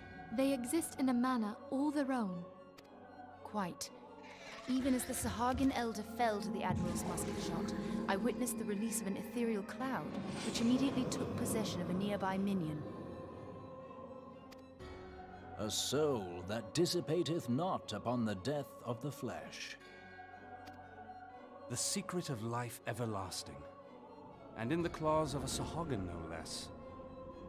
But I wonder, what would happen to one of these obstinate spirits should there be no suitable host for it to claim? If mortal death entails a return to the ethereal realm, it seems doubtful that the soul of an immortal would venture there.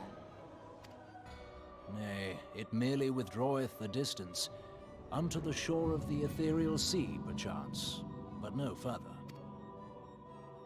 Yes, it exists in neither this realm nor the next, abiding instead in the space that lies between them. The Ascians took control of Thancred by means of a Crystal of Darkness, an artifact which, if our theories are correct, serves as a gateway to the place I have just described. I was hoping people had forgotten about that. I am sorry, my friend. For a mercy, the weary road of our research hath brought us unto an answer. The Sahagin ascended to an immortal state, but he did not possess a crystal of darkness through which to flee this realm. Thus was he consumed by Leviathan. If we could entrap the spirits of defeated Ascians in like manner, and thereby deny them resurrection...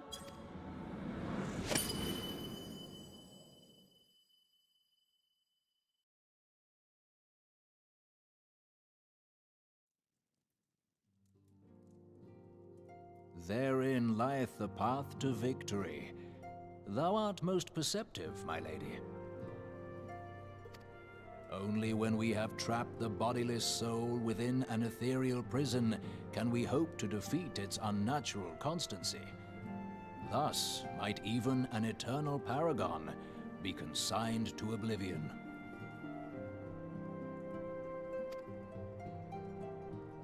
These feats are, of course, far easier said than done.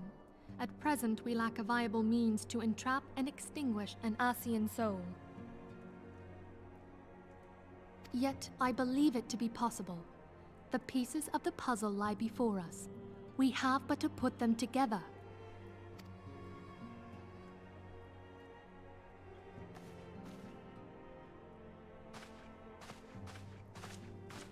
I will depart at once to convene with the sages of Sharlayan. Together shall we divine the steps by which our goals may be achieved. I have the utmost faith in you, Archon.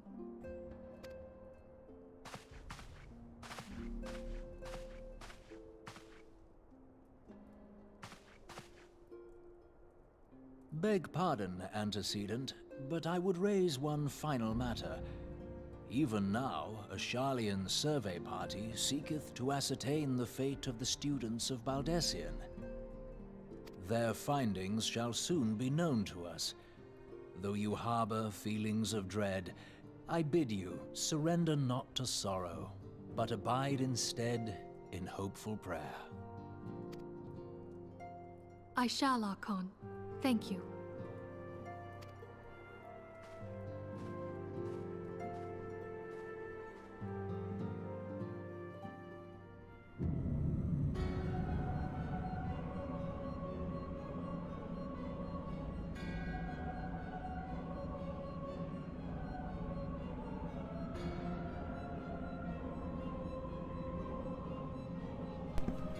The Lord of Levin is returned to the Ether, as was Leviathan before him.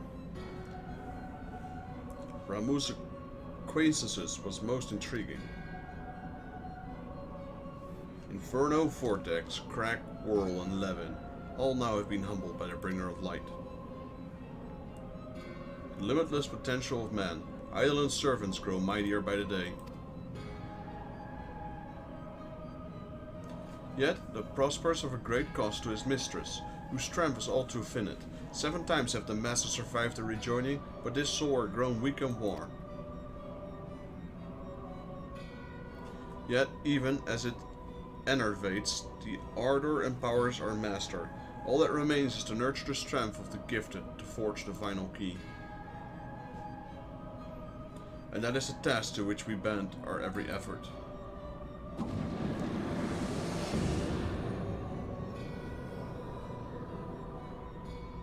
Fine seeds ever won't quicken to Eorzea's fertile soil. We need only lead men to the field, and by the eager hand shall the new deity arise. That which we shattered before shall be made anew, and the one true God shall come again.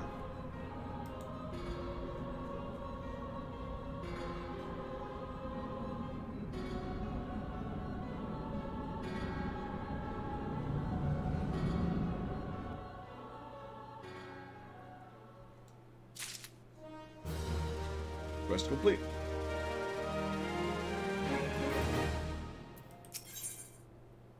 Guardians of Eorzea.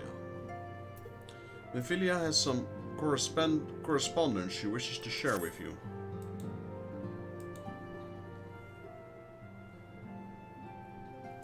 Now the matter of Mu and for the present has been put to rest, there's something I would show you, Vexus. It is a letter of thanks signed by the leaders of the Eorzean Alliance, acknowledging the Scion's tirelessly service to the realm. It mentions in particular the names of all the defeated primals, Ifrit, Titan, Garuda, Good King Mugulmog, Leviathan, and now Rahu. Needless to state, there is only one among our numbers, they've faced them all. And though those words of gratitude were addressed to our order as a whole, I feel they were meant for you above all others. I too must offer my heartfelt thanks for all you have done. In the course of your duties you have never once failed to answer my call to arms. You are a true hero, Vexus, and Eorzea has that much savor for your presence. Pray do not misunderstand me. I said safer, not safe. I know only too well that we can ill afford to lower our guard. The Ascians may be relied upon to sow chaos in the realm until such time as they are forced to stop. While even without their encouragement, you may be assured that man would form and strive on his own. All that is, say nothing of the beast tribes. Unless we learn to live in harmony, the primals too will return to plague us again and again and again. And yet, despite all of this, your deeds serve to inspire our people, to give them hope for a better tomorrow, and there's no greater gift. That we have the courage to strive for what might otherwise seem an impossible peace, we owe no small part to the dangers you faced on our behalf, and the people who have won over to the cause in so doing. Our list of enemies have ever been long, but I think of the allies with whom we have now been blessed. Of the selves a little solace, who wish not of conflict. Of Alice, who strives to unearth the terrible secrets of the Calamity. And then there's Sid and the Fellowship of Noah, racing to unlock mysteries of ancient Alec, that we might be spared the horrors of another Ultima weapon. Of course, when speaking of our greatest ally, we must not forget those closest to us, by which I mean our fellow Scions. Thanks to their many and varied talents, our order is uniquely equipped to combat the far-reaching corruptions of the Ascians, and combat it we shall. Your enthusiasm is truly heartwarming, Antecedent. Given our embarrassing wealth of allies, I trust it will not inconvene you unduly if it absents myself for a time. Alfino.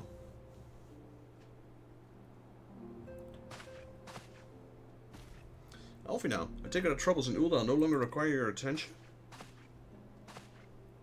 There are yet some rumblings of discontent, but the air of shimmering violence is largely dissipated. There's a report such that I stand before you now. That and to speak with you concerning the new organization we discussed. I have a message from you from Ella. You recall the refugee girl, the one whose parents weren't missing? You were found unharmed. She wishes me to pass her thanks on to you. Why, Alfino, am I to understand you made the effort to remember the poor girl's name? I look forward to reading all about it or in your report. I do hope you left nothing out.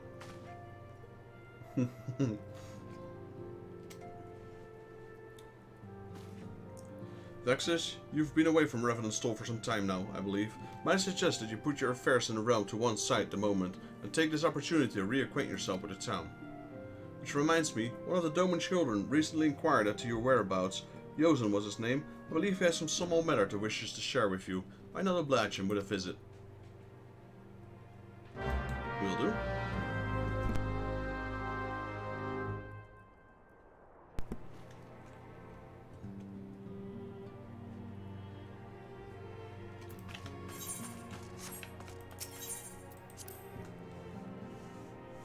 Okay, so he's here, I think.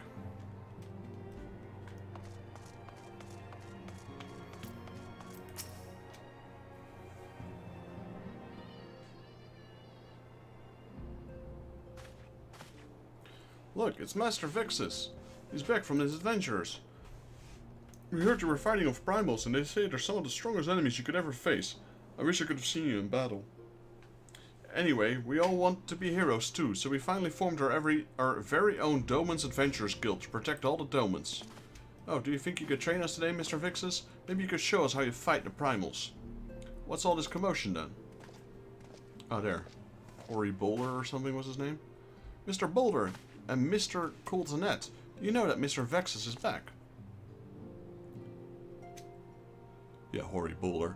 So it would seem. Welcome home, Vexus. My companion and I but recently become full members of the Scions, and I believe proper introductions have yet to be made. I am known as Hoary Boulder, and this bookish fellow is Kultanet. Though we've remained largely unproven as adventurers, we've taken it upon ourselves to instruct the Doman younglings in the art of combat. Well, I told you, Mr. Boulder, we are not younglings anymore. We are adventurers. And if we were just asking Mr. Vexus if he'd give us some sort of special training, I think we're ready to hunt monsters alongside him, don't you? Well, you've certainly been diligent with your drills, but I'm afraid the fiends of Mordona are still ever so slightly too dangerous for you. They're pretty high level, though. I have a counter-proposal. What if we were to cross swords with Vexus? A demonstration of skilled arms, if you will. Hoary, I didn't know you better, and I do. I'd say you were merely seeking to test yourself against the legend. Ha ha ha ha. Well, mayhaps I am. But what matters is to motivate the children. And I couldn't read the rest. What say you, Vexus? Are you content to spar with me? Sure. Just not one-on-one, though. Get that guy with us. Hurrah! We have to have a tournament. Come on, everyone. We must prepare our gear for an outing.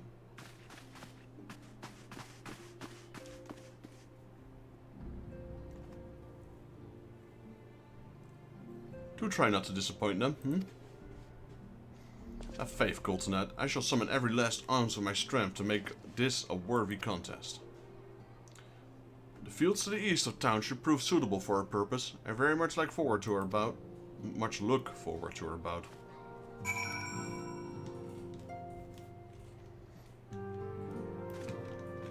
Right, so we got a little challenge coming up.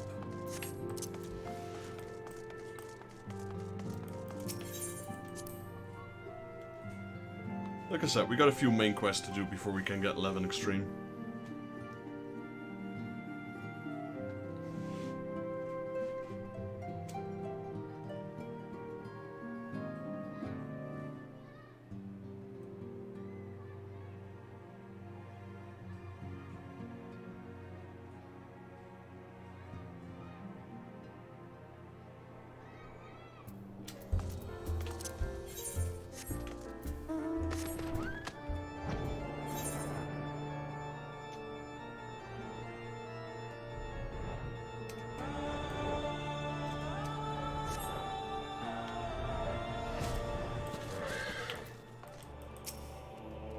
It was good of you to agree to this, Vexus. I trust you're ready to begin?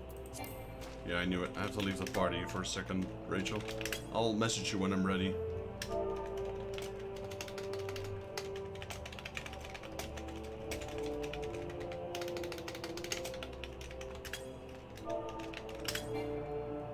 Unable to leave party? Why is that?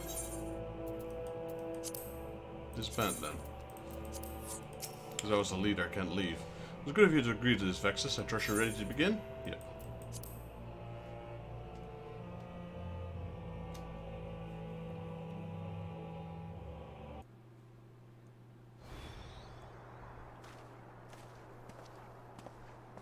Very well, let us not keep the younglings waiting any longer. Hoary, are you certain you will wish to fight him alone? This is Vexus you face. What better way to test my mettle? Pray allow me to attempt the first round unaided. After all, it was the hero of the legend that led me to join the Science to begin with. Without Vexus to inspire my efforts, I would not be half the warrior I am today. Your point is well made, but remember, this is for the children's sake as well as your own. Should it appear the contest will end too swiftly, I shall add my spell books to your blade work. Hello, you haven't begun, have you?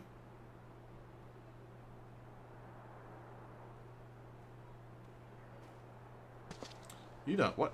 Who are all these people? When I heard about your sparring match, I told everyone I could find. Thought you could use the crowd to cheer you on. Yes, and there's still more to come. When I mentioned Vex's name, the reaction was quite enthusiastic. Why, my own popularity seems but a sticky shade in comparison. You best claim victory, bringer of light. Your burgeoning reputation is at stake. Well, our teacher won't be beaten so easily. He's a master swordsman. You can win, Mr. Boulder. We shall soon see. Open your guard. So it's warrior versus it's gladiator versus gladiator. Paladin versus paladin. Day and night I put my skills. Now comes the time to test them. Such power. The tail barely does do you justice. Mr. Boulder won't lose, will he?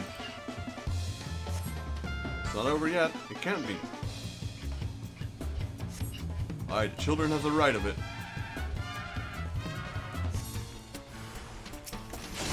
It's time to join the fray. On your feet, Mori.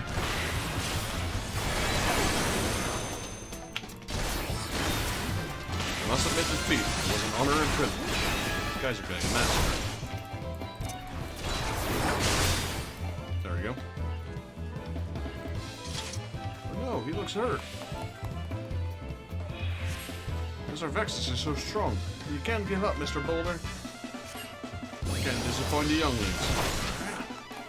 Let's go then. Done. No damage. I'm full health. This is your example I follow.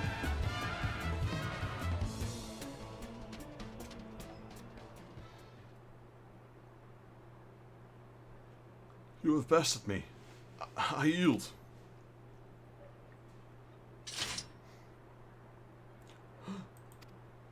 That was incredible. You beat them both at the same time. You didn't even break a sweat. You know you couldn't lose, Vexus. No one can defeat the Guardian of Eorzea. Now I see why you sent to deal with the primals. I have much work to do if I so ever attempted to do the same.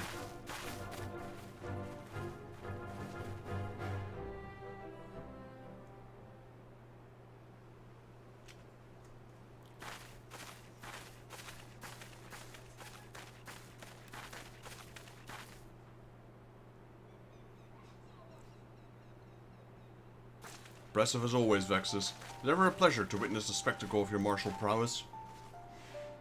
And judging by the smiles on the many faces too, they appreciate the hard-won strength that keeps the perils of the realm at bay. Guardian of Eorzea. Yeah, that is a most fitting title. Do you recall when we first met? It was at the memorial service for the Battle of Cardano. No, it wasn't. It was a carriage. That time I was yet attempting to understand this land of Eorzea. I sought to grasp the reason why Grandfather willingly sacrificed himself to protect it. I shall speak plainly. My initial impressions were less than favorable. Dire problems abounded, and yet the effort I saw expended towards their solution was haphazard and half-hearted. I thought Eorzeans a foolish and childish people. Considering the shambles their home was in, I would not have been surprised if some had chosen to swear allegiance to Gaius and the order to propose to enforce. The Legata's single-minded military invasion precluded any such switching of loyalties, of course. Were it not for the desire to continue Grandfather's legacy, I would have abandoned the realm to its fate long ago. The threats were too many, the nations too self-involved and unstable.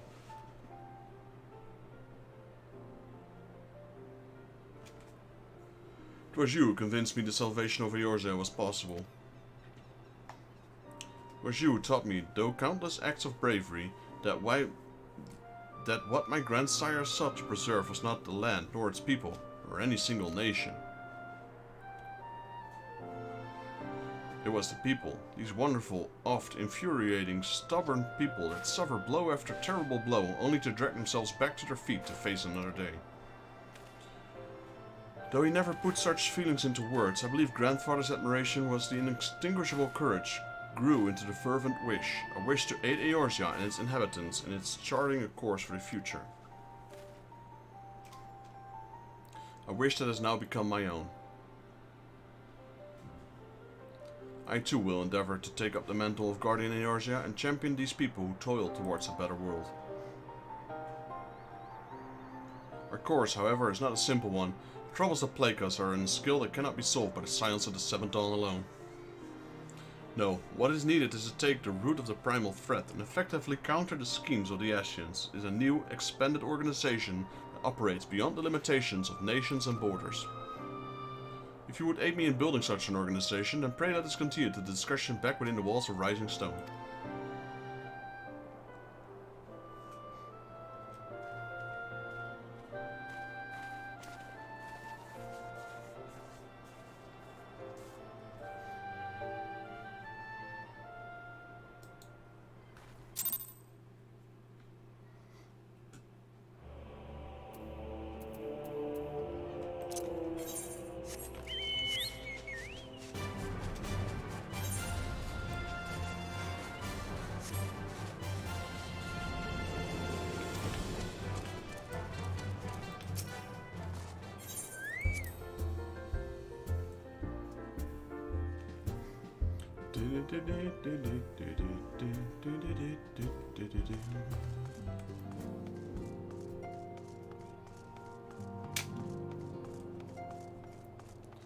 Alright, entrance to the Solar. Going back to Minfilia? No, Elfinal. But I think she is with Minfilia, it seems.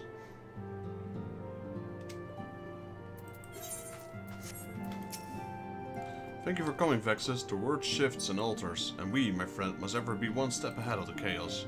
What I propose is the formation of a new organization, a group that shall pave the way for a truly united Eorzea.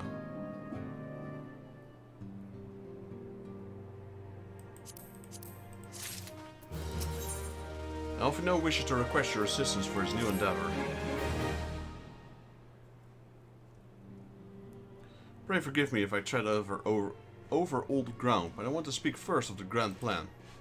Since the advent of the 7th Astral Era, the leaders of the three nations have been deliberating over an accord that seeks to bring the disparate forces of Eorzea together into a single entity.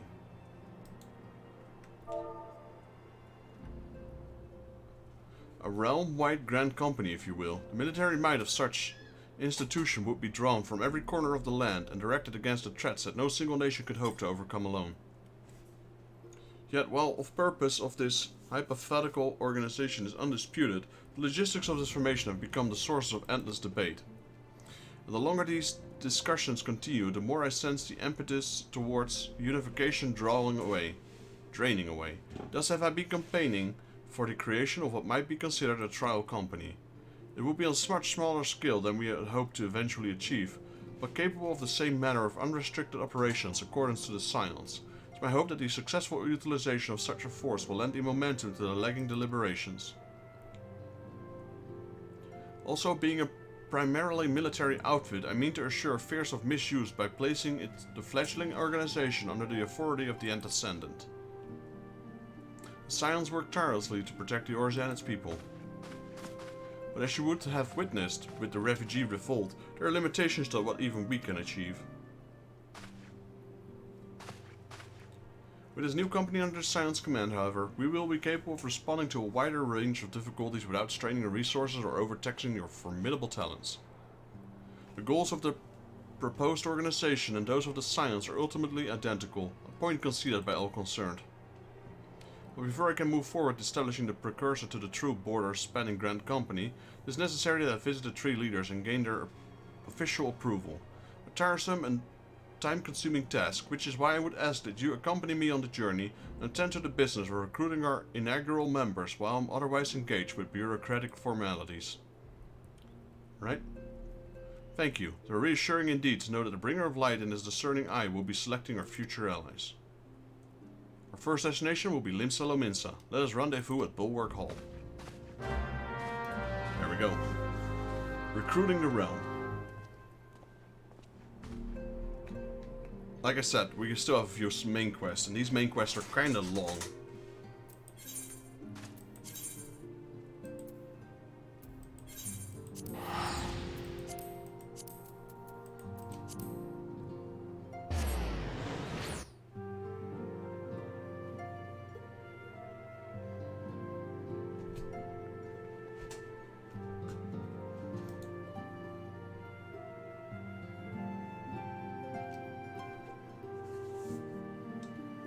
Limsa Lominsa, the lower decks.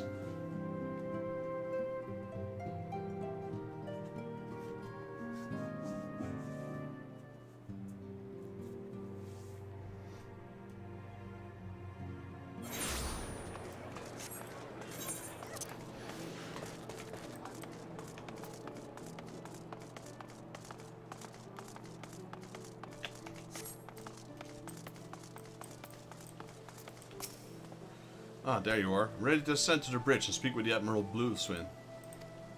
While the Admiral and I are finalizing promissory boundaries and signing parchment, I would have you begin the recruitment process in earnest. I have of course endeavored to spread the word of our organization through various channels, but I believe our personal approach will reach many who may otherwise remain ignorant of the opportunity. As for potential members, it is of no matter should they already be pledged to another institution. Only that they are willing to lend their strength when the situation demands it.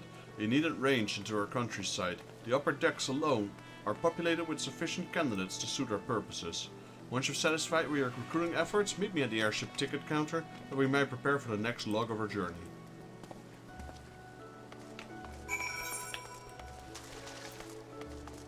Alright, so the upper decks only, it seems. There's 5 people we need to talk to. Let's start with the Marauders Guild.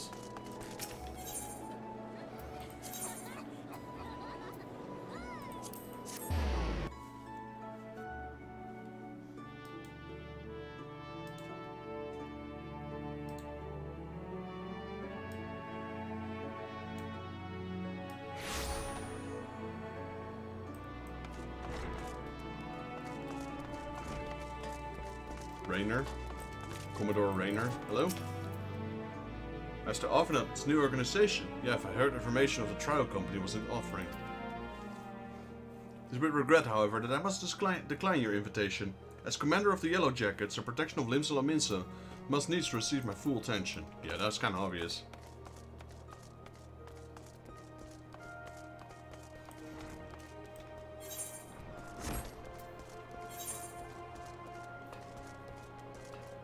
Oh there, Garlean. He's a captain. Any one of those would be welcome.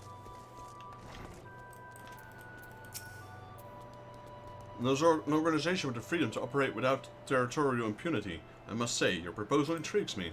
But the Krakens will know that there's a time to act and a time to watch, and I'm afraid trial company of yours falls into the later category.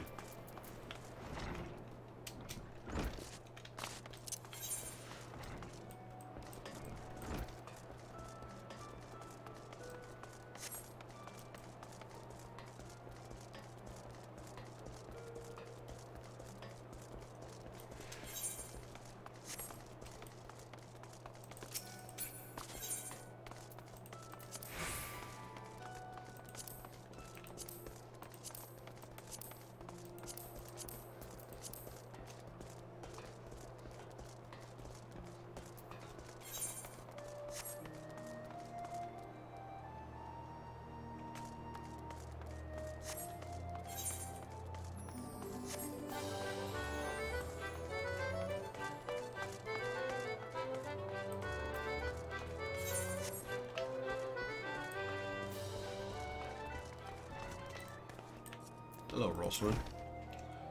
Who's the bloody else do you think you're talking to, Drylander? I'm a pirate, not some sodden knight in shining plate. If you're looking for yourself righteous fop, try knocking on the deadly Cavalian's door.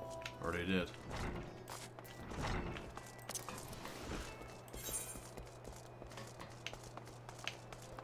So far, no luck with the 3 of them.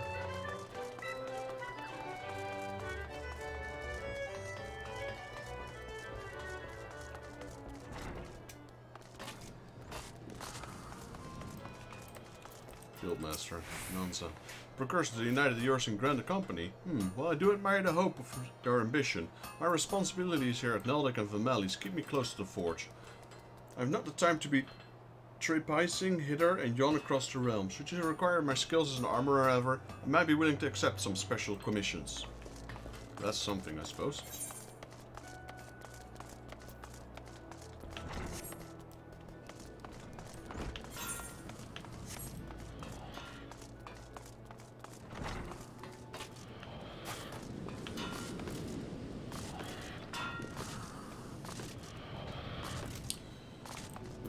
Gonna go the way around.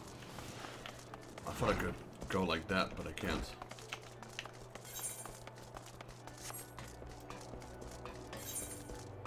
Yeah, this one requires a lot of walking.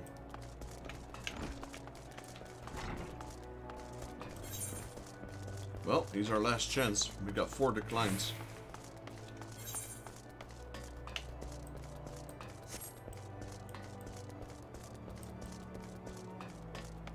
Don't think I've been here at all yet.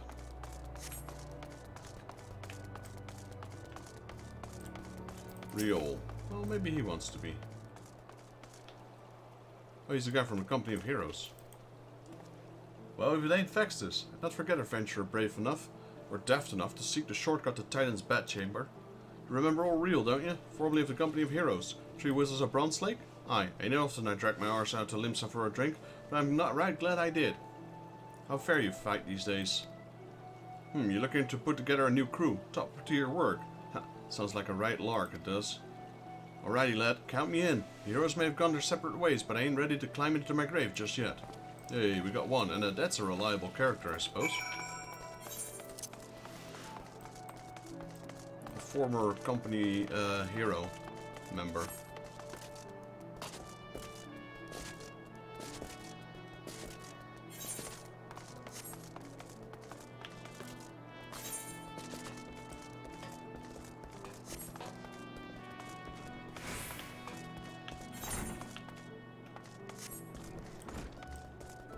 Speak with Alfina.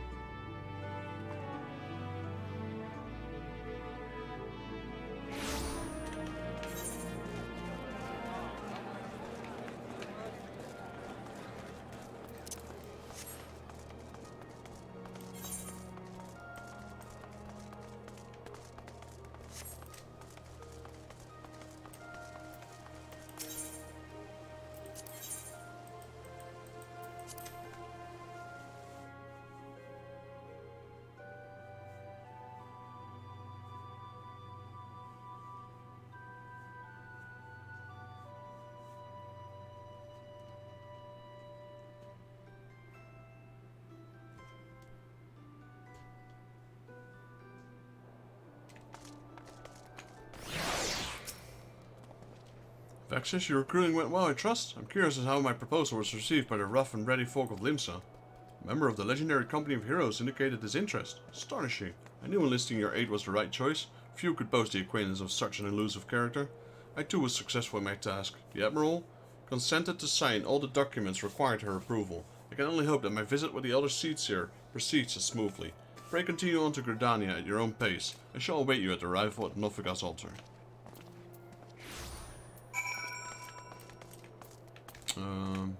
Airship attendant to Gridania. Yes.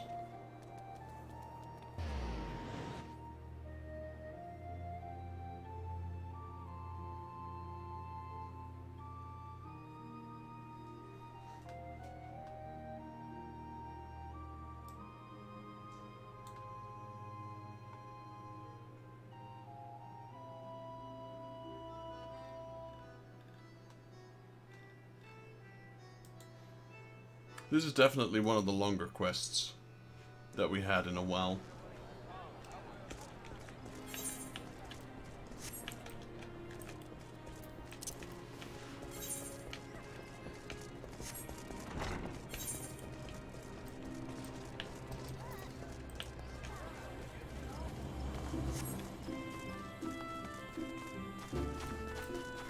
We will come back to Ul'dah soon as well, which will give us time to do the training.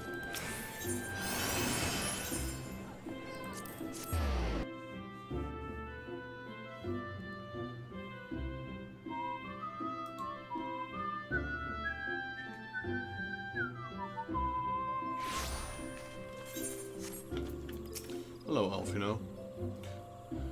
My audience with the other seats here is due to commence momentarily. I would be grateful if you would once more seek the task of recruitment here in Gridania. After you deem the well potential candidates has run dry, let us rendezvous at the airship ticket counter before us. 1, 2, 3, 4. Okay, we only need to do them in all of Gridania, it seems.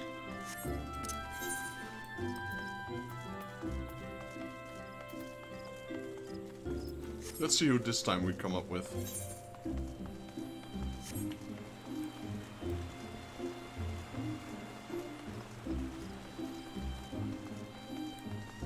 I like all the mascots are here. The Moogle, got the Cactuar. Looking for the chocobos. So it's Muggles and Cactuars, it seems.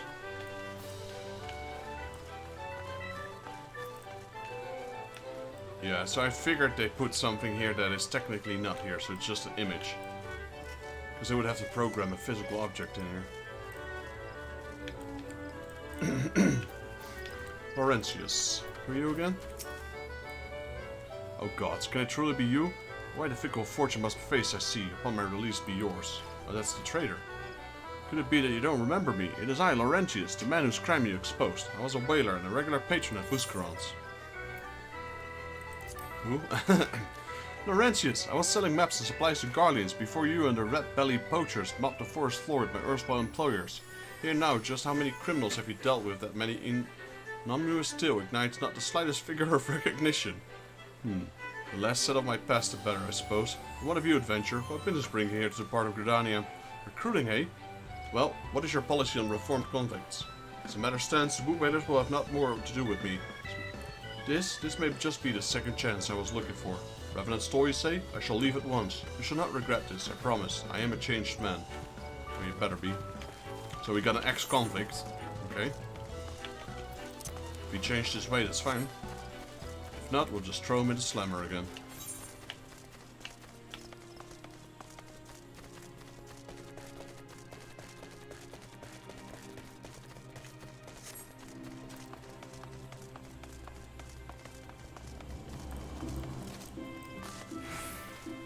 We got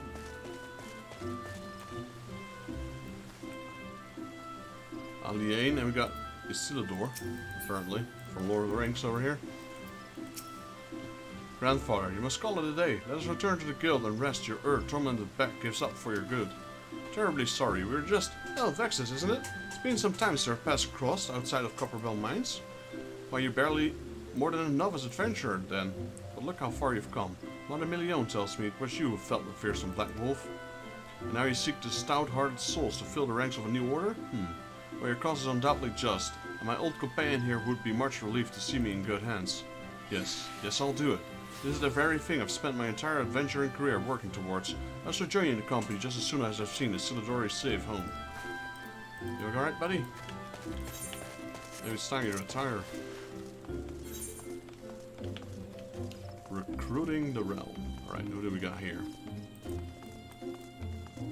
Don't tell me we're asking the Lancers Guild. I know. Ursendal. Oh, that's the guy... yeah, that's the butler from Hawke Manor. You would offer this man a place in your company of champions. I'm both puzzled and honored by your invitation. Pray forgive me, young master, but I cannot accept. I'm sworn to abide here whatever scant years remain to me, and bear the responsibility for the evil my lady has wrought upon the land.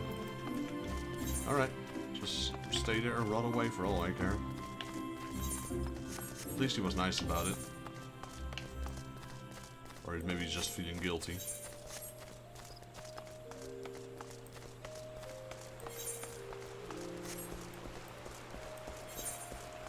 Who is this then? Sane Gould. I don't remember him. I think we talked to him once, maybe. It's not often a guild officer such as myself gets recruited. And this company of yours certainly sounds to have some promise, but its duties appear less than focused. I must refuse your invitation until such time as your organization is more organized. Alright, well this time we got two. An ex-convict and an old healing friend of ours, apparently. Don't really remember her, but... Alright, Ephraim Plaza.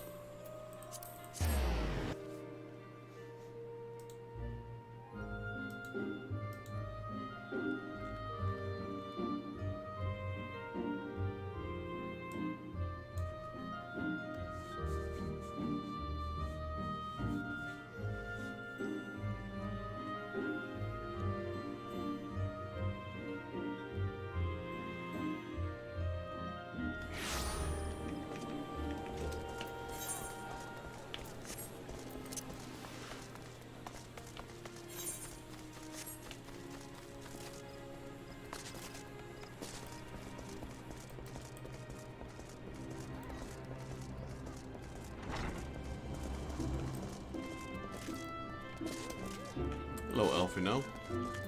We're back. What news, Vexus? For my part, the elder Seedseer was most amenable in her requirements. A former wood whaler and a seasoned adventurer, the company will not lack for variety, that much is certain. Interesting harvest indeed. Shall we strike into Ul'dah while the iron is hot? Let us meet at the Royal Promenade and endeavor to conclude our remaining business. Our journey draws to a close. Alright. I need a ticket, sir. To Ul'dah, please.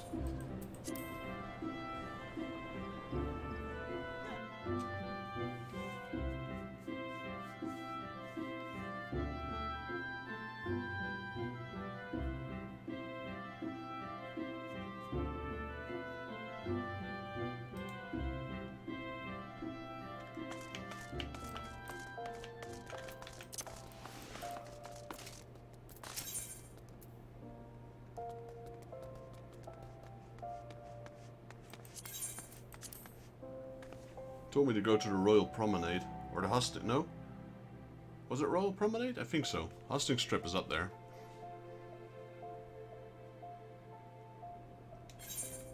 Yeah, there he is. I knew it.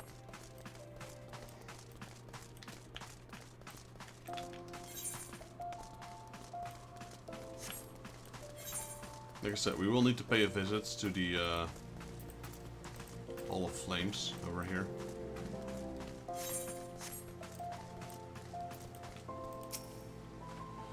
Ul'dah, the Gilded City, where one's fortunes defy one's worth. I hope some manner of fortune is with us, that this final leg proves as successful as the previous two. I suggest ascending to the lower level before beginning your recruitment efforts. I do not think the Sultana would take kindly to us poaching from her personal guard. Let us meet back here from the promenade when our respective tasks are complete. Good hunting, Vexus.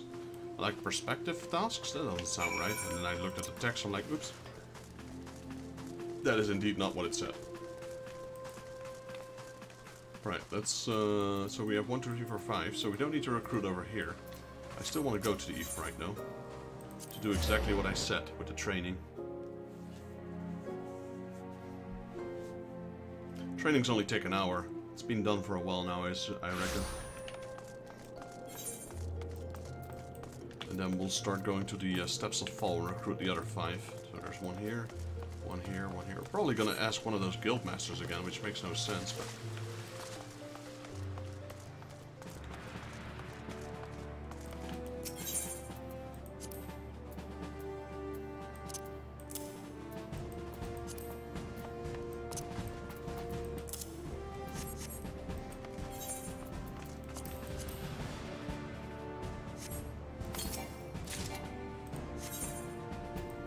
Wave Shemshir and a Wave Shield.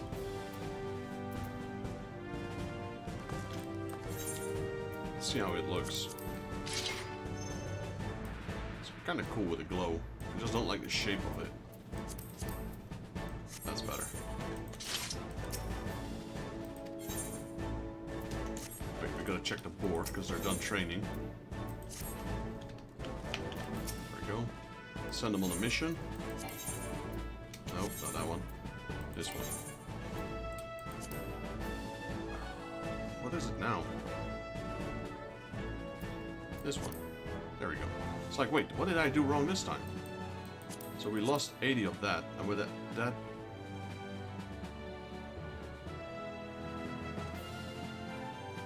At 80 of that, that's 303. That would still not be enough. Then how did we manage to complete that? I don't know. Oh, because this guy... Wait, there we go.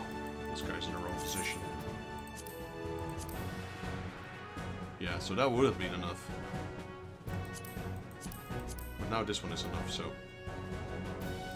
And it's the best one out there. This one is 25.5, this one is 27. Plus the scroll, the enlistment scroll. Yep. Go right ahead.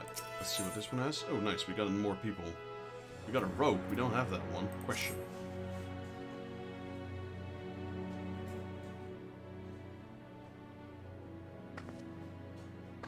It's kind of strange gear for a rogue, but can we recruit her?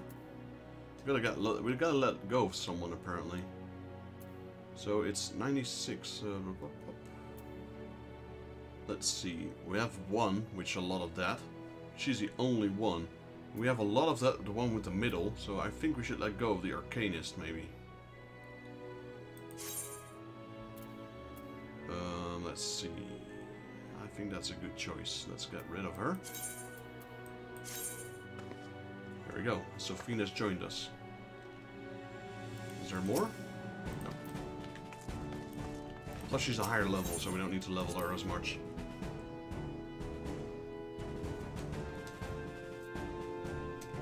Question is, did I send my... I gotta check. I'm not sure if I sent them on their way.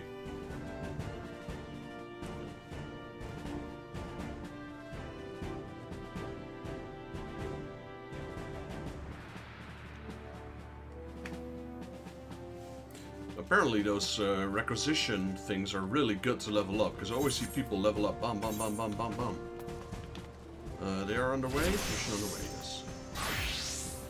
They're leveling up like crazy, so they're... This one.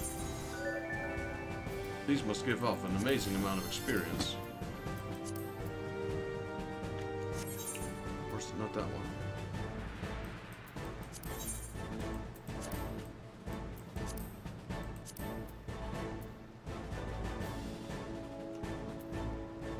I think it is that one. Yeah, so it gives 840 XP if we turn in a maple clogs. High quality.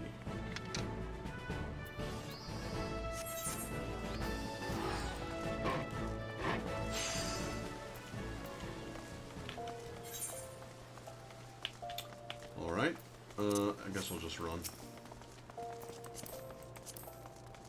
It's a Dark Knight. I was like, what the heck is that kind of weapon? I guess that's the new relic. I am not sure. It looks kind of nice, the thing, but I didn't like the glow of it.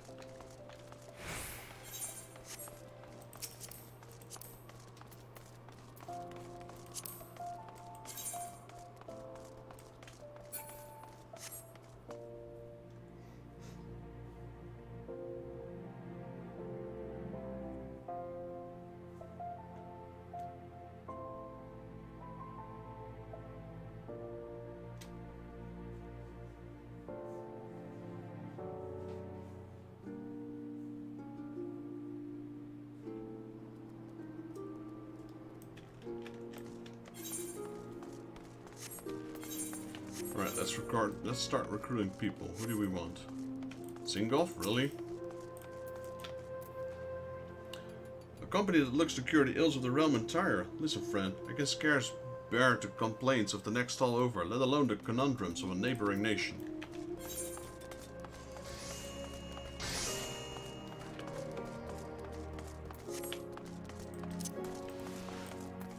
Land the bird.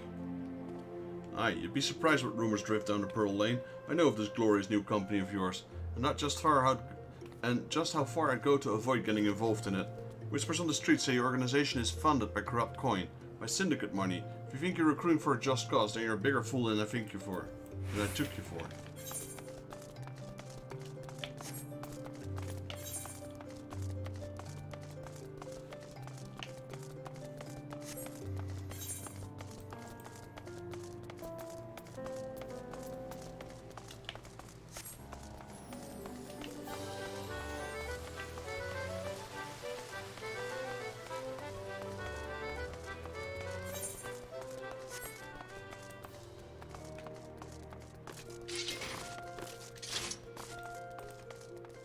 Wilred. Well, maybe he would.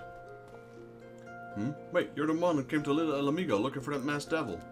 Who knows what might have happened if you hadn't? Probably be dead, and a whole lot more of my friends besides. We were such fools. And you wrote the Ancestor Tales really got me thinking about our homeland, about the outsiders who saved us all from ourselves. I realized how easily I'd been manipulated, and vowed to make myself worthy of mortally man. So here I am. A new company of champions, and you say it will take me all the corners of the realm. It sounds exactly like the kind of opportunity I need. Don't worry, I'm not the same stripling you met in El Amigo. I prepared myself to fight the evil I know is out there. Alright, so we got one of the little El Amigo... Oh, well, he's not little anymore. We got one of the El Amigo youth.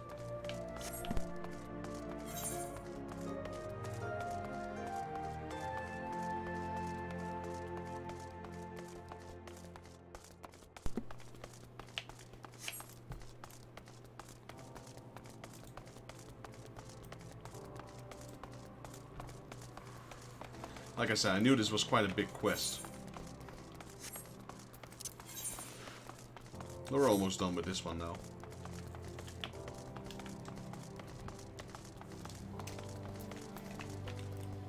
Hello, Orson. Oh, what a happy coincidence. Do you remember me? Yeah, she's from the church. I'm Orson, at the church of Saint Adamalandama. Thank you again for your timely rescue. I must ask you preventing the fraudulent priest from preying on dry bones less fortunate. A most upsetting business. Are you here with your companion? Vankrit, wasn't it? Ah, it's new companions you seek. Your proposed organization sounds a wonderful force for good. But my place at the church with the children, nevertheless. I wish you well in this undertaking. Alright, we got one more. They're all members that we've met before, people we've met before, but some of them are very questionable why you would recruit. Why would you recruit a nun? Unless she's like a white mage.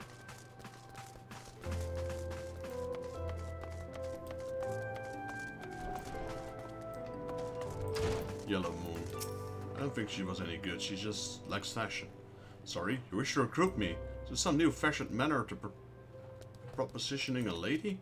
Well, I'm afraid you're wasting your time. This lady's already spoken for. Good day to you, sir. Yeah, that's the kind of response I was expecting for her. Why would you recruit her? I mean, yes, we've been including her in a few stories. She's hardly worth recruitable material, to be honest. Alright, Royal Promenade. Chamber of Rule.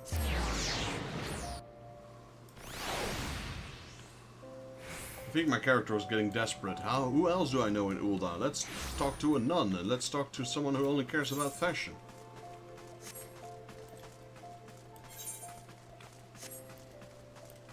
Might as well ask this person. Hello, Elfino. How fared you, Vexus? What hidden gems did the streets of Ul'dah offer up to your unrelenting gaze? Well, a unit and some information.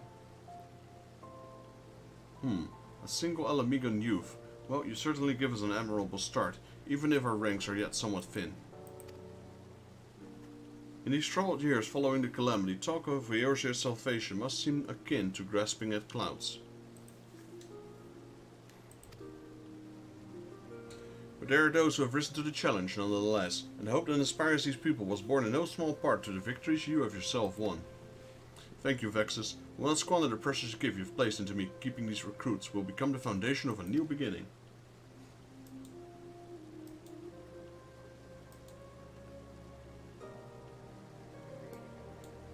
And yes, we are free to begin. If no doubt surmised, the Sultana also graced my trial company with her blessing.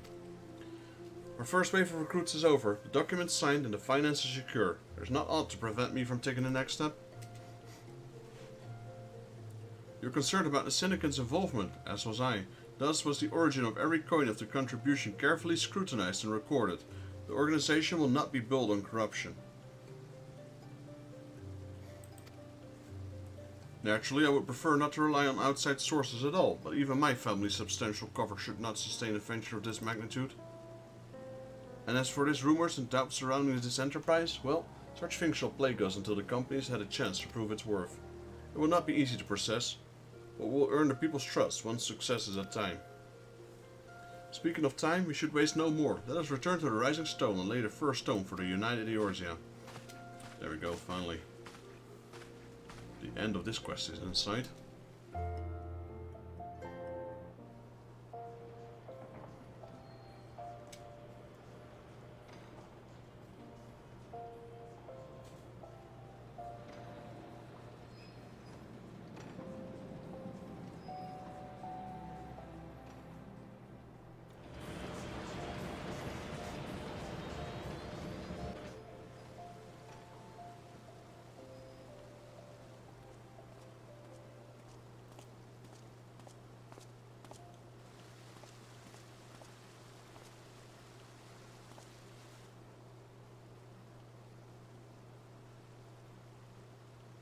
Tell me, General, what think you of Alfino's bold endeavor?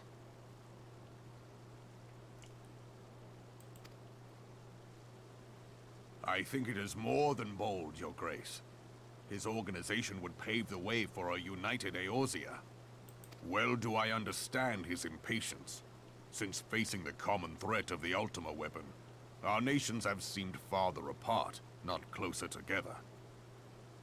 Considering the many problems we face, should we not be glad that someone else is taking the initiative? We have all pledged our cooperation, yet the grumbling continues behind closed doors. Ul'dah is not alone in her duplicity. I myself have doubts as to the good this organization will achieve.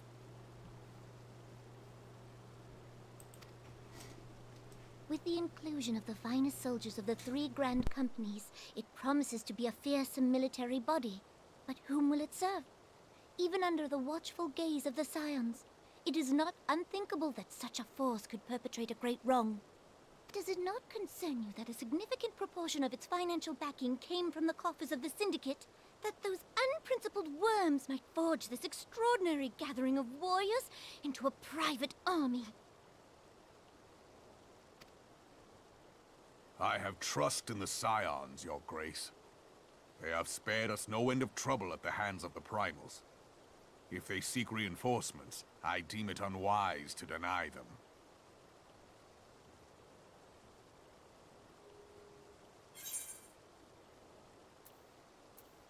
As for their finances, full many gave generously. And though our nobles proffered a sizable sum, their coin did not spill from the pockets of Lolorito and his cronies. And what of the presence of our stalwart adventurer friend in this endeavor? I doubt the Warrior of Light would betray our cause.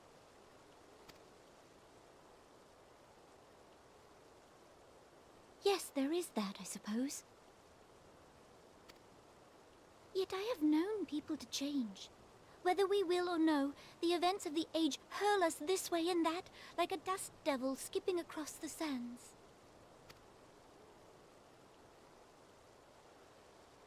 Cannot be done about Telechi?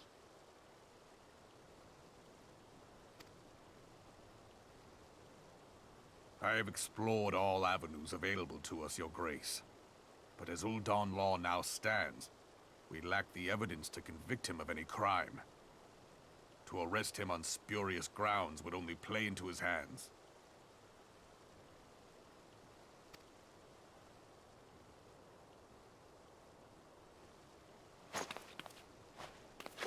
He has all but committed treason, and yet we can do nothing?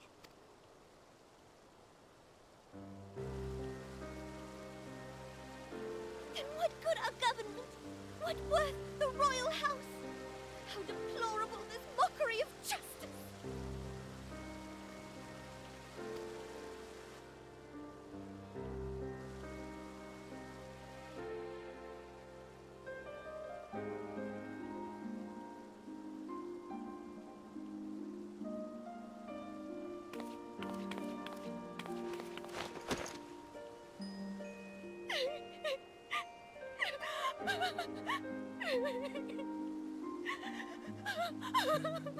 Have faith, Your Grace. It is not over.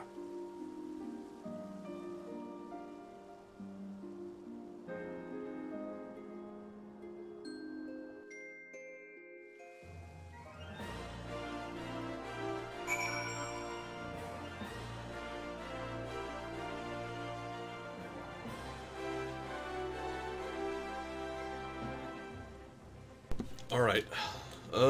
I thought we took the airplane. But apparently we haven't, so I guess we'll just go there manually. Yeah, the story is really involving Ul'dah right now. This was one of the best from all of the things I've played.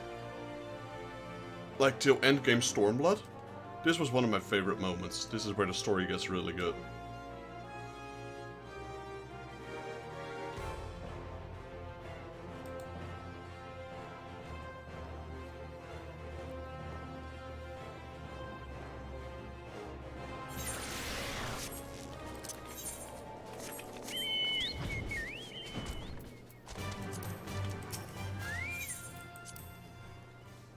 bit too much for us to mount there, I suppose, for those 5 seconds.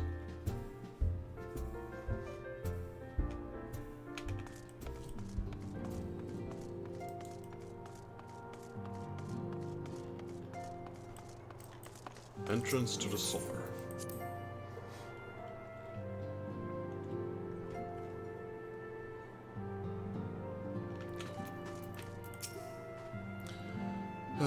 It's not a journey I soon wish to repeat, but I cannot pause to rest. The culmination of all the efforts is at hand. I must see to the preparations for the inaugural ceremony. Thank you for allowing to monopolize your services, Vextus. I'm certain the Ascendant will be relieved to see you free for your duties. Heretical harassment. Ophelia appears eager to welcome you back to Revenant's Stall. Greetings, Vextus. Alvinol tells me all this place is to begin its trial company. The Scions will certainly be grateful to have the support of such organization. The inaugural ceremony is set to take place in the Here and the Rising Stones. The Taru is cooperating with Alphino to see that all is in readiness. So I'm afraid the recruitments themselves have been left to their own devices for the time being. Quite a number of new faces have arrived in Revenant's Stall of late, and I wonder if Slavborn might not find himself overwhelmed. We should speak with him and see if there's aught he requires. Yeah, like a ton of new people have come to Revenant all of a sudden. There's the Domans, there's the few Elamigans, there's the new recruitments of the Scions, the new free company trial. That guy must be going crazy right now.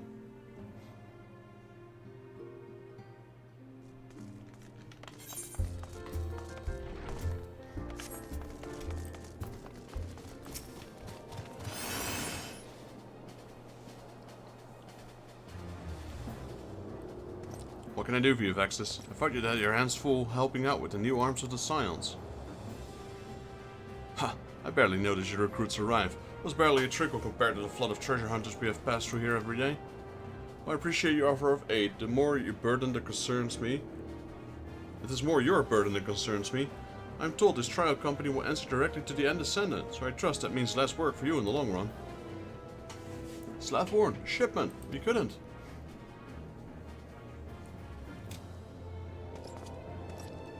God's woman, what befell?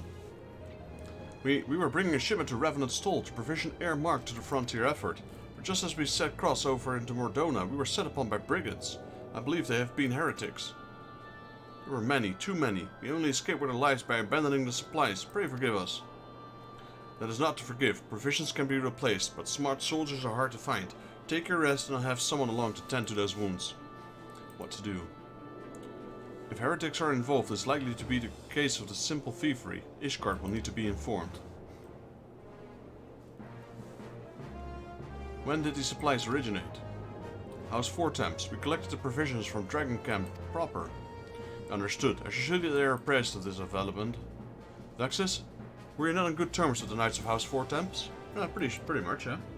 I'll be sending them a missive immediately, of course, but I would also have you travel there and offer your considerable talents. Yes, I realize to contradict my earlier hopes to lighten your load, but I need someone who can help bring this incident to a satisfactory conclusion. Our favorable relations with Ishgards are far too important to risk half measures. Thank you for understanding. I'm certain Lord Hansheford will be glad of your assistance. No worries, we'll go visit our old friends the Ishgardians, why not? We need to go to Camp Dragonhead. I might as well teleport there. So even if we walk, it's still a decent part away from here. This part.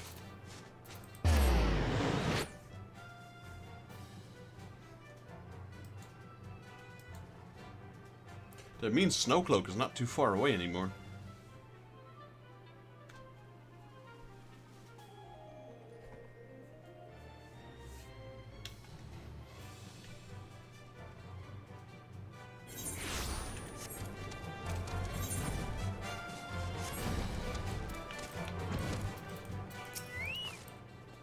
Well, if it isn't my fine friend Vexus Jaeger.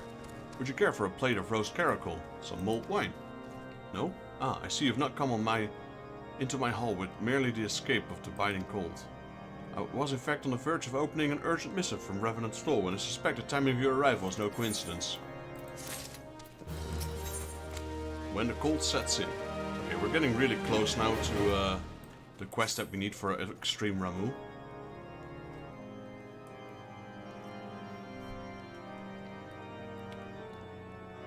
Lord Hansafar. The incident with the new frontier hands? No, you need not elaborate. I have been following their progress with no small amount of interest. Brave men and women all. They do our nation a great service. The existence of a fortified outpost in Mordona will do much to dissuade the Empire from trespassing on Kurth's soil. Right glad am I that you have chosen to lend your support to this endeavor. Never let it be said that House Fortom does not acknowledge the efforts of her allies, or her debts. 'Twas in the spirit of gratitude that I arranged for sundry supplies to be delivered to Revenant's Toll. That the shipment should chance to be waylaid by heretics is poor fortune indeed. Poor fortune, I say, yet not without precedent. If you would know the truth of it, these incorrigible villains grow more organized with each passing day. This new unity of purpose we attribute to their leader, the Lady Iceheart. But though I have devoted significant resources to the task of identifying this woman, we have yet to learn so much as her birth name. What we do know is that the heretics speak of Iceheart in reverent tones, and would gladly embrace death rather than betray her. Such loyalty is rare indeed, and I fear to imagine what so committed a collective might achieve. The brigands have not yet been so brazen as to risk direct confrontation here in Dragonhead. Some few of their number have, however, been sighted not far to the west of here, and with ever-increasing regularity. A visit to Whitebrim Front may bring you the answers you seek. Will you brave the snows, knowing what implacable foes may lie in wait? Hallone's blessings be upon you! Though I take no pride in the admission, many of mine own countrymen are not so well suited as you adventurers to dealing with such foes. Were they dragons, it might be otherwise.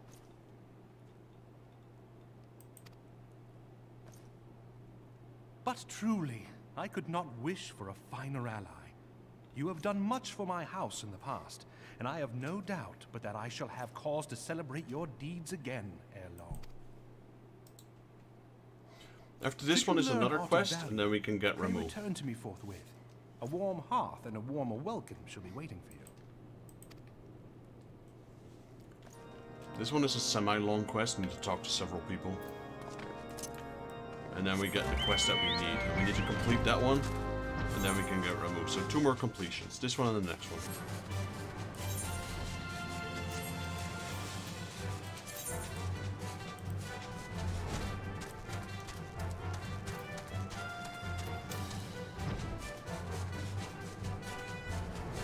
It's actually this one, Brave New Companions. That's the quest that we need to unlock, complete. So this is the one that comes after when the cold sets in.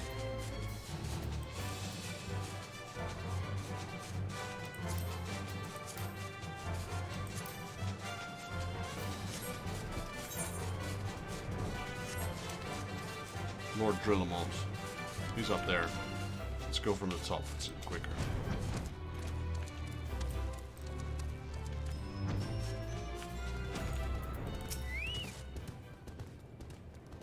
Vexus, welcome, welcome. You'll be pleased to know the repairs to Stone Vigil proceed apace. We shall rebuild sure and strong, but the Dervanians might batter themselves senseless against the shields in the west. I would venture, however, that matters of masonry are not what brought you to Whitebrim. On the trail of the band of thieving heretics, you say? Quite a fury. But you do seem destined to cross paths with those villains. I must confess then, it is a sad truth that those wild thereabouts have indeed grown thick with number. They strike swiftly, without warning, and are canny enough to evade our most able trackers. It is not merely the newfound organization that confounds us, the heretics themselves seem somehow changed. I know not what manner of influence the Icehearts wield, but the man-face seem utterly lost in grip of righteous fervor. It is an unsettling, unnatural zeal. Mayhap you would care to question one of their recent victims? As fate would have it, if your arrival came a moment as the traitor was waylaid at the road. Patrol found the unfortunate fellow laying senseless in the snow and carried him to the infirmary, assuming that he has regained the use of his faculties, the merchant might recall some small details that could aid you in your task. Alright. Speak with the mistreated merchant.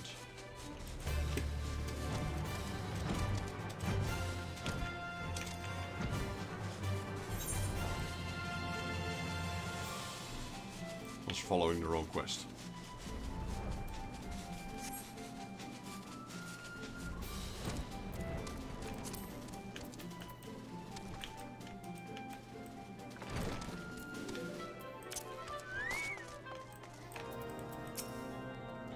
Tell you what happened? Why yes, of course. I'm quite recovered enough for that. Anything that can help you to catch those cowardly blackhearts.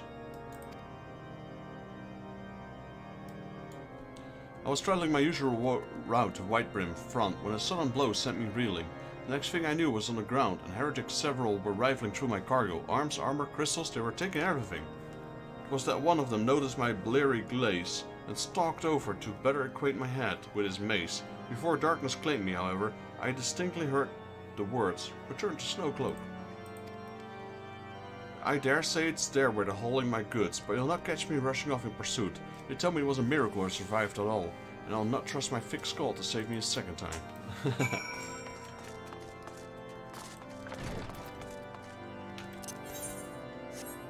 Alright, so we're going towards the search the wilds of Snowcloak.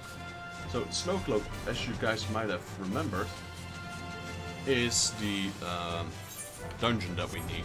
I don't think we're gonna open it up just yet, but at least there's the first mentions of the dungeon that we're looking for.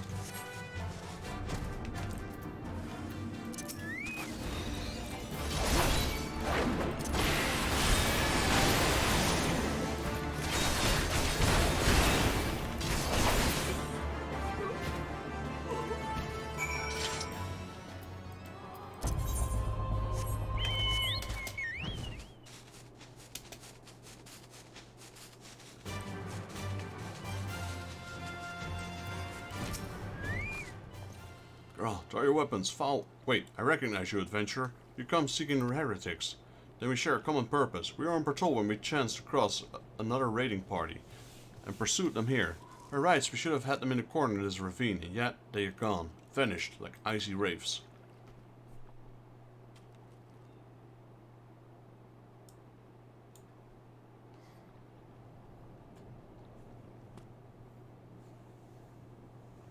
There's Lady Iceheart.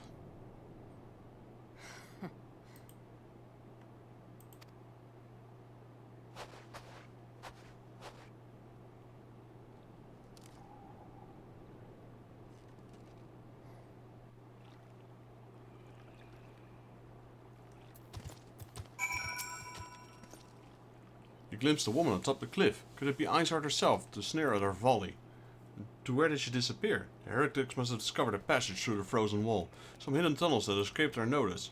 We have not the men to risk further investigation. It would be best we were to return to Whitebrim and lay our suspicion before Lord Dalamud. Alright, guess we'll go there first.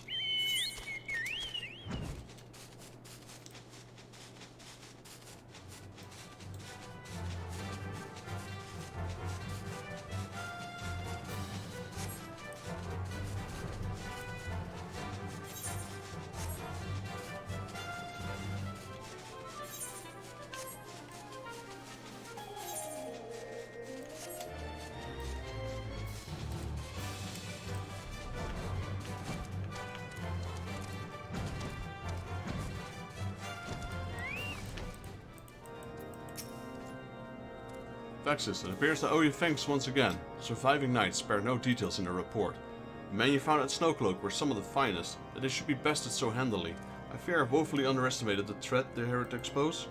While I understand you might balk at the notion, I must ask that you put aside your mission and consider the stolen provisions lost to us for now. It would be ill-advised to blunder unprepared into what may well be the lair of our enemy. Pray return to Dragonhead and to inform Lord Hunchefard of your discoveries. He will wish to plan a contingency of his own. As for Iceheart and her fanatics, the freezing heights of Snowcloak will not shield them from justice for long.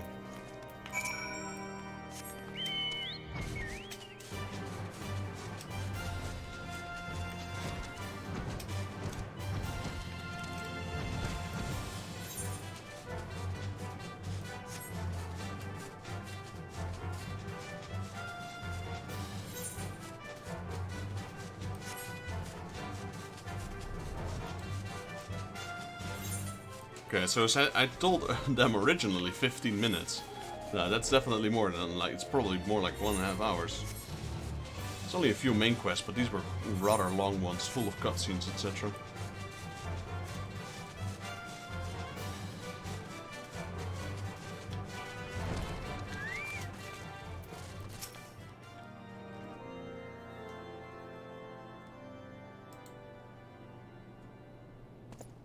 Your return is most timely.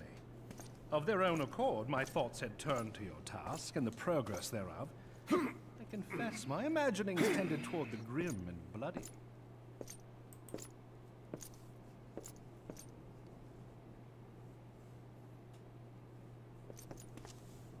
But you are here now, and I suspect such frivolous wonderings do little justice to the reality of your travails. Tell me, what did you learn of Iceheart?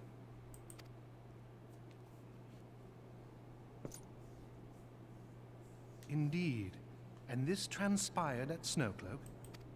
Of all the highlands, that towering wall has borne the worst of the region's brutal shift in climate. So inhospitable has Snowcloak become that we have still to survey the area in its entirety. Could its frozen heights conceal the heretics' hideaway? Mayhap a more robust reconnaissance effort is in order. Putting such considerations aside for the moment, we still know far too little of this Iceheart. That she is capable of commanding such a band of fanatics bespeaks natural authority, and no small measure of charisma. As much as I would like to fathom this mystery with you, the situation has grown beyond my personal purview. I am bound by duty to inform the Temple Knights and request that they bring this matter to its conclusion. Given the glowing reports the new commander has garnered thus far, I am certain that they can be relied upon to take appropriate action. Though Iceheart's true identity yet eludes us, you have provided us with a point from which to begin. Sometimes it takes but a single stone to prompt an avalanche.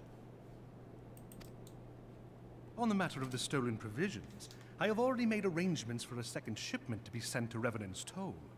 I could not well allow such an honorable venture to be undermined by one miserable setback.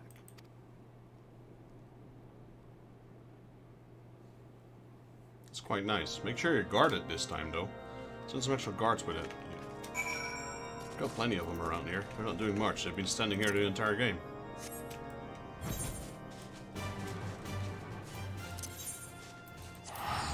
Alright, return to Revenant's Toll. That's what we're gonna do. Then we completed this one. Then we got one quest left.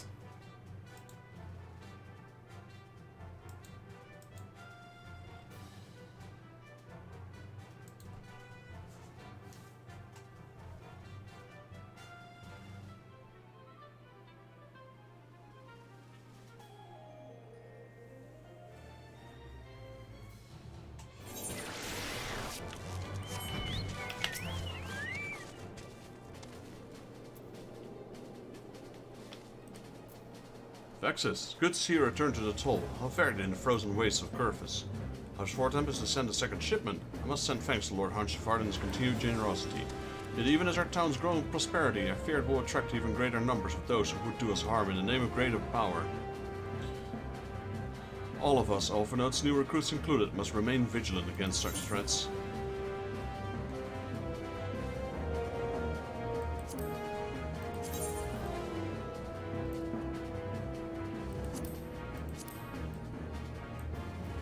I hardly remember these gears at all.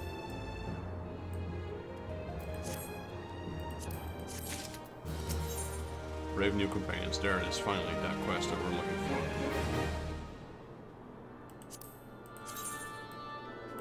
for. That's a nice hat. Slavborn has news on the progress of an inaugural ceremony. While you were away in Curvis, preparations for the inaugural ceremony were all but completed, although Tataru does yet seem somewhat flustered. I've taken enough time. Why don't you head into the Rising Stone and see if your frantic receptionist could do with a hand?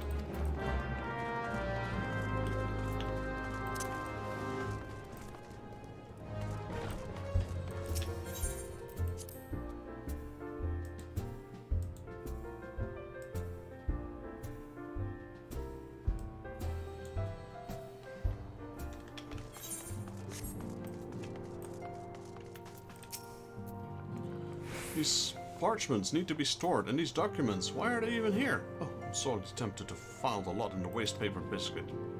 Ah, Vexit, you startled me. You were still in hands. Splendid. Would you be a dear and hand these uniforms to the new recruits? They're scattered about Revenant's Toll, and I haven't time to track them all down. The recruits know their garb immediately and assemble them in a rising stone. You want to report directly back to Alphino if you don't want to miss them the ceremony. Wonder if the Scions will ever have a matching uniform. A well-funded organization is a well-dressed organization, I suppose.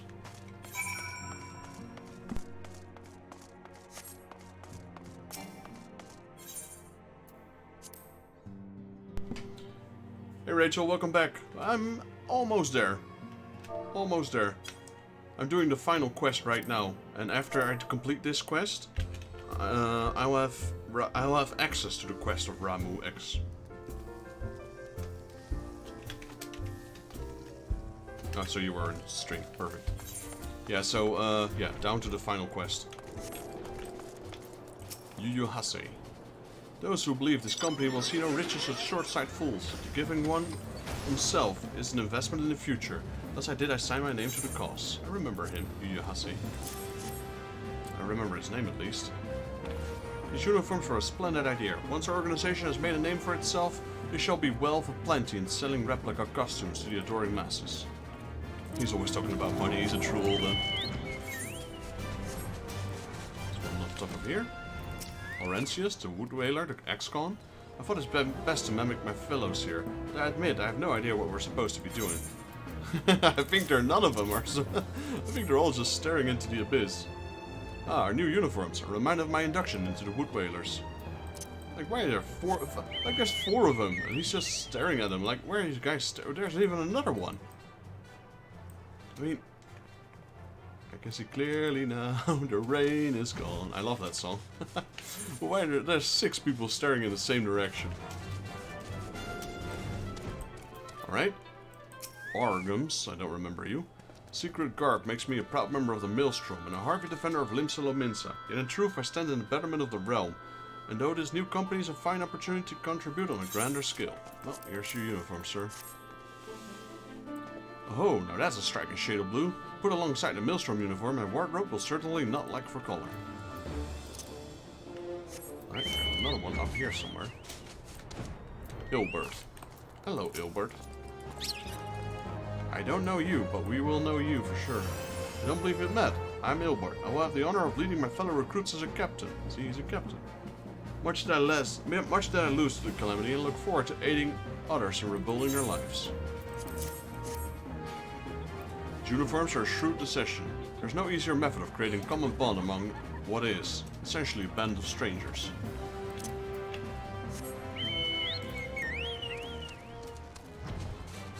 Alright, who else? Here we go. A Femi, that's a new one. Vexus Jaeger. God, I didn't expect you to meet strolling about town. The tales of your primal battles is what inspired me to come to Revenant's Toll. It's an honor to receive this uniform from your hands. I shall wear it with pride. Alright. We got Wilred here. Hello, Wilred.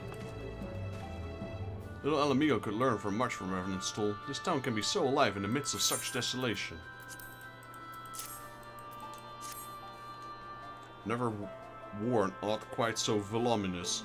Well, I'm sure I'll grow accustomed to the extra cloth in time. I mean, you're from Alamigo, so the place is pretty warm there. Now you're in a blistering cold. Might want to dress up a little bit. Hello there, lad. Looking for me, was you? I suggest giving a whistle, but I'm not sure I'd hear it amongst all the bustle. Here's your uniform. Oh, proper uniforms and all. This thing will cut the blood off to me head. Not to worry though, I'm sure she'll be fine after making a few adjustments. And we got Aliani.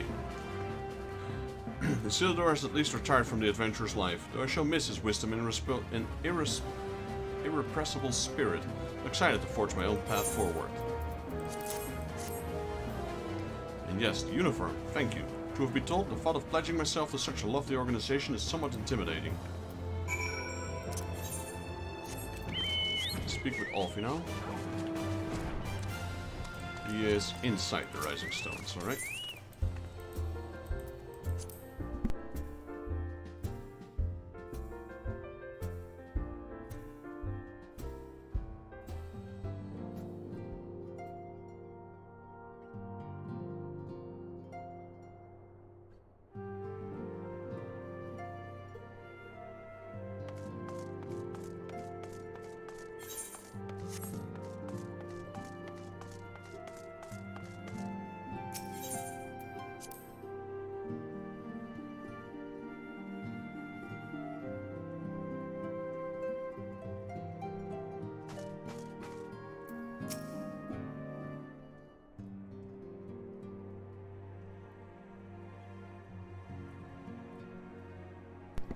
Yes, Vexus? Ah, Totaro mentioned you were handing out new outfits. I'm assuming you've now met the rest of the recruits. Some few answered the call to arms I put forth to the established ranked grand companies as such. We are not yet an army, but there's a small corps of elite warriors can achieve.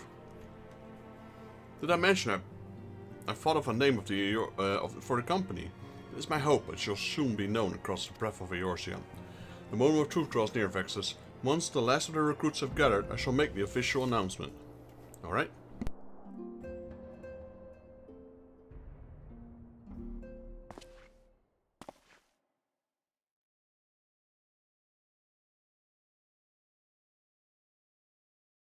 Comrades, your presence here this day signifies the momentous choice that each of you has made. With your strength now pledged to the scions of the Seventh Dawn, you are beholden to no single nation. You stand as the vanguard for a united Eorzea.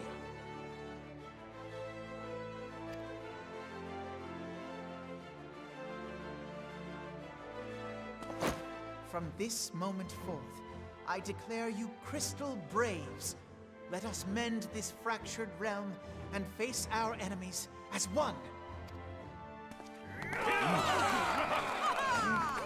Whether it be the Beastmen and their primals, or the conflict in Carteneau, it is plain that the nations of Eorzea cannot solve the problems which plague the realm. Thus does it fall to some few heroic souls to succeed where they have failed. Come, take your place at the Scion's side as guardians of Eorzea, and together we shall fight for the freedom of all! For the freedom of all!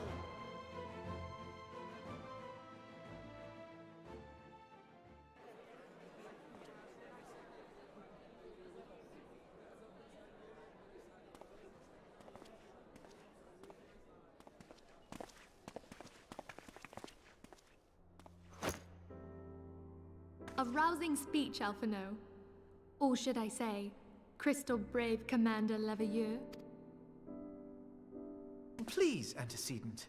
The title is honorary. I shall not be leading the troops into battle, as it were. We are of the same purpose. Let us join hands and do what must be done to save this land. The Scions stand ready.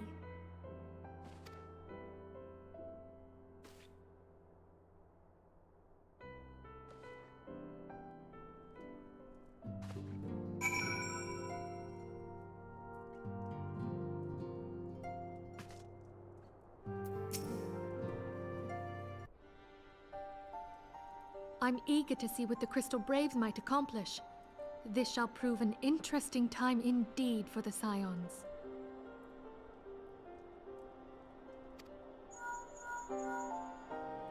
Yes, I'm listening. So our worst fears are confirmed. The entire Isle. Such power defies comprehension. Truly? Kryl is alive? Thank the 12. I see. Pray, inform me if her condition changes. Yes, I shall pass on your words to Eorzea.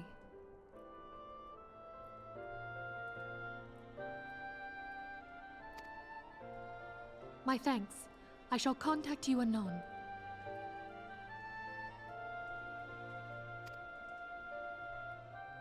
When I learned of the loss of the Isle of Val, I dared not hope that my friend had survived. Yet, by some miracle, it would seem she has. She's still to regain consciousness, it is true, but better that than death. Putting this happy news to one side, we must now endeavor to make sense of the readings taken by the survey party.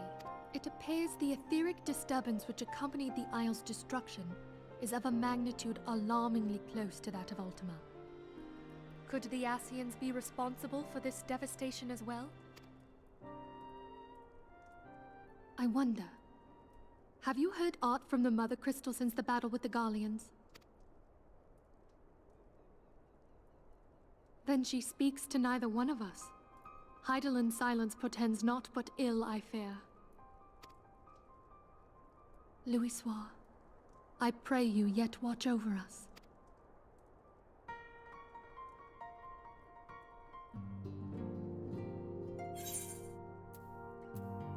Alright, let's pick up, I don't know. Let's pick up this hat. It's a funny hat.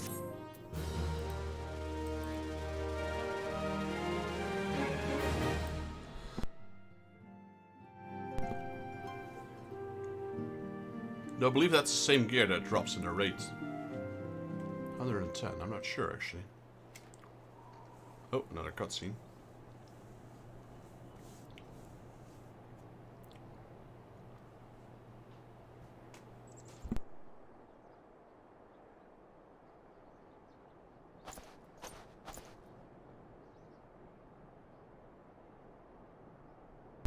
Very good. See that the provisions are prepared for transport. Let us hope the shipment is spared the fate of the last.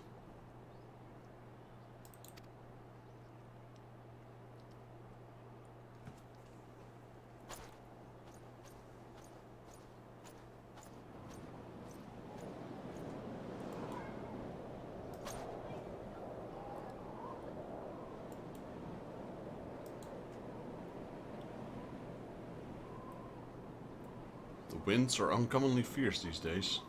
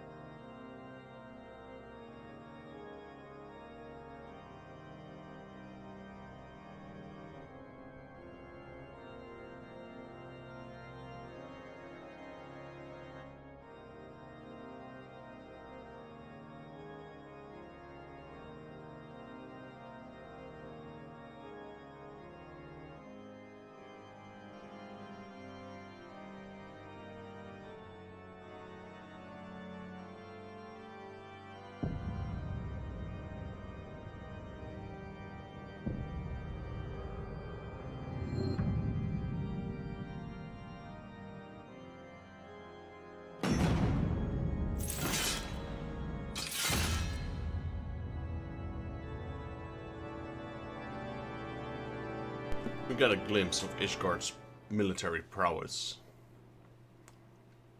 The Asians, 2 of them. Eorzea defended. Alright, let me pick this one up. Traitor in the midst. Vivilia would have you assist Alphino in his new station as commander of the Crystal Braves. Try as I might, I cannot shake the creeping sense of dark foreboding, but it avails us not to fret about the unknown. We must concentrate instead on the problems of the present. Primals have been relatively quiet of late, and the beast tribe who summoned them under the constant surveillances by the grand companies. Should any suspicious activity be afoot, you may be certain that we will hear of it. And until such time as a permanent solution to the Primal's problems has been found, we can do little but wait and observe. As for the Ashians, Eorzea is wholly dedicated to finding the means by which we may defeat the dark beings. Let us pray for the good tidings on that front. But all of this you already knew. Let us speak to us of the more current matters, in particular the state of the Crystal Braves. Alphino did well to found the organization, but assuring its smooth operation is another matter entirely. Though I doubt not that he is doing his best, I felt that a helping hand or two would not go astray. To this end, I offered to send one of the Archons to assist him, but he declined. You know how I can be, independent to a fault and singularly loath to accept help. Safe, of course, when that comes help from you. Alphino has entrusted countless matters of import to your care in the past, and I would believe he would not hesitate to do so again were you to offer. I should be most grateful if you go to him and support him in whatever manner you're able. Right, I just wanted to accept the quest, so we now have at least the lead to the main quest going on. And then what I'll do first is go to Gridania, because that's, I believe, where we get our next quest. Or not the next quest, but the quest for Ramuh at least.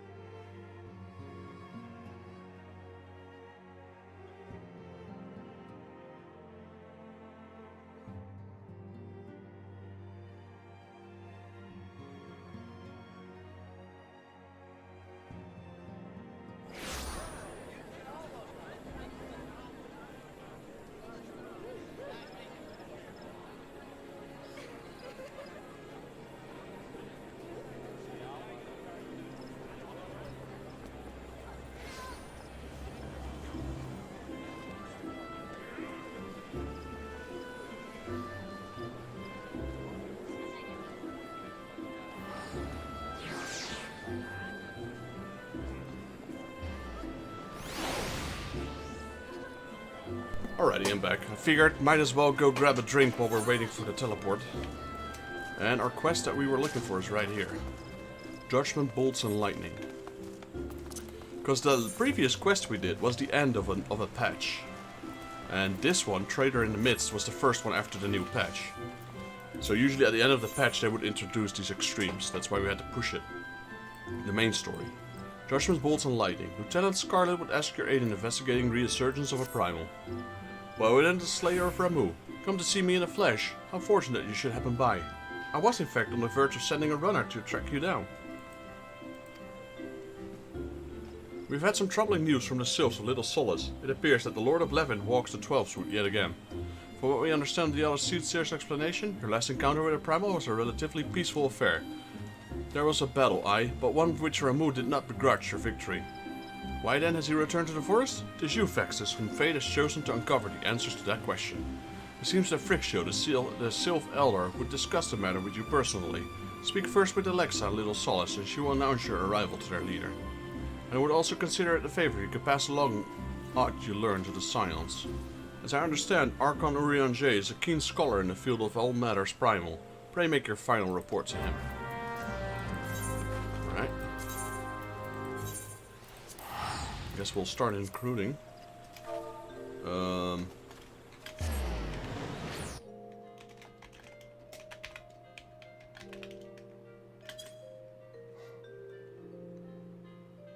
I'll invite Rachel.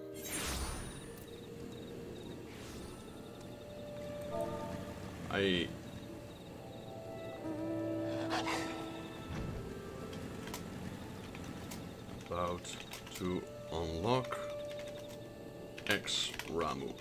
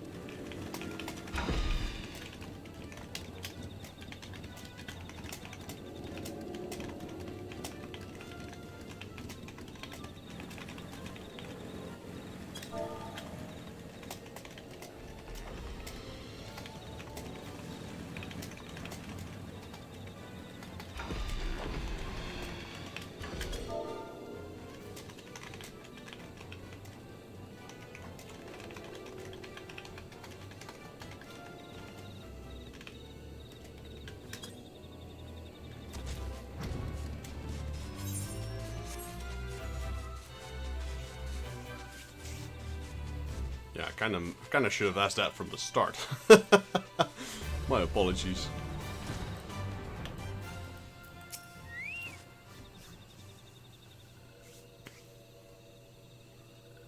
Welcome One is here.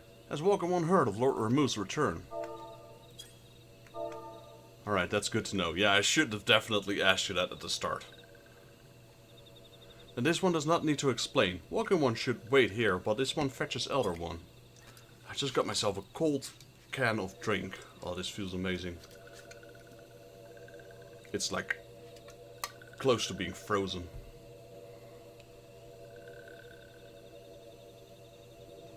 Okay, thanks. You know, some people prefer their privacy. I mean, just a name alone would not do much, but, you know, some people find that offensive.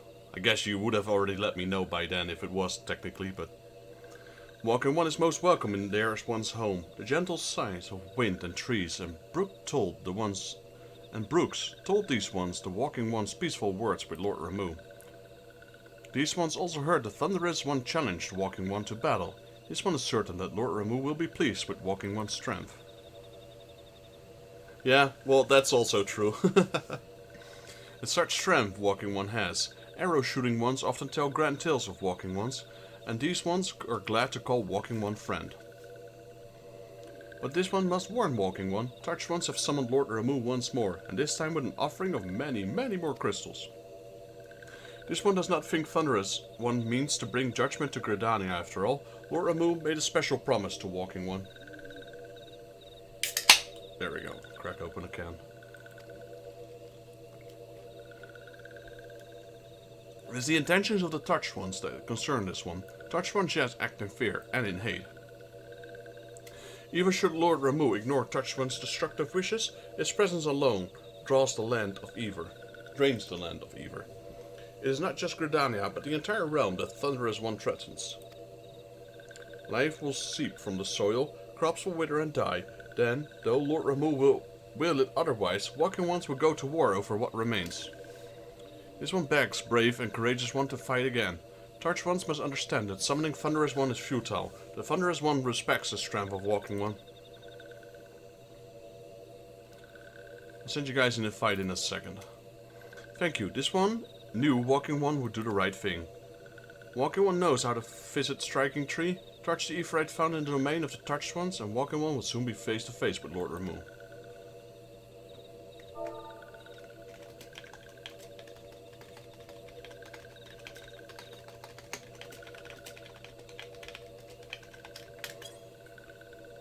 These ones will listen to forest voices for the new ones, Walking One's victory. Alright?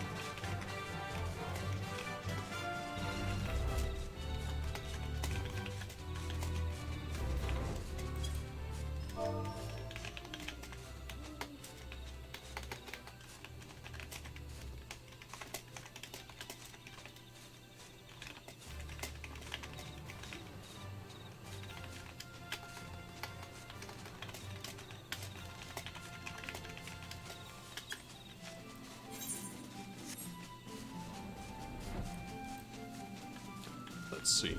There we go. Right. Oh, wait, what? Oh, wait, I need to click on the Ephraite itself, not on the glowing entrance thingy. There we go. The duty finder has been updated with a new regular duty. Alright, let's invite Ozzy/David. And not sure if Rachel and Justin are ready yet. I'll just say it. Let me know when you guys are ready, and I will invite you. You. Oh yeah, that's fine. Makes sense.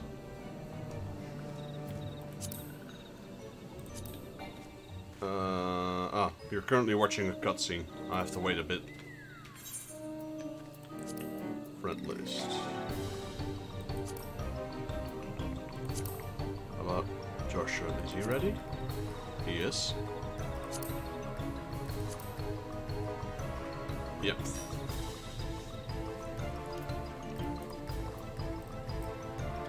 I mean, it's nice that we already have at least a light party.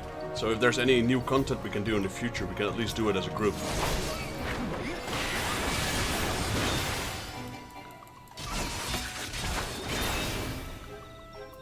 Alright, so we need to do this.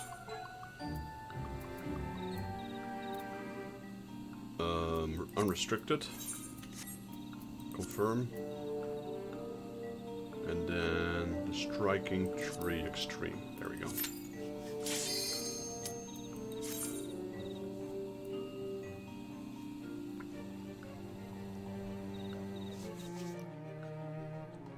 New Adventurer Returner and Mentor party members will now receive an XP bonus until attaining level 80.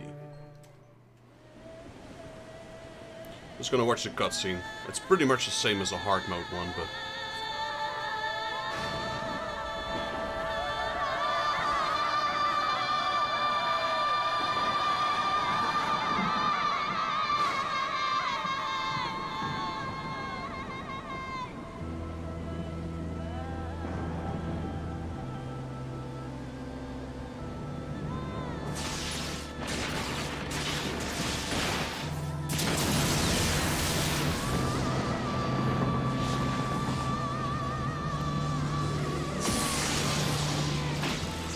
There he is.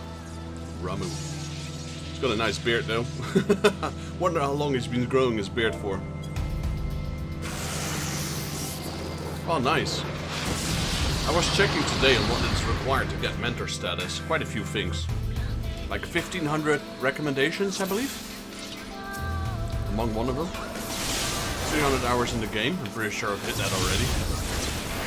And a certain part into the main story.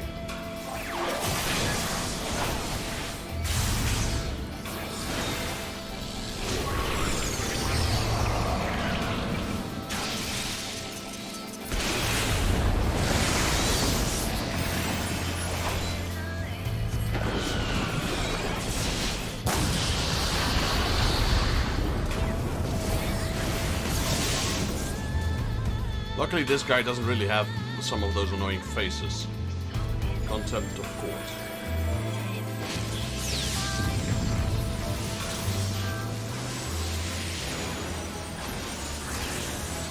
Guess all of you have already left. I haven't even selected any of the loot. What is this? Copy of Onaramuda. What is that? So it was a arcanist weapon, a ring, and a chest. Copper.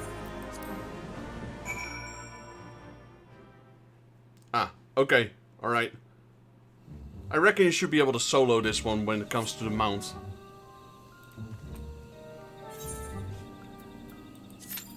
As a level, yeah, as a level 90 you're just, like, one-shot this dude almost.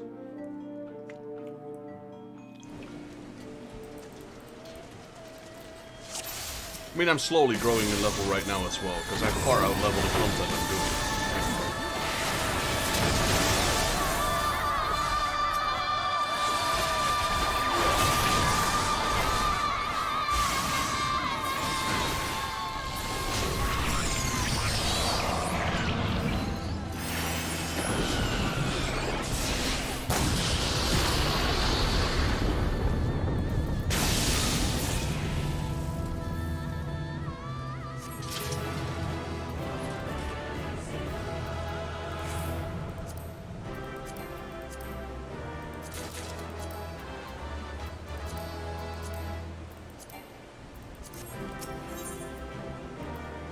Oh. Ah, you want, oh, you also wanted the orb. I'll let you get the orb next one.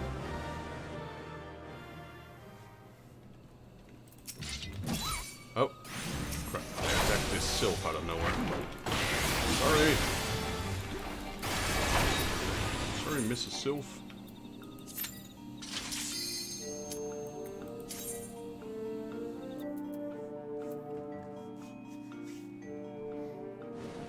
So does this one also give one of those shiny mounts? Like, is it also a horse and a unicorn? I assume all these primal ones probably are.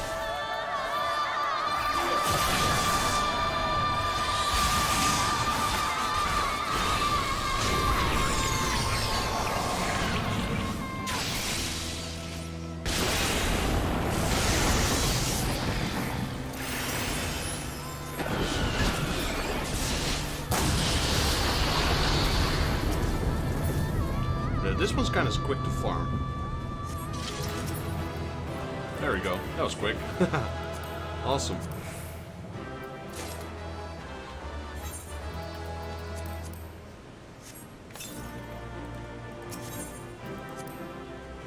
Oh, we also got this card, I believe. Let's see. I got a card.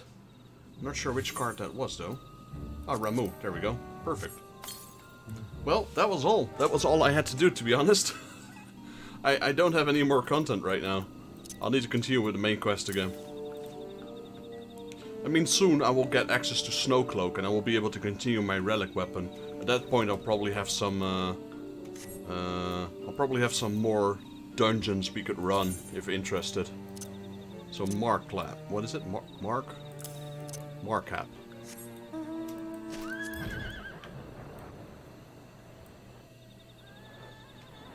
Oh, it also has the Ramu theme. Nice. So far it's only the Ifrita one that doesn't have a theme.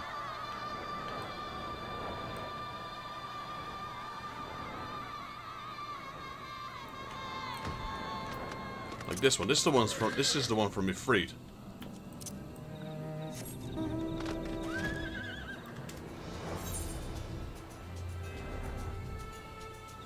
It has a theme, but it's not the battle theme. There, yeah, the one from Shiva? Or which one are you referring to?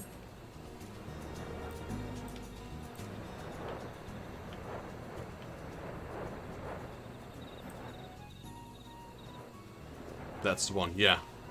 I'm in the story right now where Snowcloak has been brought up. So it's not gonna be too long. They had just had their first mention of Snowcloak. I'm not sure how far I'll get, because the moment I unlock Snowcloak is the moment I'll start doing my relic first. So it might be a while before I get to Shiva. Because it's literally the only piece of content that I can still do in A Realm Reborn. Except for everything that's still locked behind the main quest. But it's this one, Bronze of Flesh.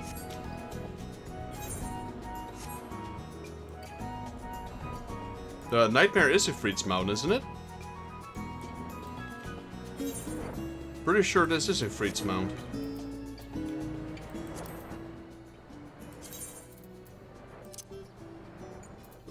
Nightmare.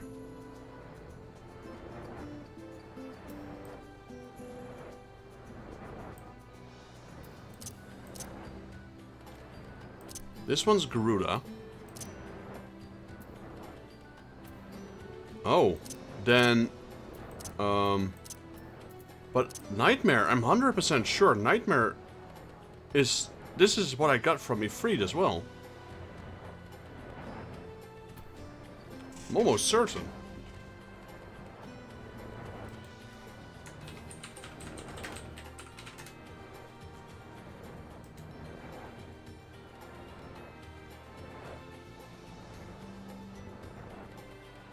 Oh, you're correct. Then I don't have the Ifrit one yet.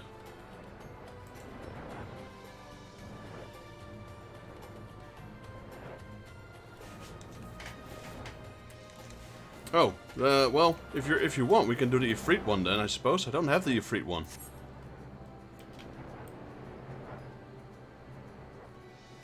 Yeah, I like that. As well as the normal mounts. Ah, yeah, so it's like an additional mount. Okay, now I get what you mean. Yeah, if you guys are up for it. The Howling Eye... No, what was it? The Bowl of Embers?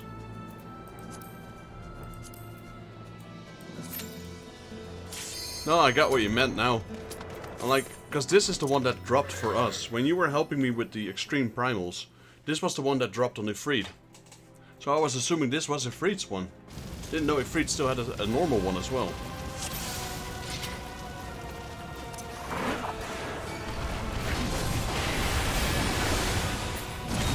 Nice. 8 seconds.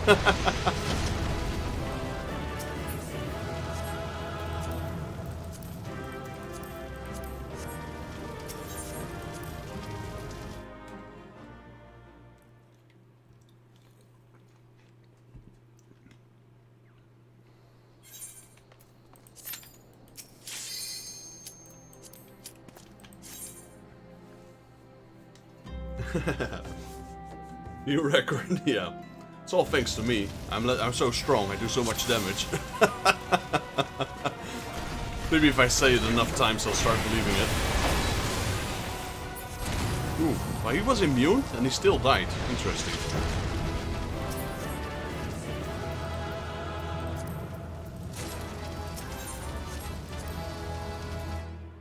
Another 8 seconds. Let's see if we can do it 7.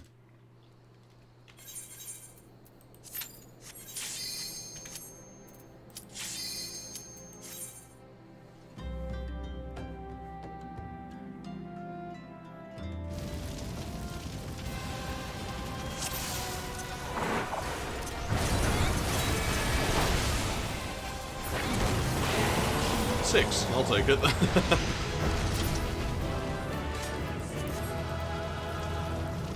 Just skip 7 altogether. Just go straight for 6.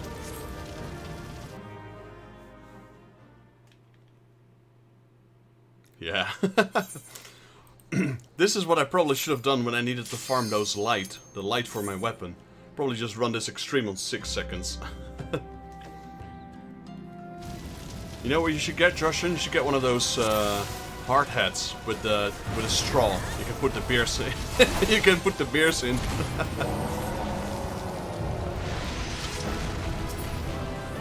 Yeah. So far, no luck on the loot though.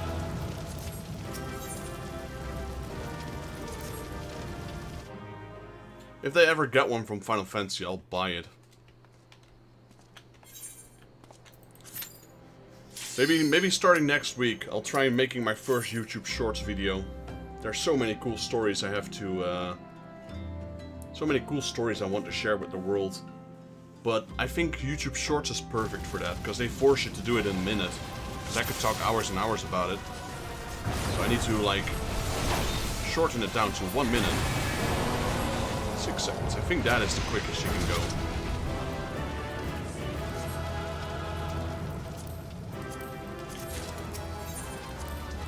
I want to do 5. Yeah.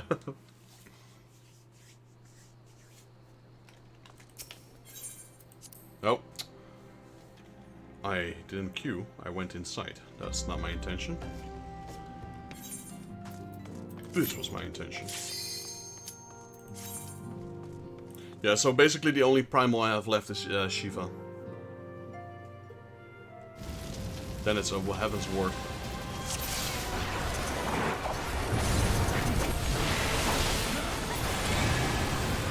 That one felt quicker than the other ones, but it's still 6.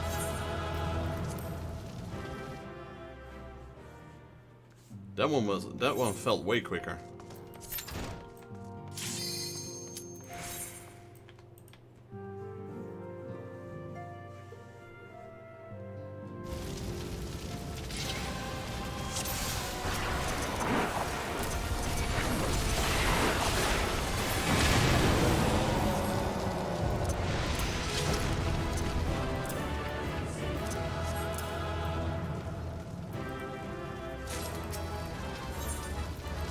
Great, I got another 60 gear items I can just turn into seals again. 5 seems very, very hard to do.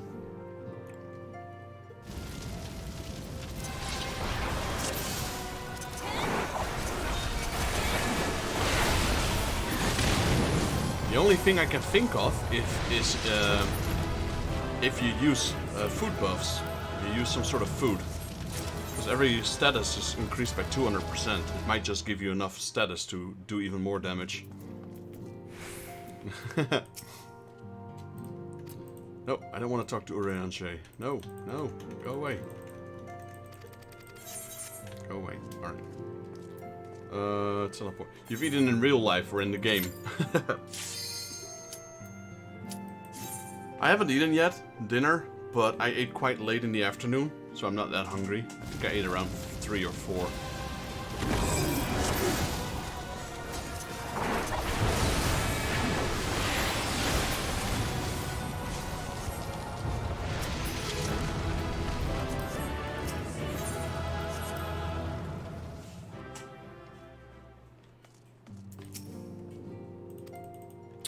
Ah, this is automatic. I need to get Eorzea out of my sight. So I stop clicking on it. I can't leave for band until we... Oh, you got band practice? We've really got to hurry. Was brass band, right? That you did, I believe?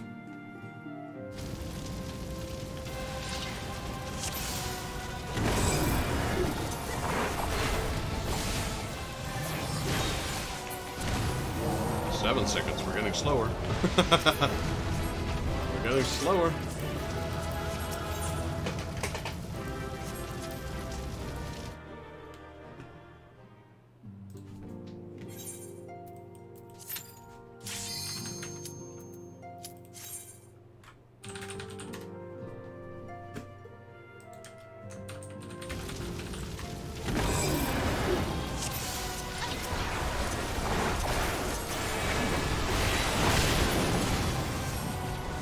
I'm not sure. It seems like sometimes we're so quick, and yeah, it's still 6 seconds. I think the timer's broken.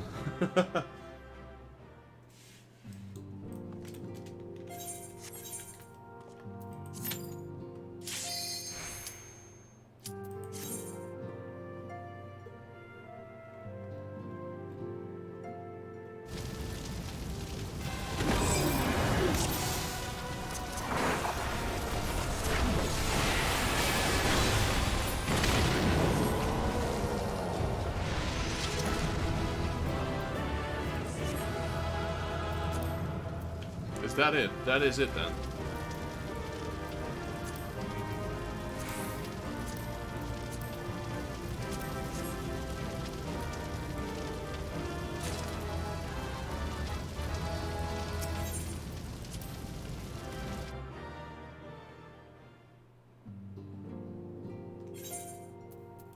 So okay, because I didn't know that last time. I was under the assumption that that was not that was Ifrit's mount. So it's this one, alright. So they're all horsies, none of them are unicorns, except for Nightmare and Unicorn itself.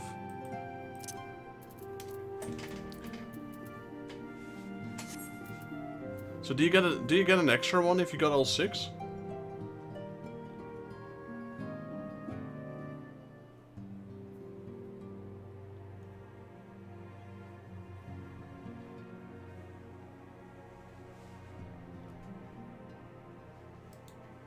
Oh, nice.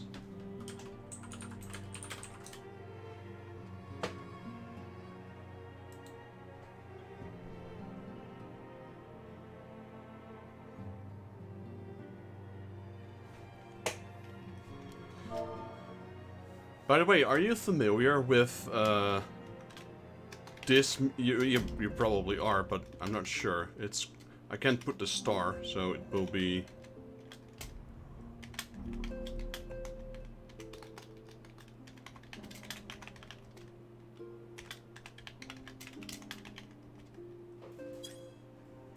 Are you familiar with that? Oh, wait, I made a typo there.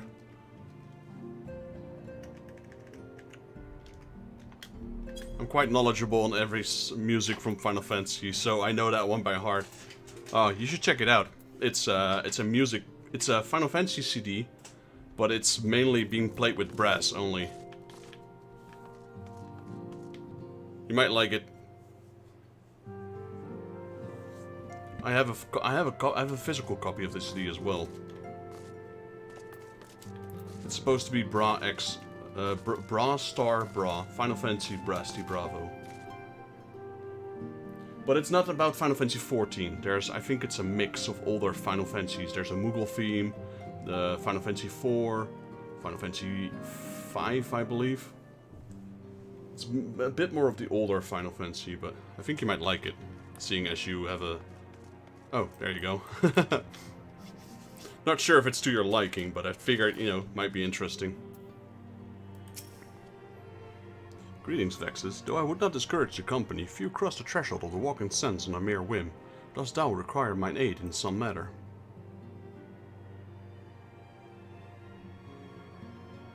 The Lord of Leven was returned unto the forest. The sylphs challenged the Sahagin with the swiftness of their summonings, and thy account doth paint most vividly the image of Ramuh's amplified energies. I fear the touch ones too dabble in their sacrificial ritual. They stem expressions. Right, I've got to go. Alright, take care. Thank you for the help. And yeah, like I said, I'll let you know maybe the coming days when I have Shiva. And we can do that. Appreciate the help.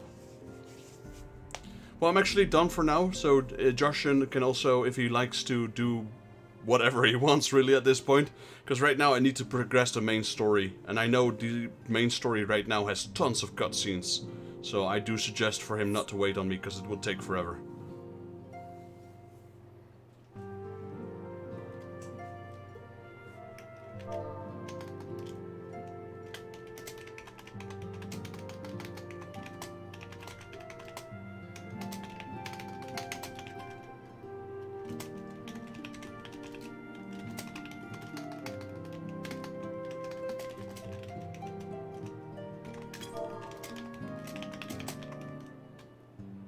Okay, I guess you're also on the stream. Yeah, it's better. It's probably for the best, because I have no idea how long this will do. It might take hours. It might not even be in this particular stream. So, it would be best if you have other things to do them by any means, because I'm not sure when the first new content will be. Thy stern expressions bespeaks thy understanding. Even the denizens of the 12th would possess no immunity against Ascian manipulation. Once more, we reminded that only with the lifting of darkness shall this primal nightmare cease to haunt us. We shall prevail, warrior of light. By the radiance of thee and thy companions, we shall prevail. Alright, so now we need to go to Alphinaud. And more Dalamud.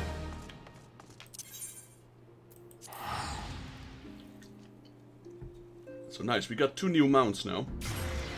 So this whole time I thought that Nightmare was Ifrit's primal mount. Which is why I was so confused as to why it would not play Ifrit's team. Turns out the one we got from Ifrit is just an optional one.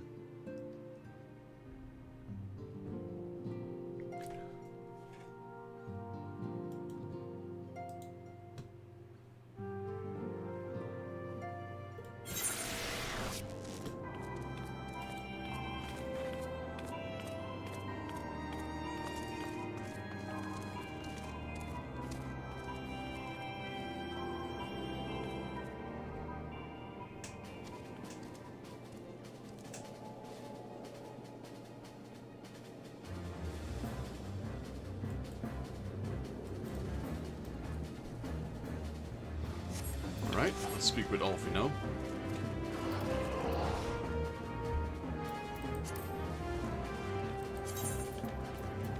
Let's check out Ifrit's steed.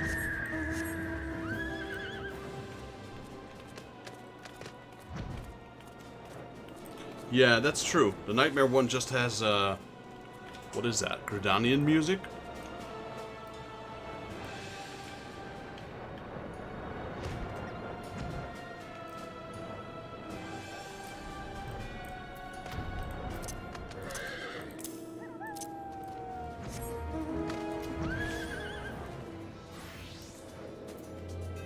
No, it's not Gridania. What is this? It's Limsa, isn't it? I'm not sure, actually. Which theme this is. I recognize it, but I don't know where it belongs to.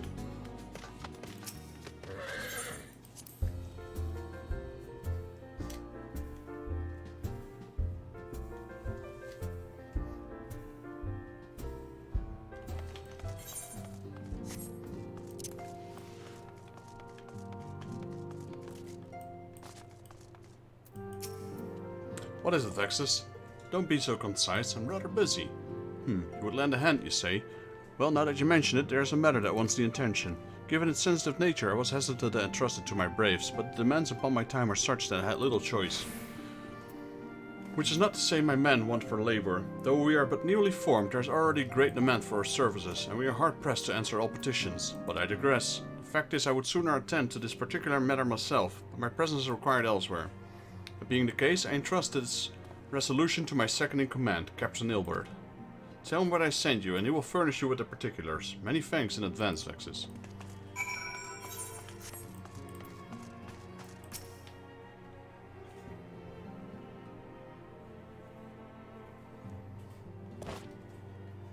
So we got our own uniforms now. Let's go. Where's mine, though? Hail to you, sire. How might we serve you?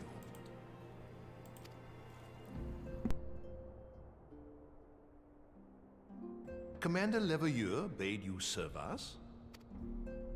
These are welcome tidings indeed. Given the sensitive nature of the task, I could not rely on one of my own.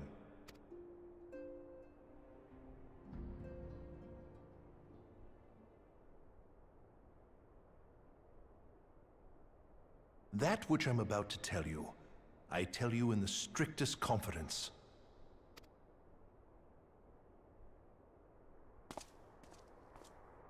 Some days ago, we received certain documents from an anonymous source.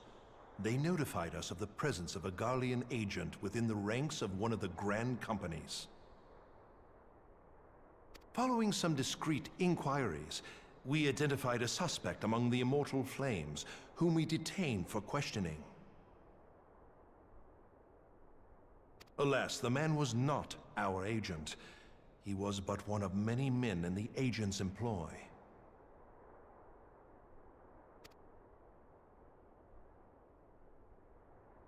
We pressed the traitor for a name, but he had none to give.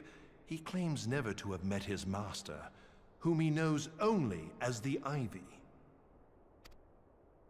He was, however, certain that this Ivy had coiled itself around every part of the immortal flames. It would seem our quarry joined the company some time ago, and gradually recruited others to his cause.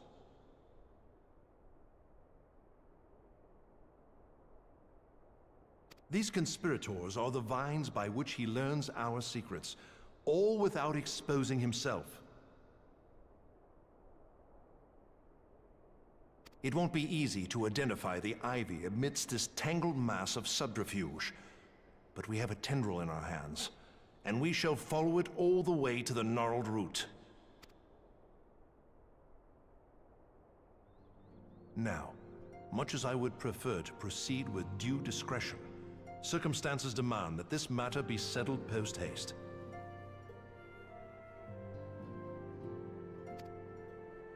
Garlemald's War of Succession nears its end, and it is feared that the Empire will soon resume its march on Eorzea. When it does, we can ill afford to have traitors in our midst. The Ivy must be rooted out now. We must begin by apprising General Roban of our findings. I would ask that you accompany me to the Hall of Flames, and remain on hand to see that things go smoothly. Assuming the Ivy's tendrils are as widespread as we believe, he will be aware that an investigation is underway, and if that... We must be prepared for anything, while taking care not to betray our purpose by seeming prepared. A simple enough task for a one-man army like you.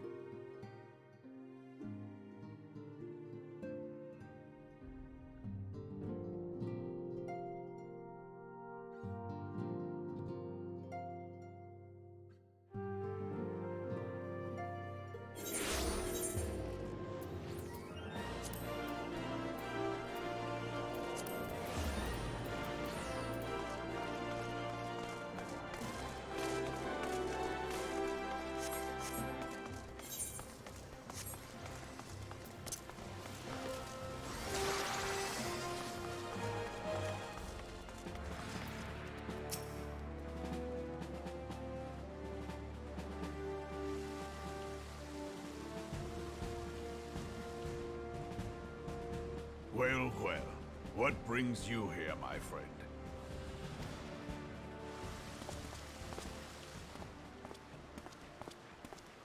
He is here at my behest. Greetings, Roban. It has been a while. Hilbert, you old scoundrel. When they told me you'd be visiting, I scarce believed my ears.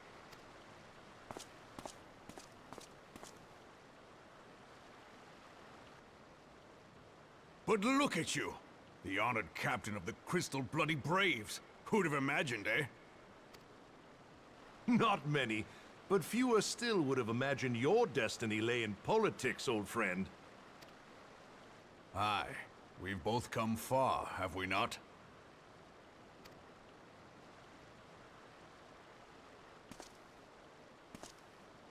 Lest you wonder, Hilbert and I go back a long way. We've been friends and rivals since we were lads. The last time we saw each other, Alamigo had just fallen, so you can guess how many summers it's been. And in all that time, not a word from the fool. Ah, well, my dealings tended toward the modest and mundane, unlike some I could mention. As I hear it, No sooner did you reach Thanaland than the brass blades clapped you in irons and dragged you off to die on the blood sands. Being a stubborn sort, you won 1,000 matches and earned yourself a place in the people's hearts while you were about it. Then, with your mountain of prize money, you bought the Colosseum and secured a seat on the Syndicate. Those balls, brother! Rags to riches does not do it justice. You're a hero to the common man. Bah, spare me. I am no hero. If anyone is worthy of that title, it's our friend here. Next to him, I'm little more than a glorified butcher. But you, Wilbert, you sell yourself short. By all accounts, you are an adventurer of some standing. I like to think that I did my part for the greater good. But if you're no hero, then I'm no adventurer, not in this company. Anyway.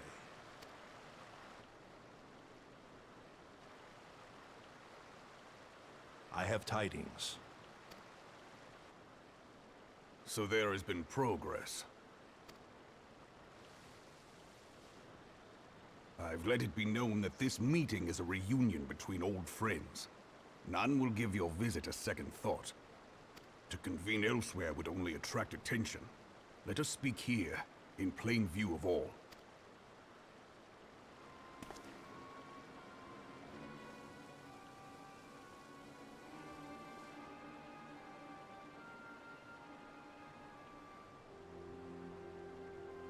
So it is we who have been compromised.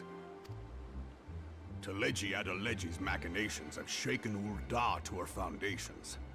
In such uncertain times, a man's loyalty may be bought for a fistful of gil. But if this snake has truly been in our midst for as long as you say, we must needs consider a far graver possibility. Conspiracy. Could it be that the monetarists have been in league with the Empire from the first? Very well. I will have my most trusted men investigate the matter. Continue your inquiries in the meantime. It does me well to see you again, old friend. When next we meet, let it be over a flagon of ale. I look forward to it. Let us reminisce of bygone days, and drink to the future of our homeland.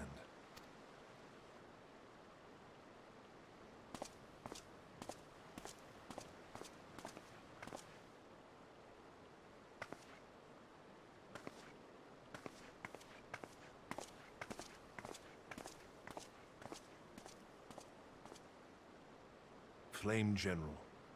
You wear the mantle well, old friend. I must work hard if I'm to keep up. Well, it would seem your services were not required after all. I dare say we have Roban's prudence to thank for that. Still, I was glad of your presence. My thanks, Scion.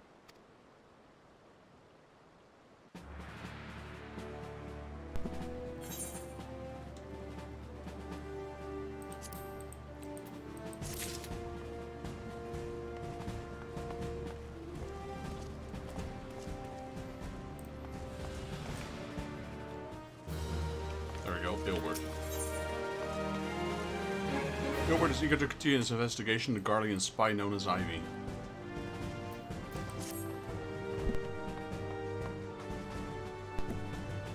Our hunt for the Ivy begins in earnest, Scion. Suffice to say, we must tread warily, but one misstep may well cost us our lives. As business here is concluded for the time being, let us return to the Rising Stone and report to Commander Levieux. Alright.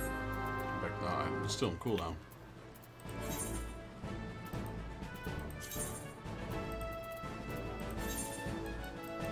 Back and forth.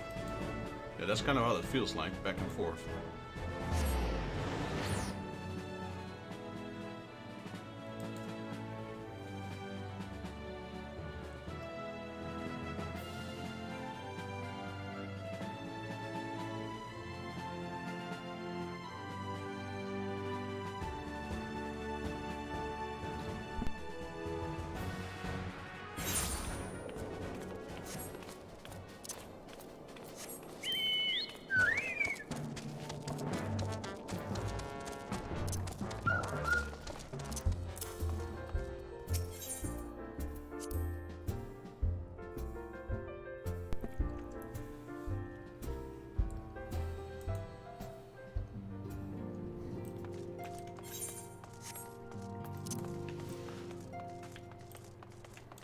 Hello, Alfino. We're back.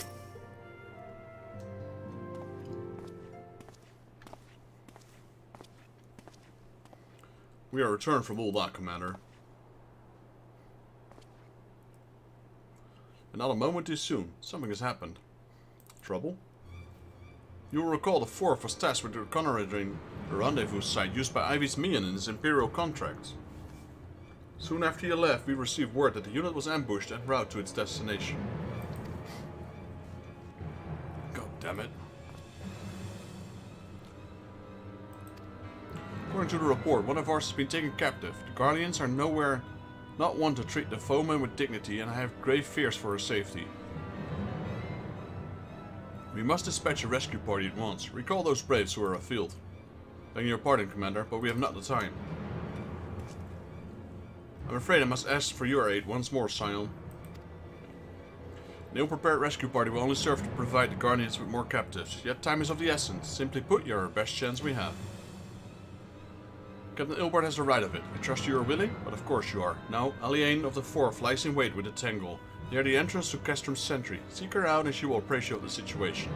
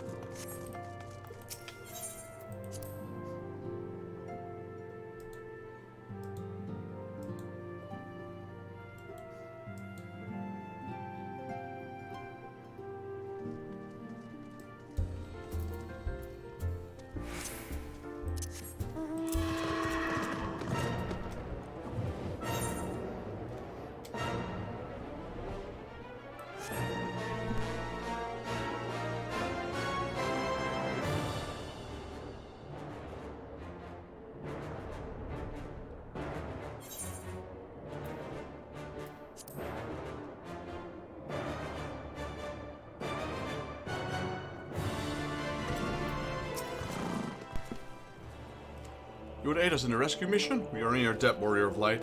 Now the time is against us, so allow me to brief your situation. The Guardians fell upon us without warning, wounding poor Resh and hauling her away to Castrum yonder. Outnumbered as we were, it was all we could do to flee and regroup.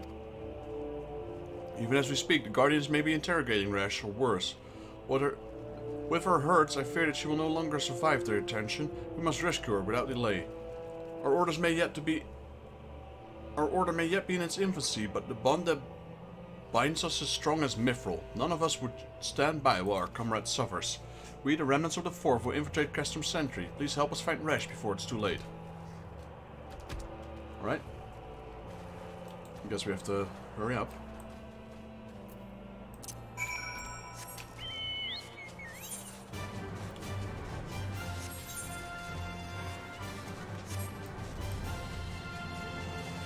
I'm infiltrating through the air. There we go.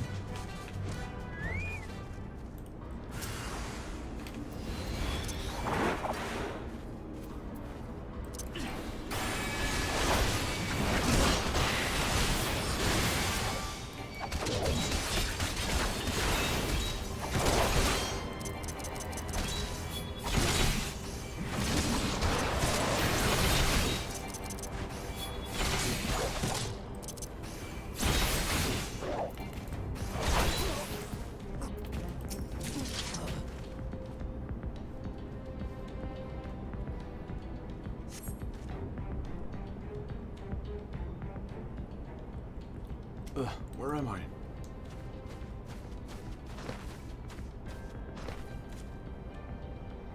Resh, thanks to God we found you. And thank you, Warrior of Light.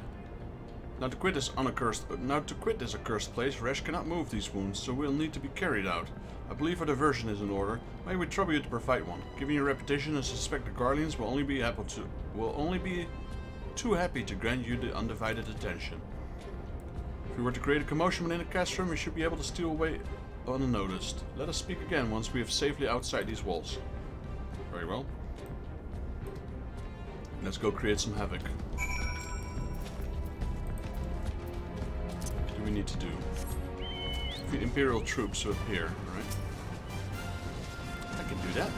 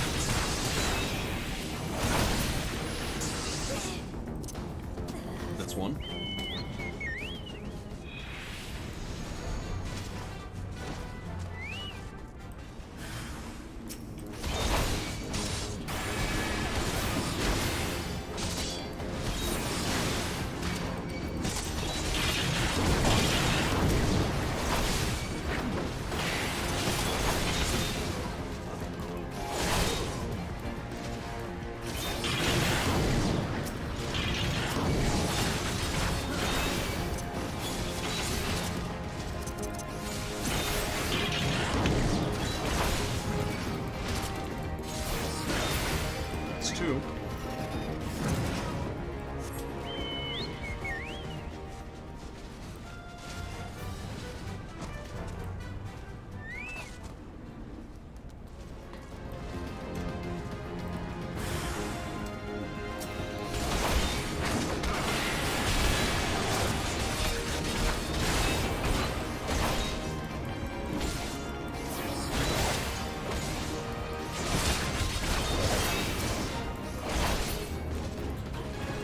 And that's free.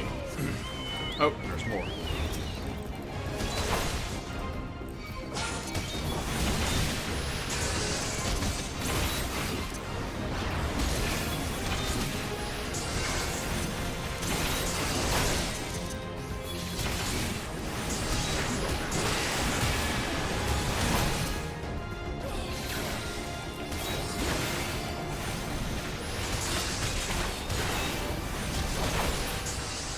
That's straight on. There we go.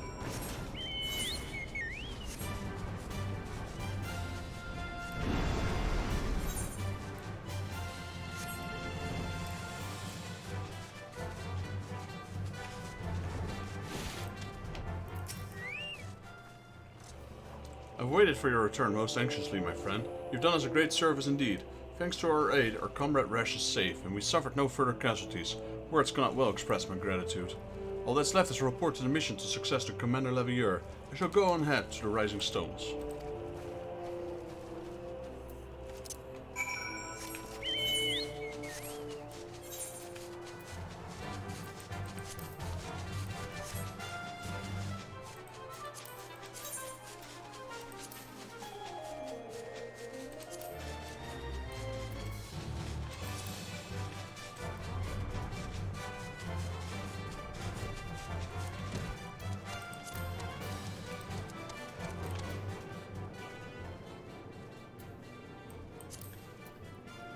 Crush your enemies.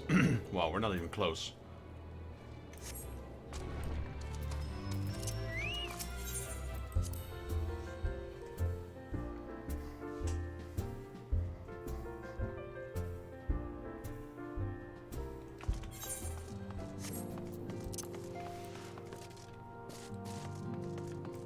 Hello, Alfino. We're back, and we saved everyone.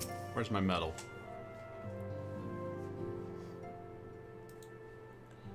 Ah, it does well to see you have returned. Though I doubt not your prowess, entering an enemy stronghold is generally considered to be risky adventure, and must be confessed to having been a trifle anxious. But here you are, hill and whole, having succeeded in your mission, as is your wont. Lest you wonder, the woman you rescued is being carried by for the Domans. Thanks to their expert ministrations, the danger is past. You have my gratitude, Vexus.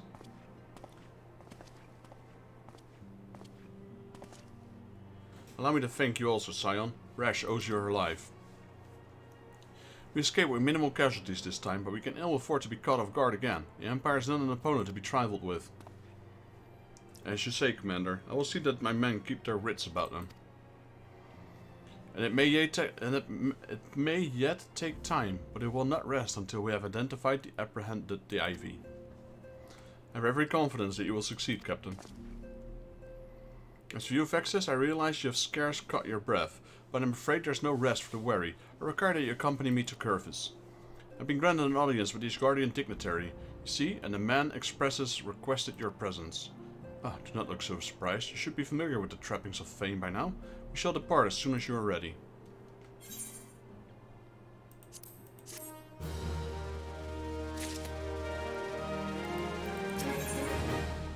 Coming to terms.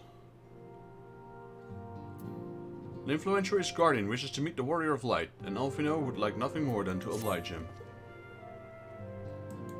We've been blessed with a rare opportunity, Vexus, an audience with the Ambassador of the Holy See of Ishgard.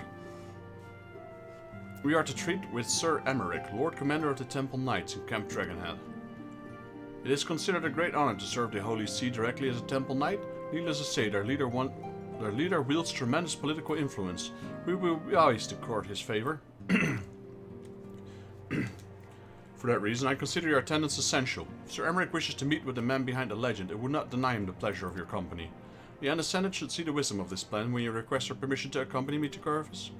Mayhap you feel this to be a waste of your talents, which could doubtlessly put the nobler to use. If so, I should remind you that the more good can be accomplished with a stroke of a pen than the thrust of a sword.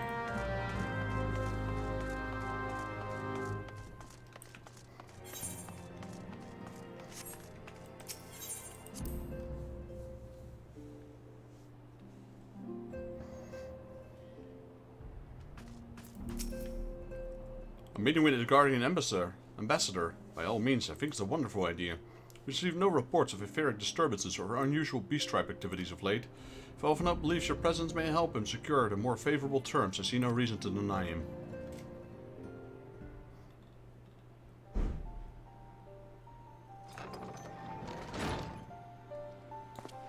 And Descendant, I take it Vexus has explained the situation?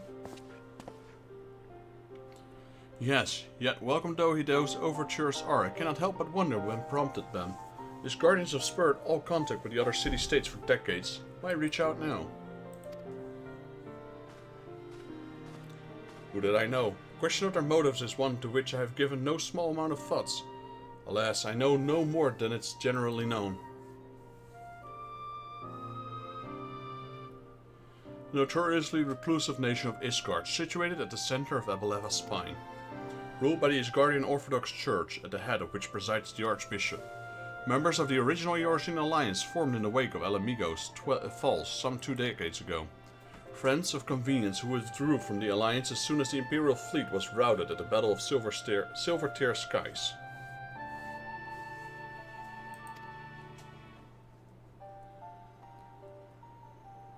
Since which time their border remained closed to all outsiders.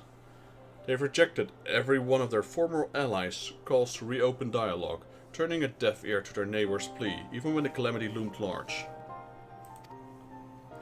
And on the fields of Cardinal, where brave men and women laid down their lives in the defense of the realm, their banners were conspicuously absent.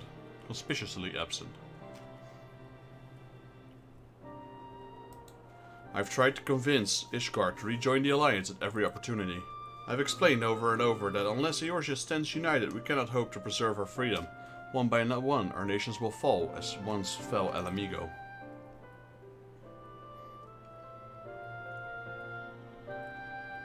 And what have my efforts yielded? Why not? Surely this can be considered a step in the right direction. I should hope so. Rather than lowly messengers would have been fobbed off within the past, this time we shall meet them with a man of genuine influence. Of course, I'm not so naive as to think they come out of this goodness of their hearts. We have something they desire, though. I've yet to find out what. My search is the nature of diplomacy. They will bring their agendas to the negotiable table, and so will I, along with a handful of incontrovertible truths. The Empire will soon be at our doorsteps once more. Indeed, you may be assured that they will expound upon this point and others. Let us depart for Camp Dragonhead, Vexus. Our old friend Lord Hunchford is expecting us. Since the request to recover the Enterprise, I understand you have further integrated yourself with the men. Excellent work. His fondness may prove useful to your cause.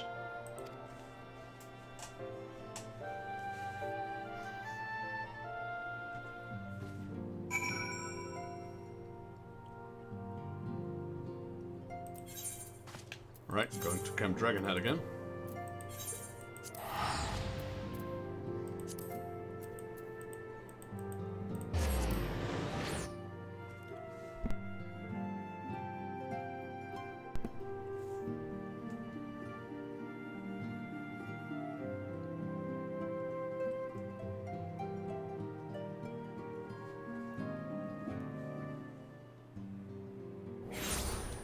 Alrighty, Drought Chocobo. He's right in front of us on support. He's down there.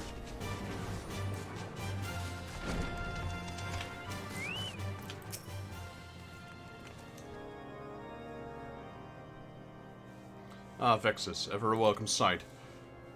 Our herds have been stoked in a blazon in preparation for your arrival. Do not do such a distinguished patronage to catch cold while enjoying our hospitality. The gesture is much appreciated. I fear I shall ever struggle in these cold climates. Ah, good Master Elfino. A honor as always. Likewise, Lord Hansford. You give us yet another imposition. I fear we have relied overmuch on your aid since the generously assisted us in locating the Enterprise. Nonsense. Any debts incurred have long since been repaid. Besides, who can say what the future may bring? House 4 Thames may even seek the aid of your newly formed Crystal Braves. In any case, I'm simply delighted that the Holy See is at least willing to grant you an audience. No doubt your discoveries in Snowcloak helped to justify the decision. This recent resurgence in heretical activity is of grave concern to us all. Hey, baby girl. Yeah, I will. I actually ate quite late, but I was thinking of calling the stream in a bit. So I will take my break as well. I will stream for about 7 more minutes and then I'll call it for tonight. Thank you for reminding me. No doubt your discoveries at Snowcloak helped you justify this decision. The recent resurgence in heretical activities is of great concern to us all. Love you, baby girl. But to the matter at hand, Sir Emmerich arrived at Camp Dragonhead earlier, and I'm told he is eager to meet with you at the first convenience. You're doubtless weary from your journey and desire to rest a while by the warmth of our heart. But if you're willing to forgo such comforts, pray inform the night station outside the intercessory. He will grant you an entrance and send word to the other attendees. As inviting as your heart sounds, I think it's best we proceed to the intercessory forthwith.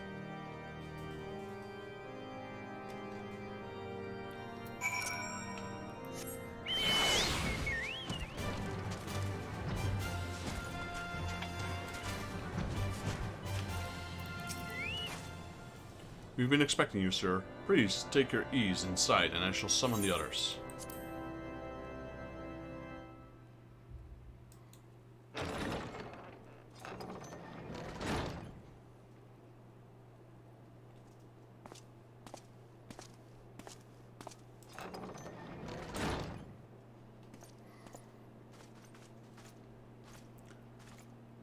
Have faith, my friend. You need only state your case with confidence and clarity.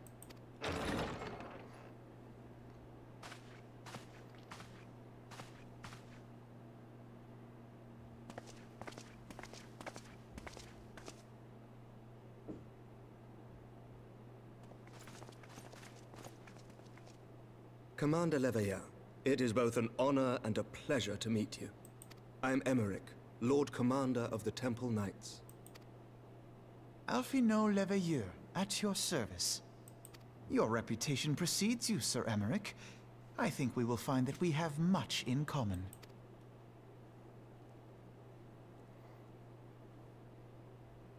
Speaking of reputations, yours towers over us all.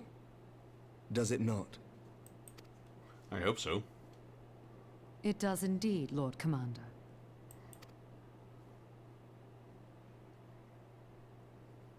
I am not too proud to admit that I have followed your activities with an interest bordering on fascination. Full glad was I to learn that you would be joining us. Now then, shall we begin?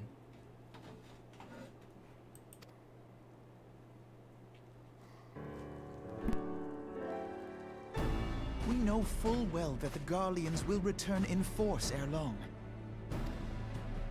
What is more, we have yet to achieve a lasting victory over the primal menace. The beast tribes continue to summon their gods, and each incarnation is stronger than the last.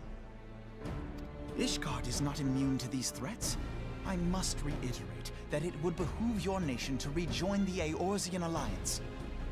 Once again, I must respectfully disagree. On what grounds?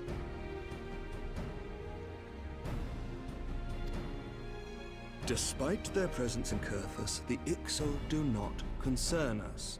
Their territorial claims pertain to Gridanian lands, and it is the people of Gridania whom they harry. Consequently, the Holy See judges this to be a Gridanian affair, and Ishgard does not intervene in the internal affairs of other nations.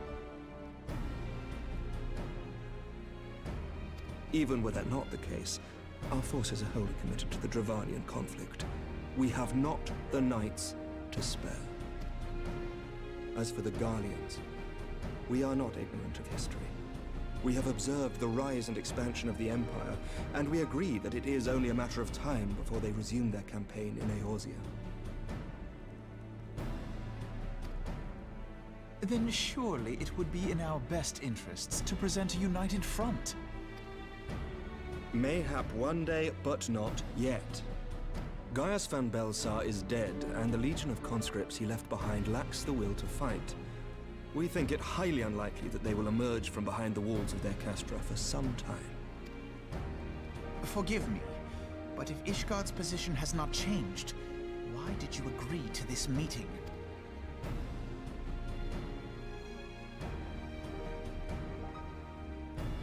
It was not only as a representative of Ishgard that I came here. Pardon? It is not within my power to change Ishgardian policy, regardless of my personal feelings. There is, however, one area in which I may exert a measure of influence. Concerns have been raised over the supplies House Forton has offered to Revenant's Toll. These have led to calls for restrictions on the provision of aid to foreign powers. I can ensure that the shipments continue unabated. Sir Amaric, we would be in your debt. No, you would not, for I require something in exchange.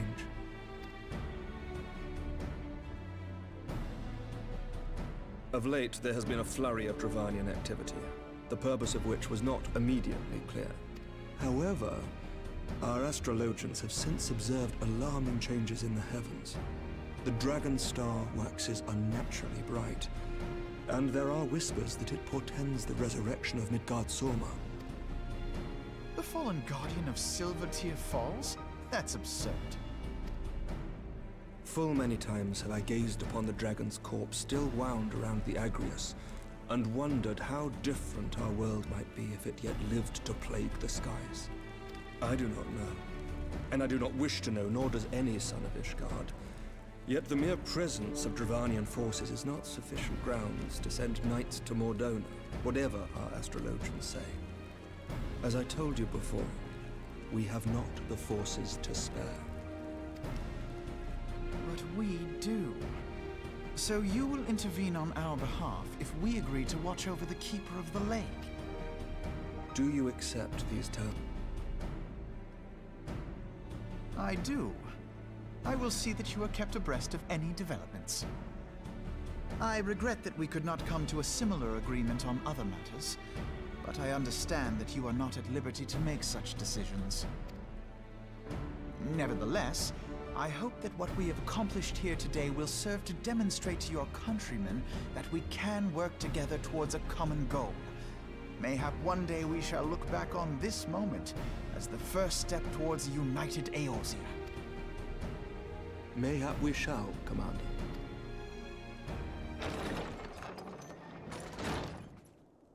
What is the meaning of this? The caravan, my lord. It's been attacked. It was Iceheart, my lord. What? By the Fury? All our precautions were for naught?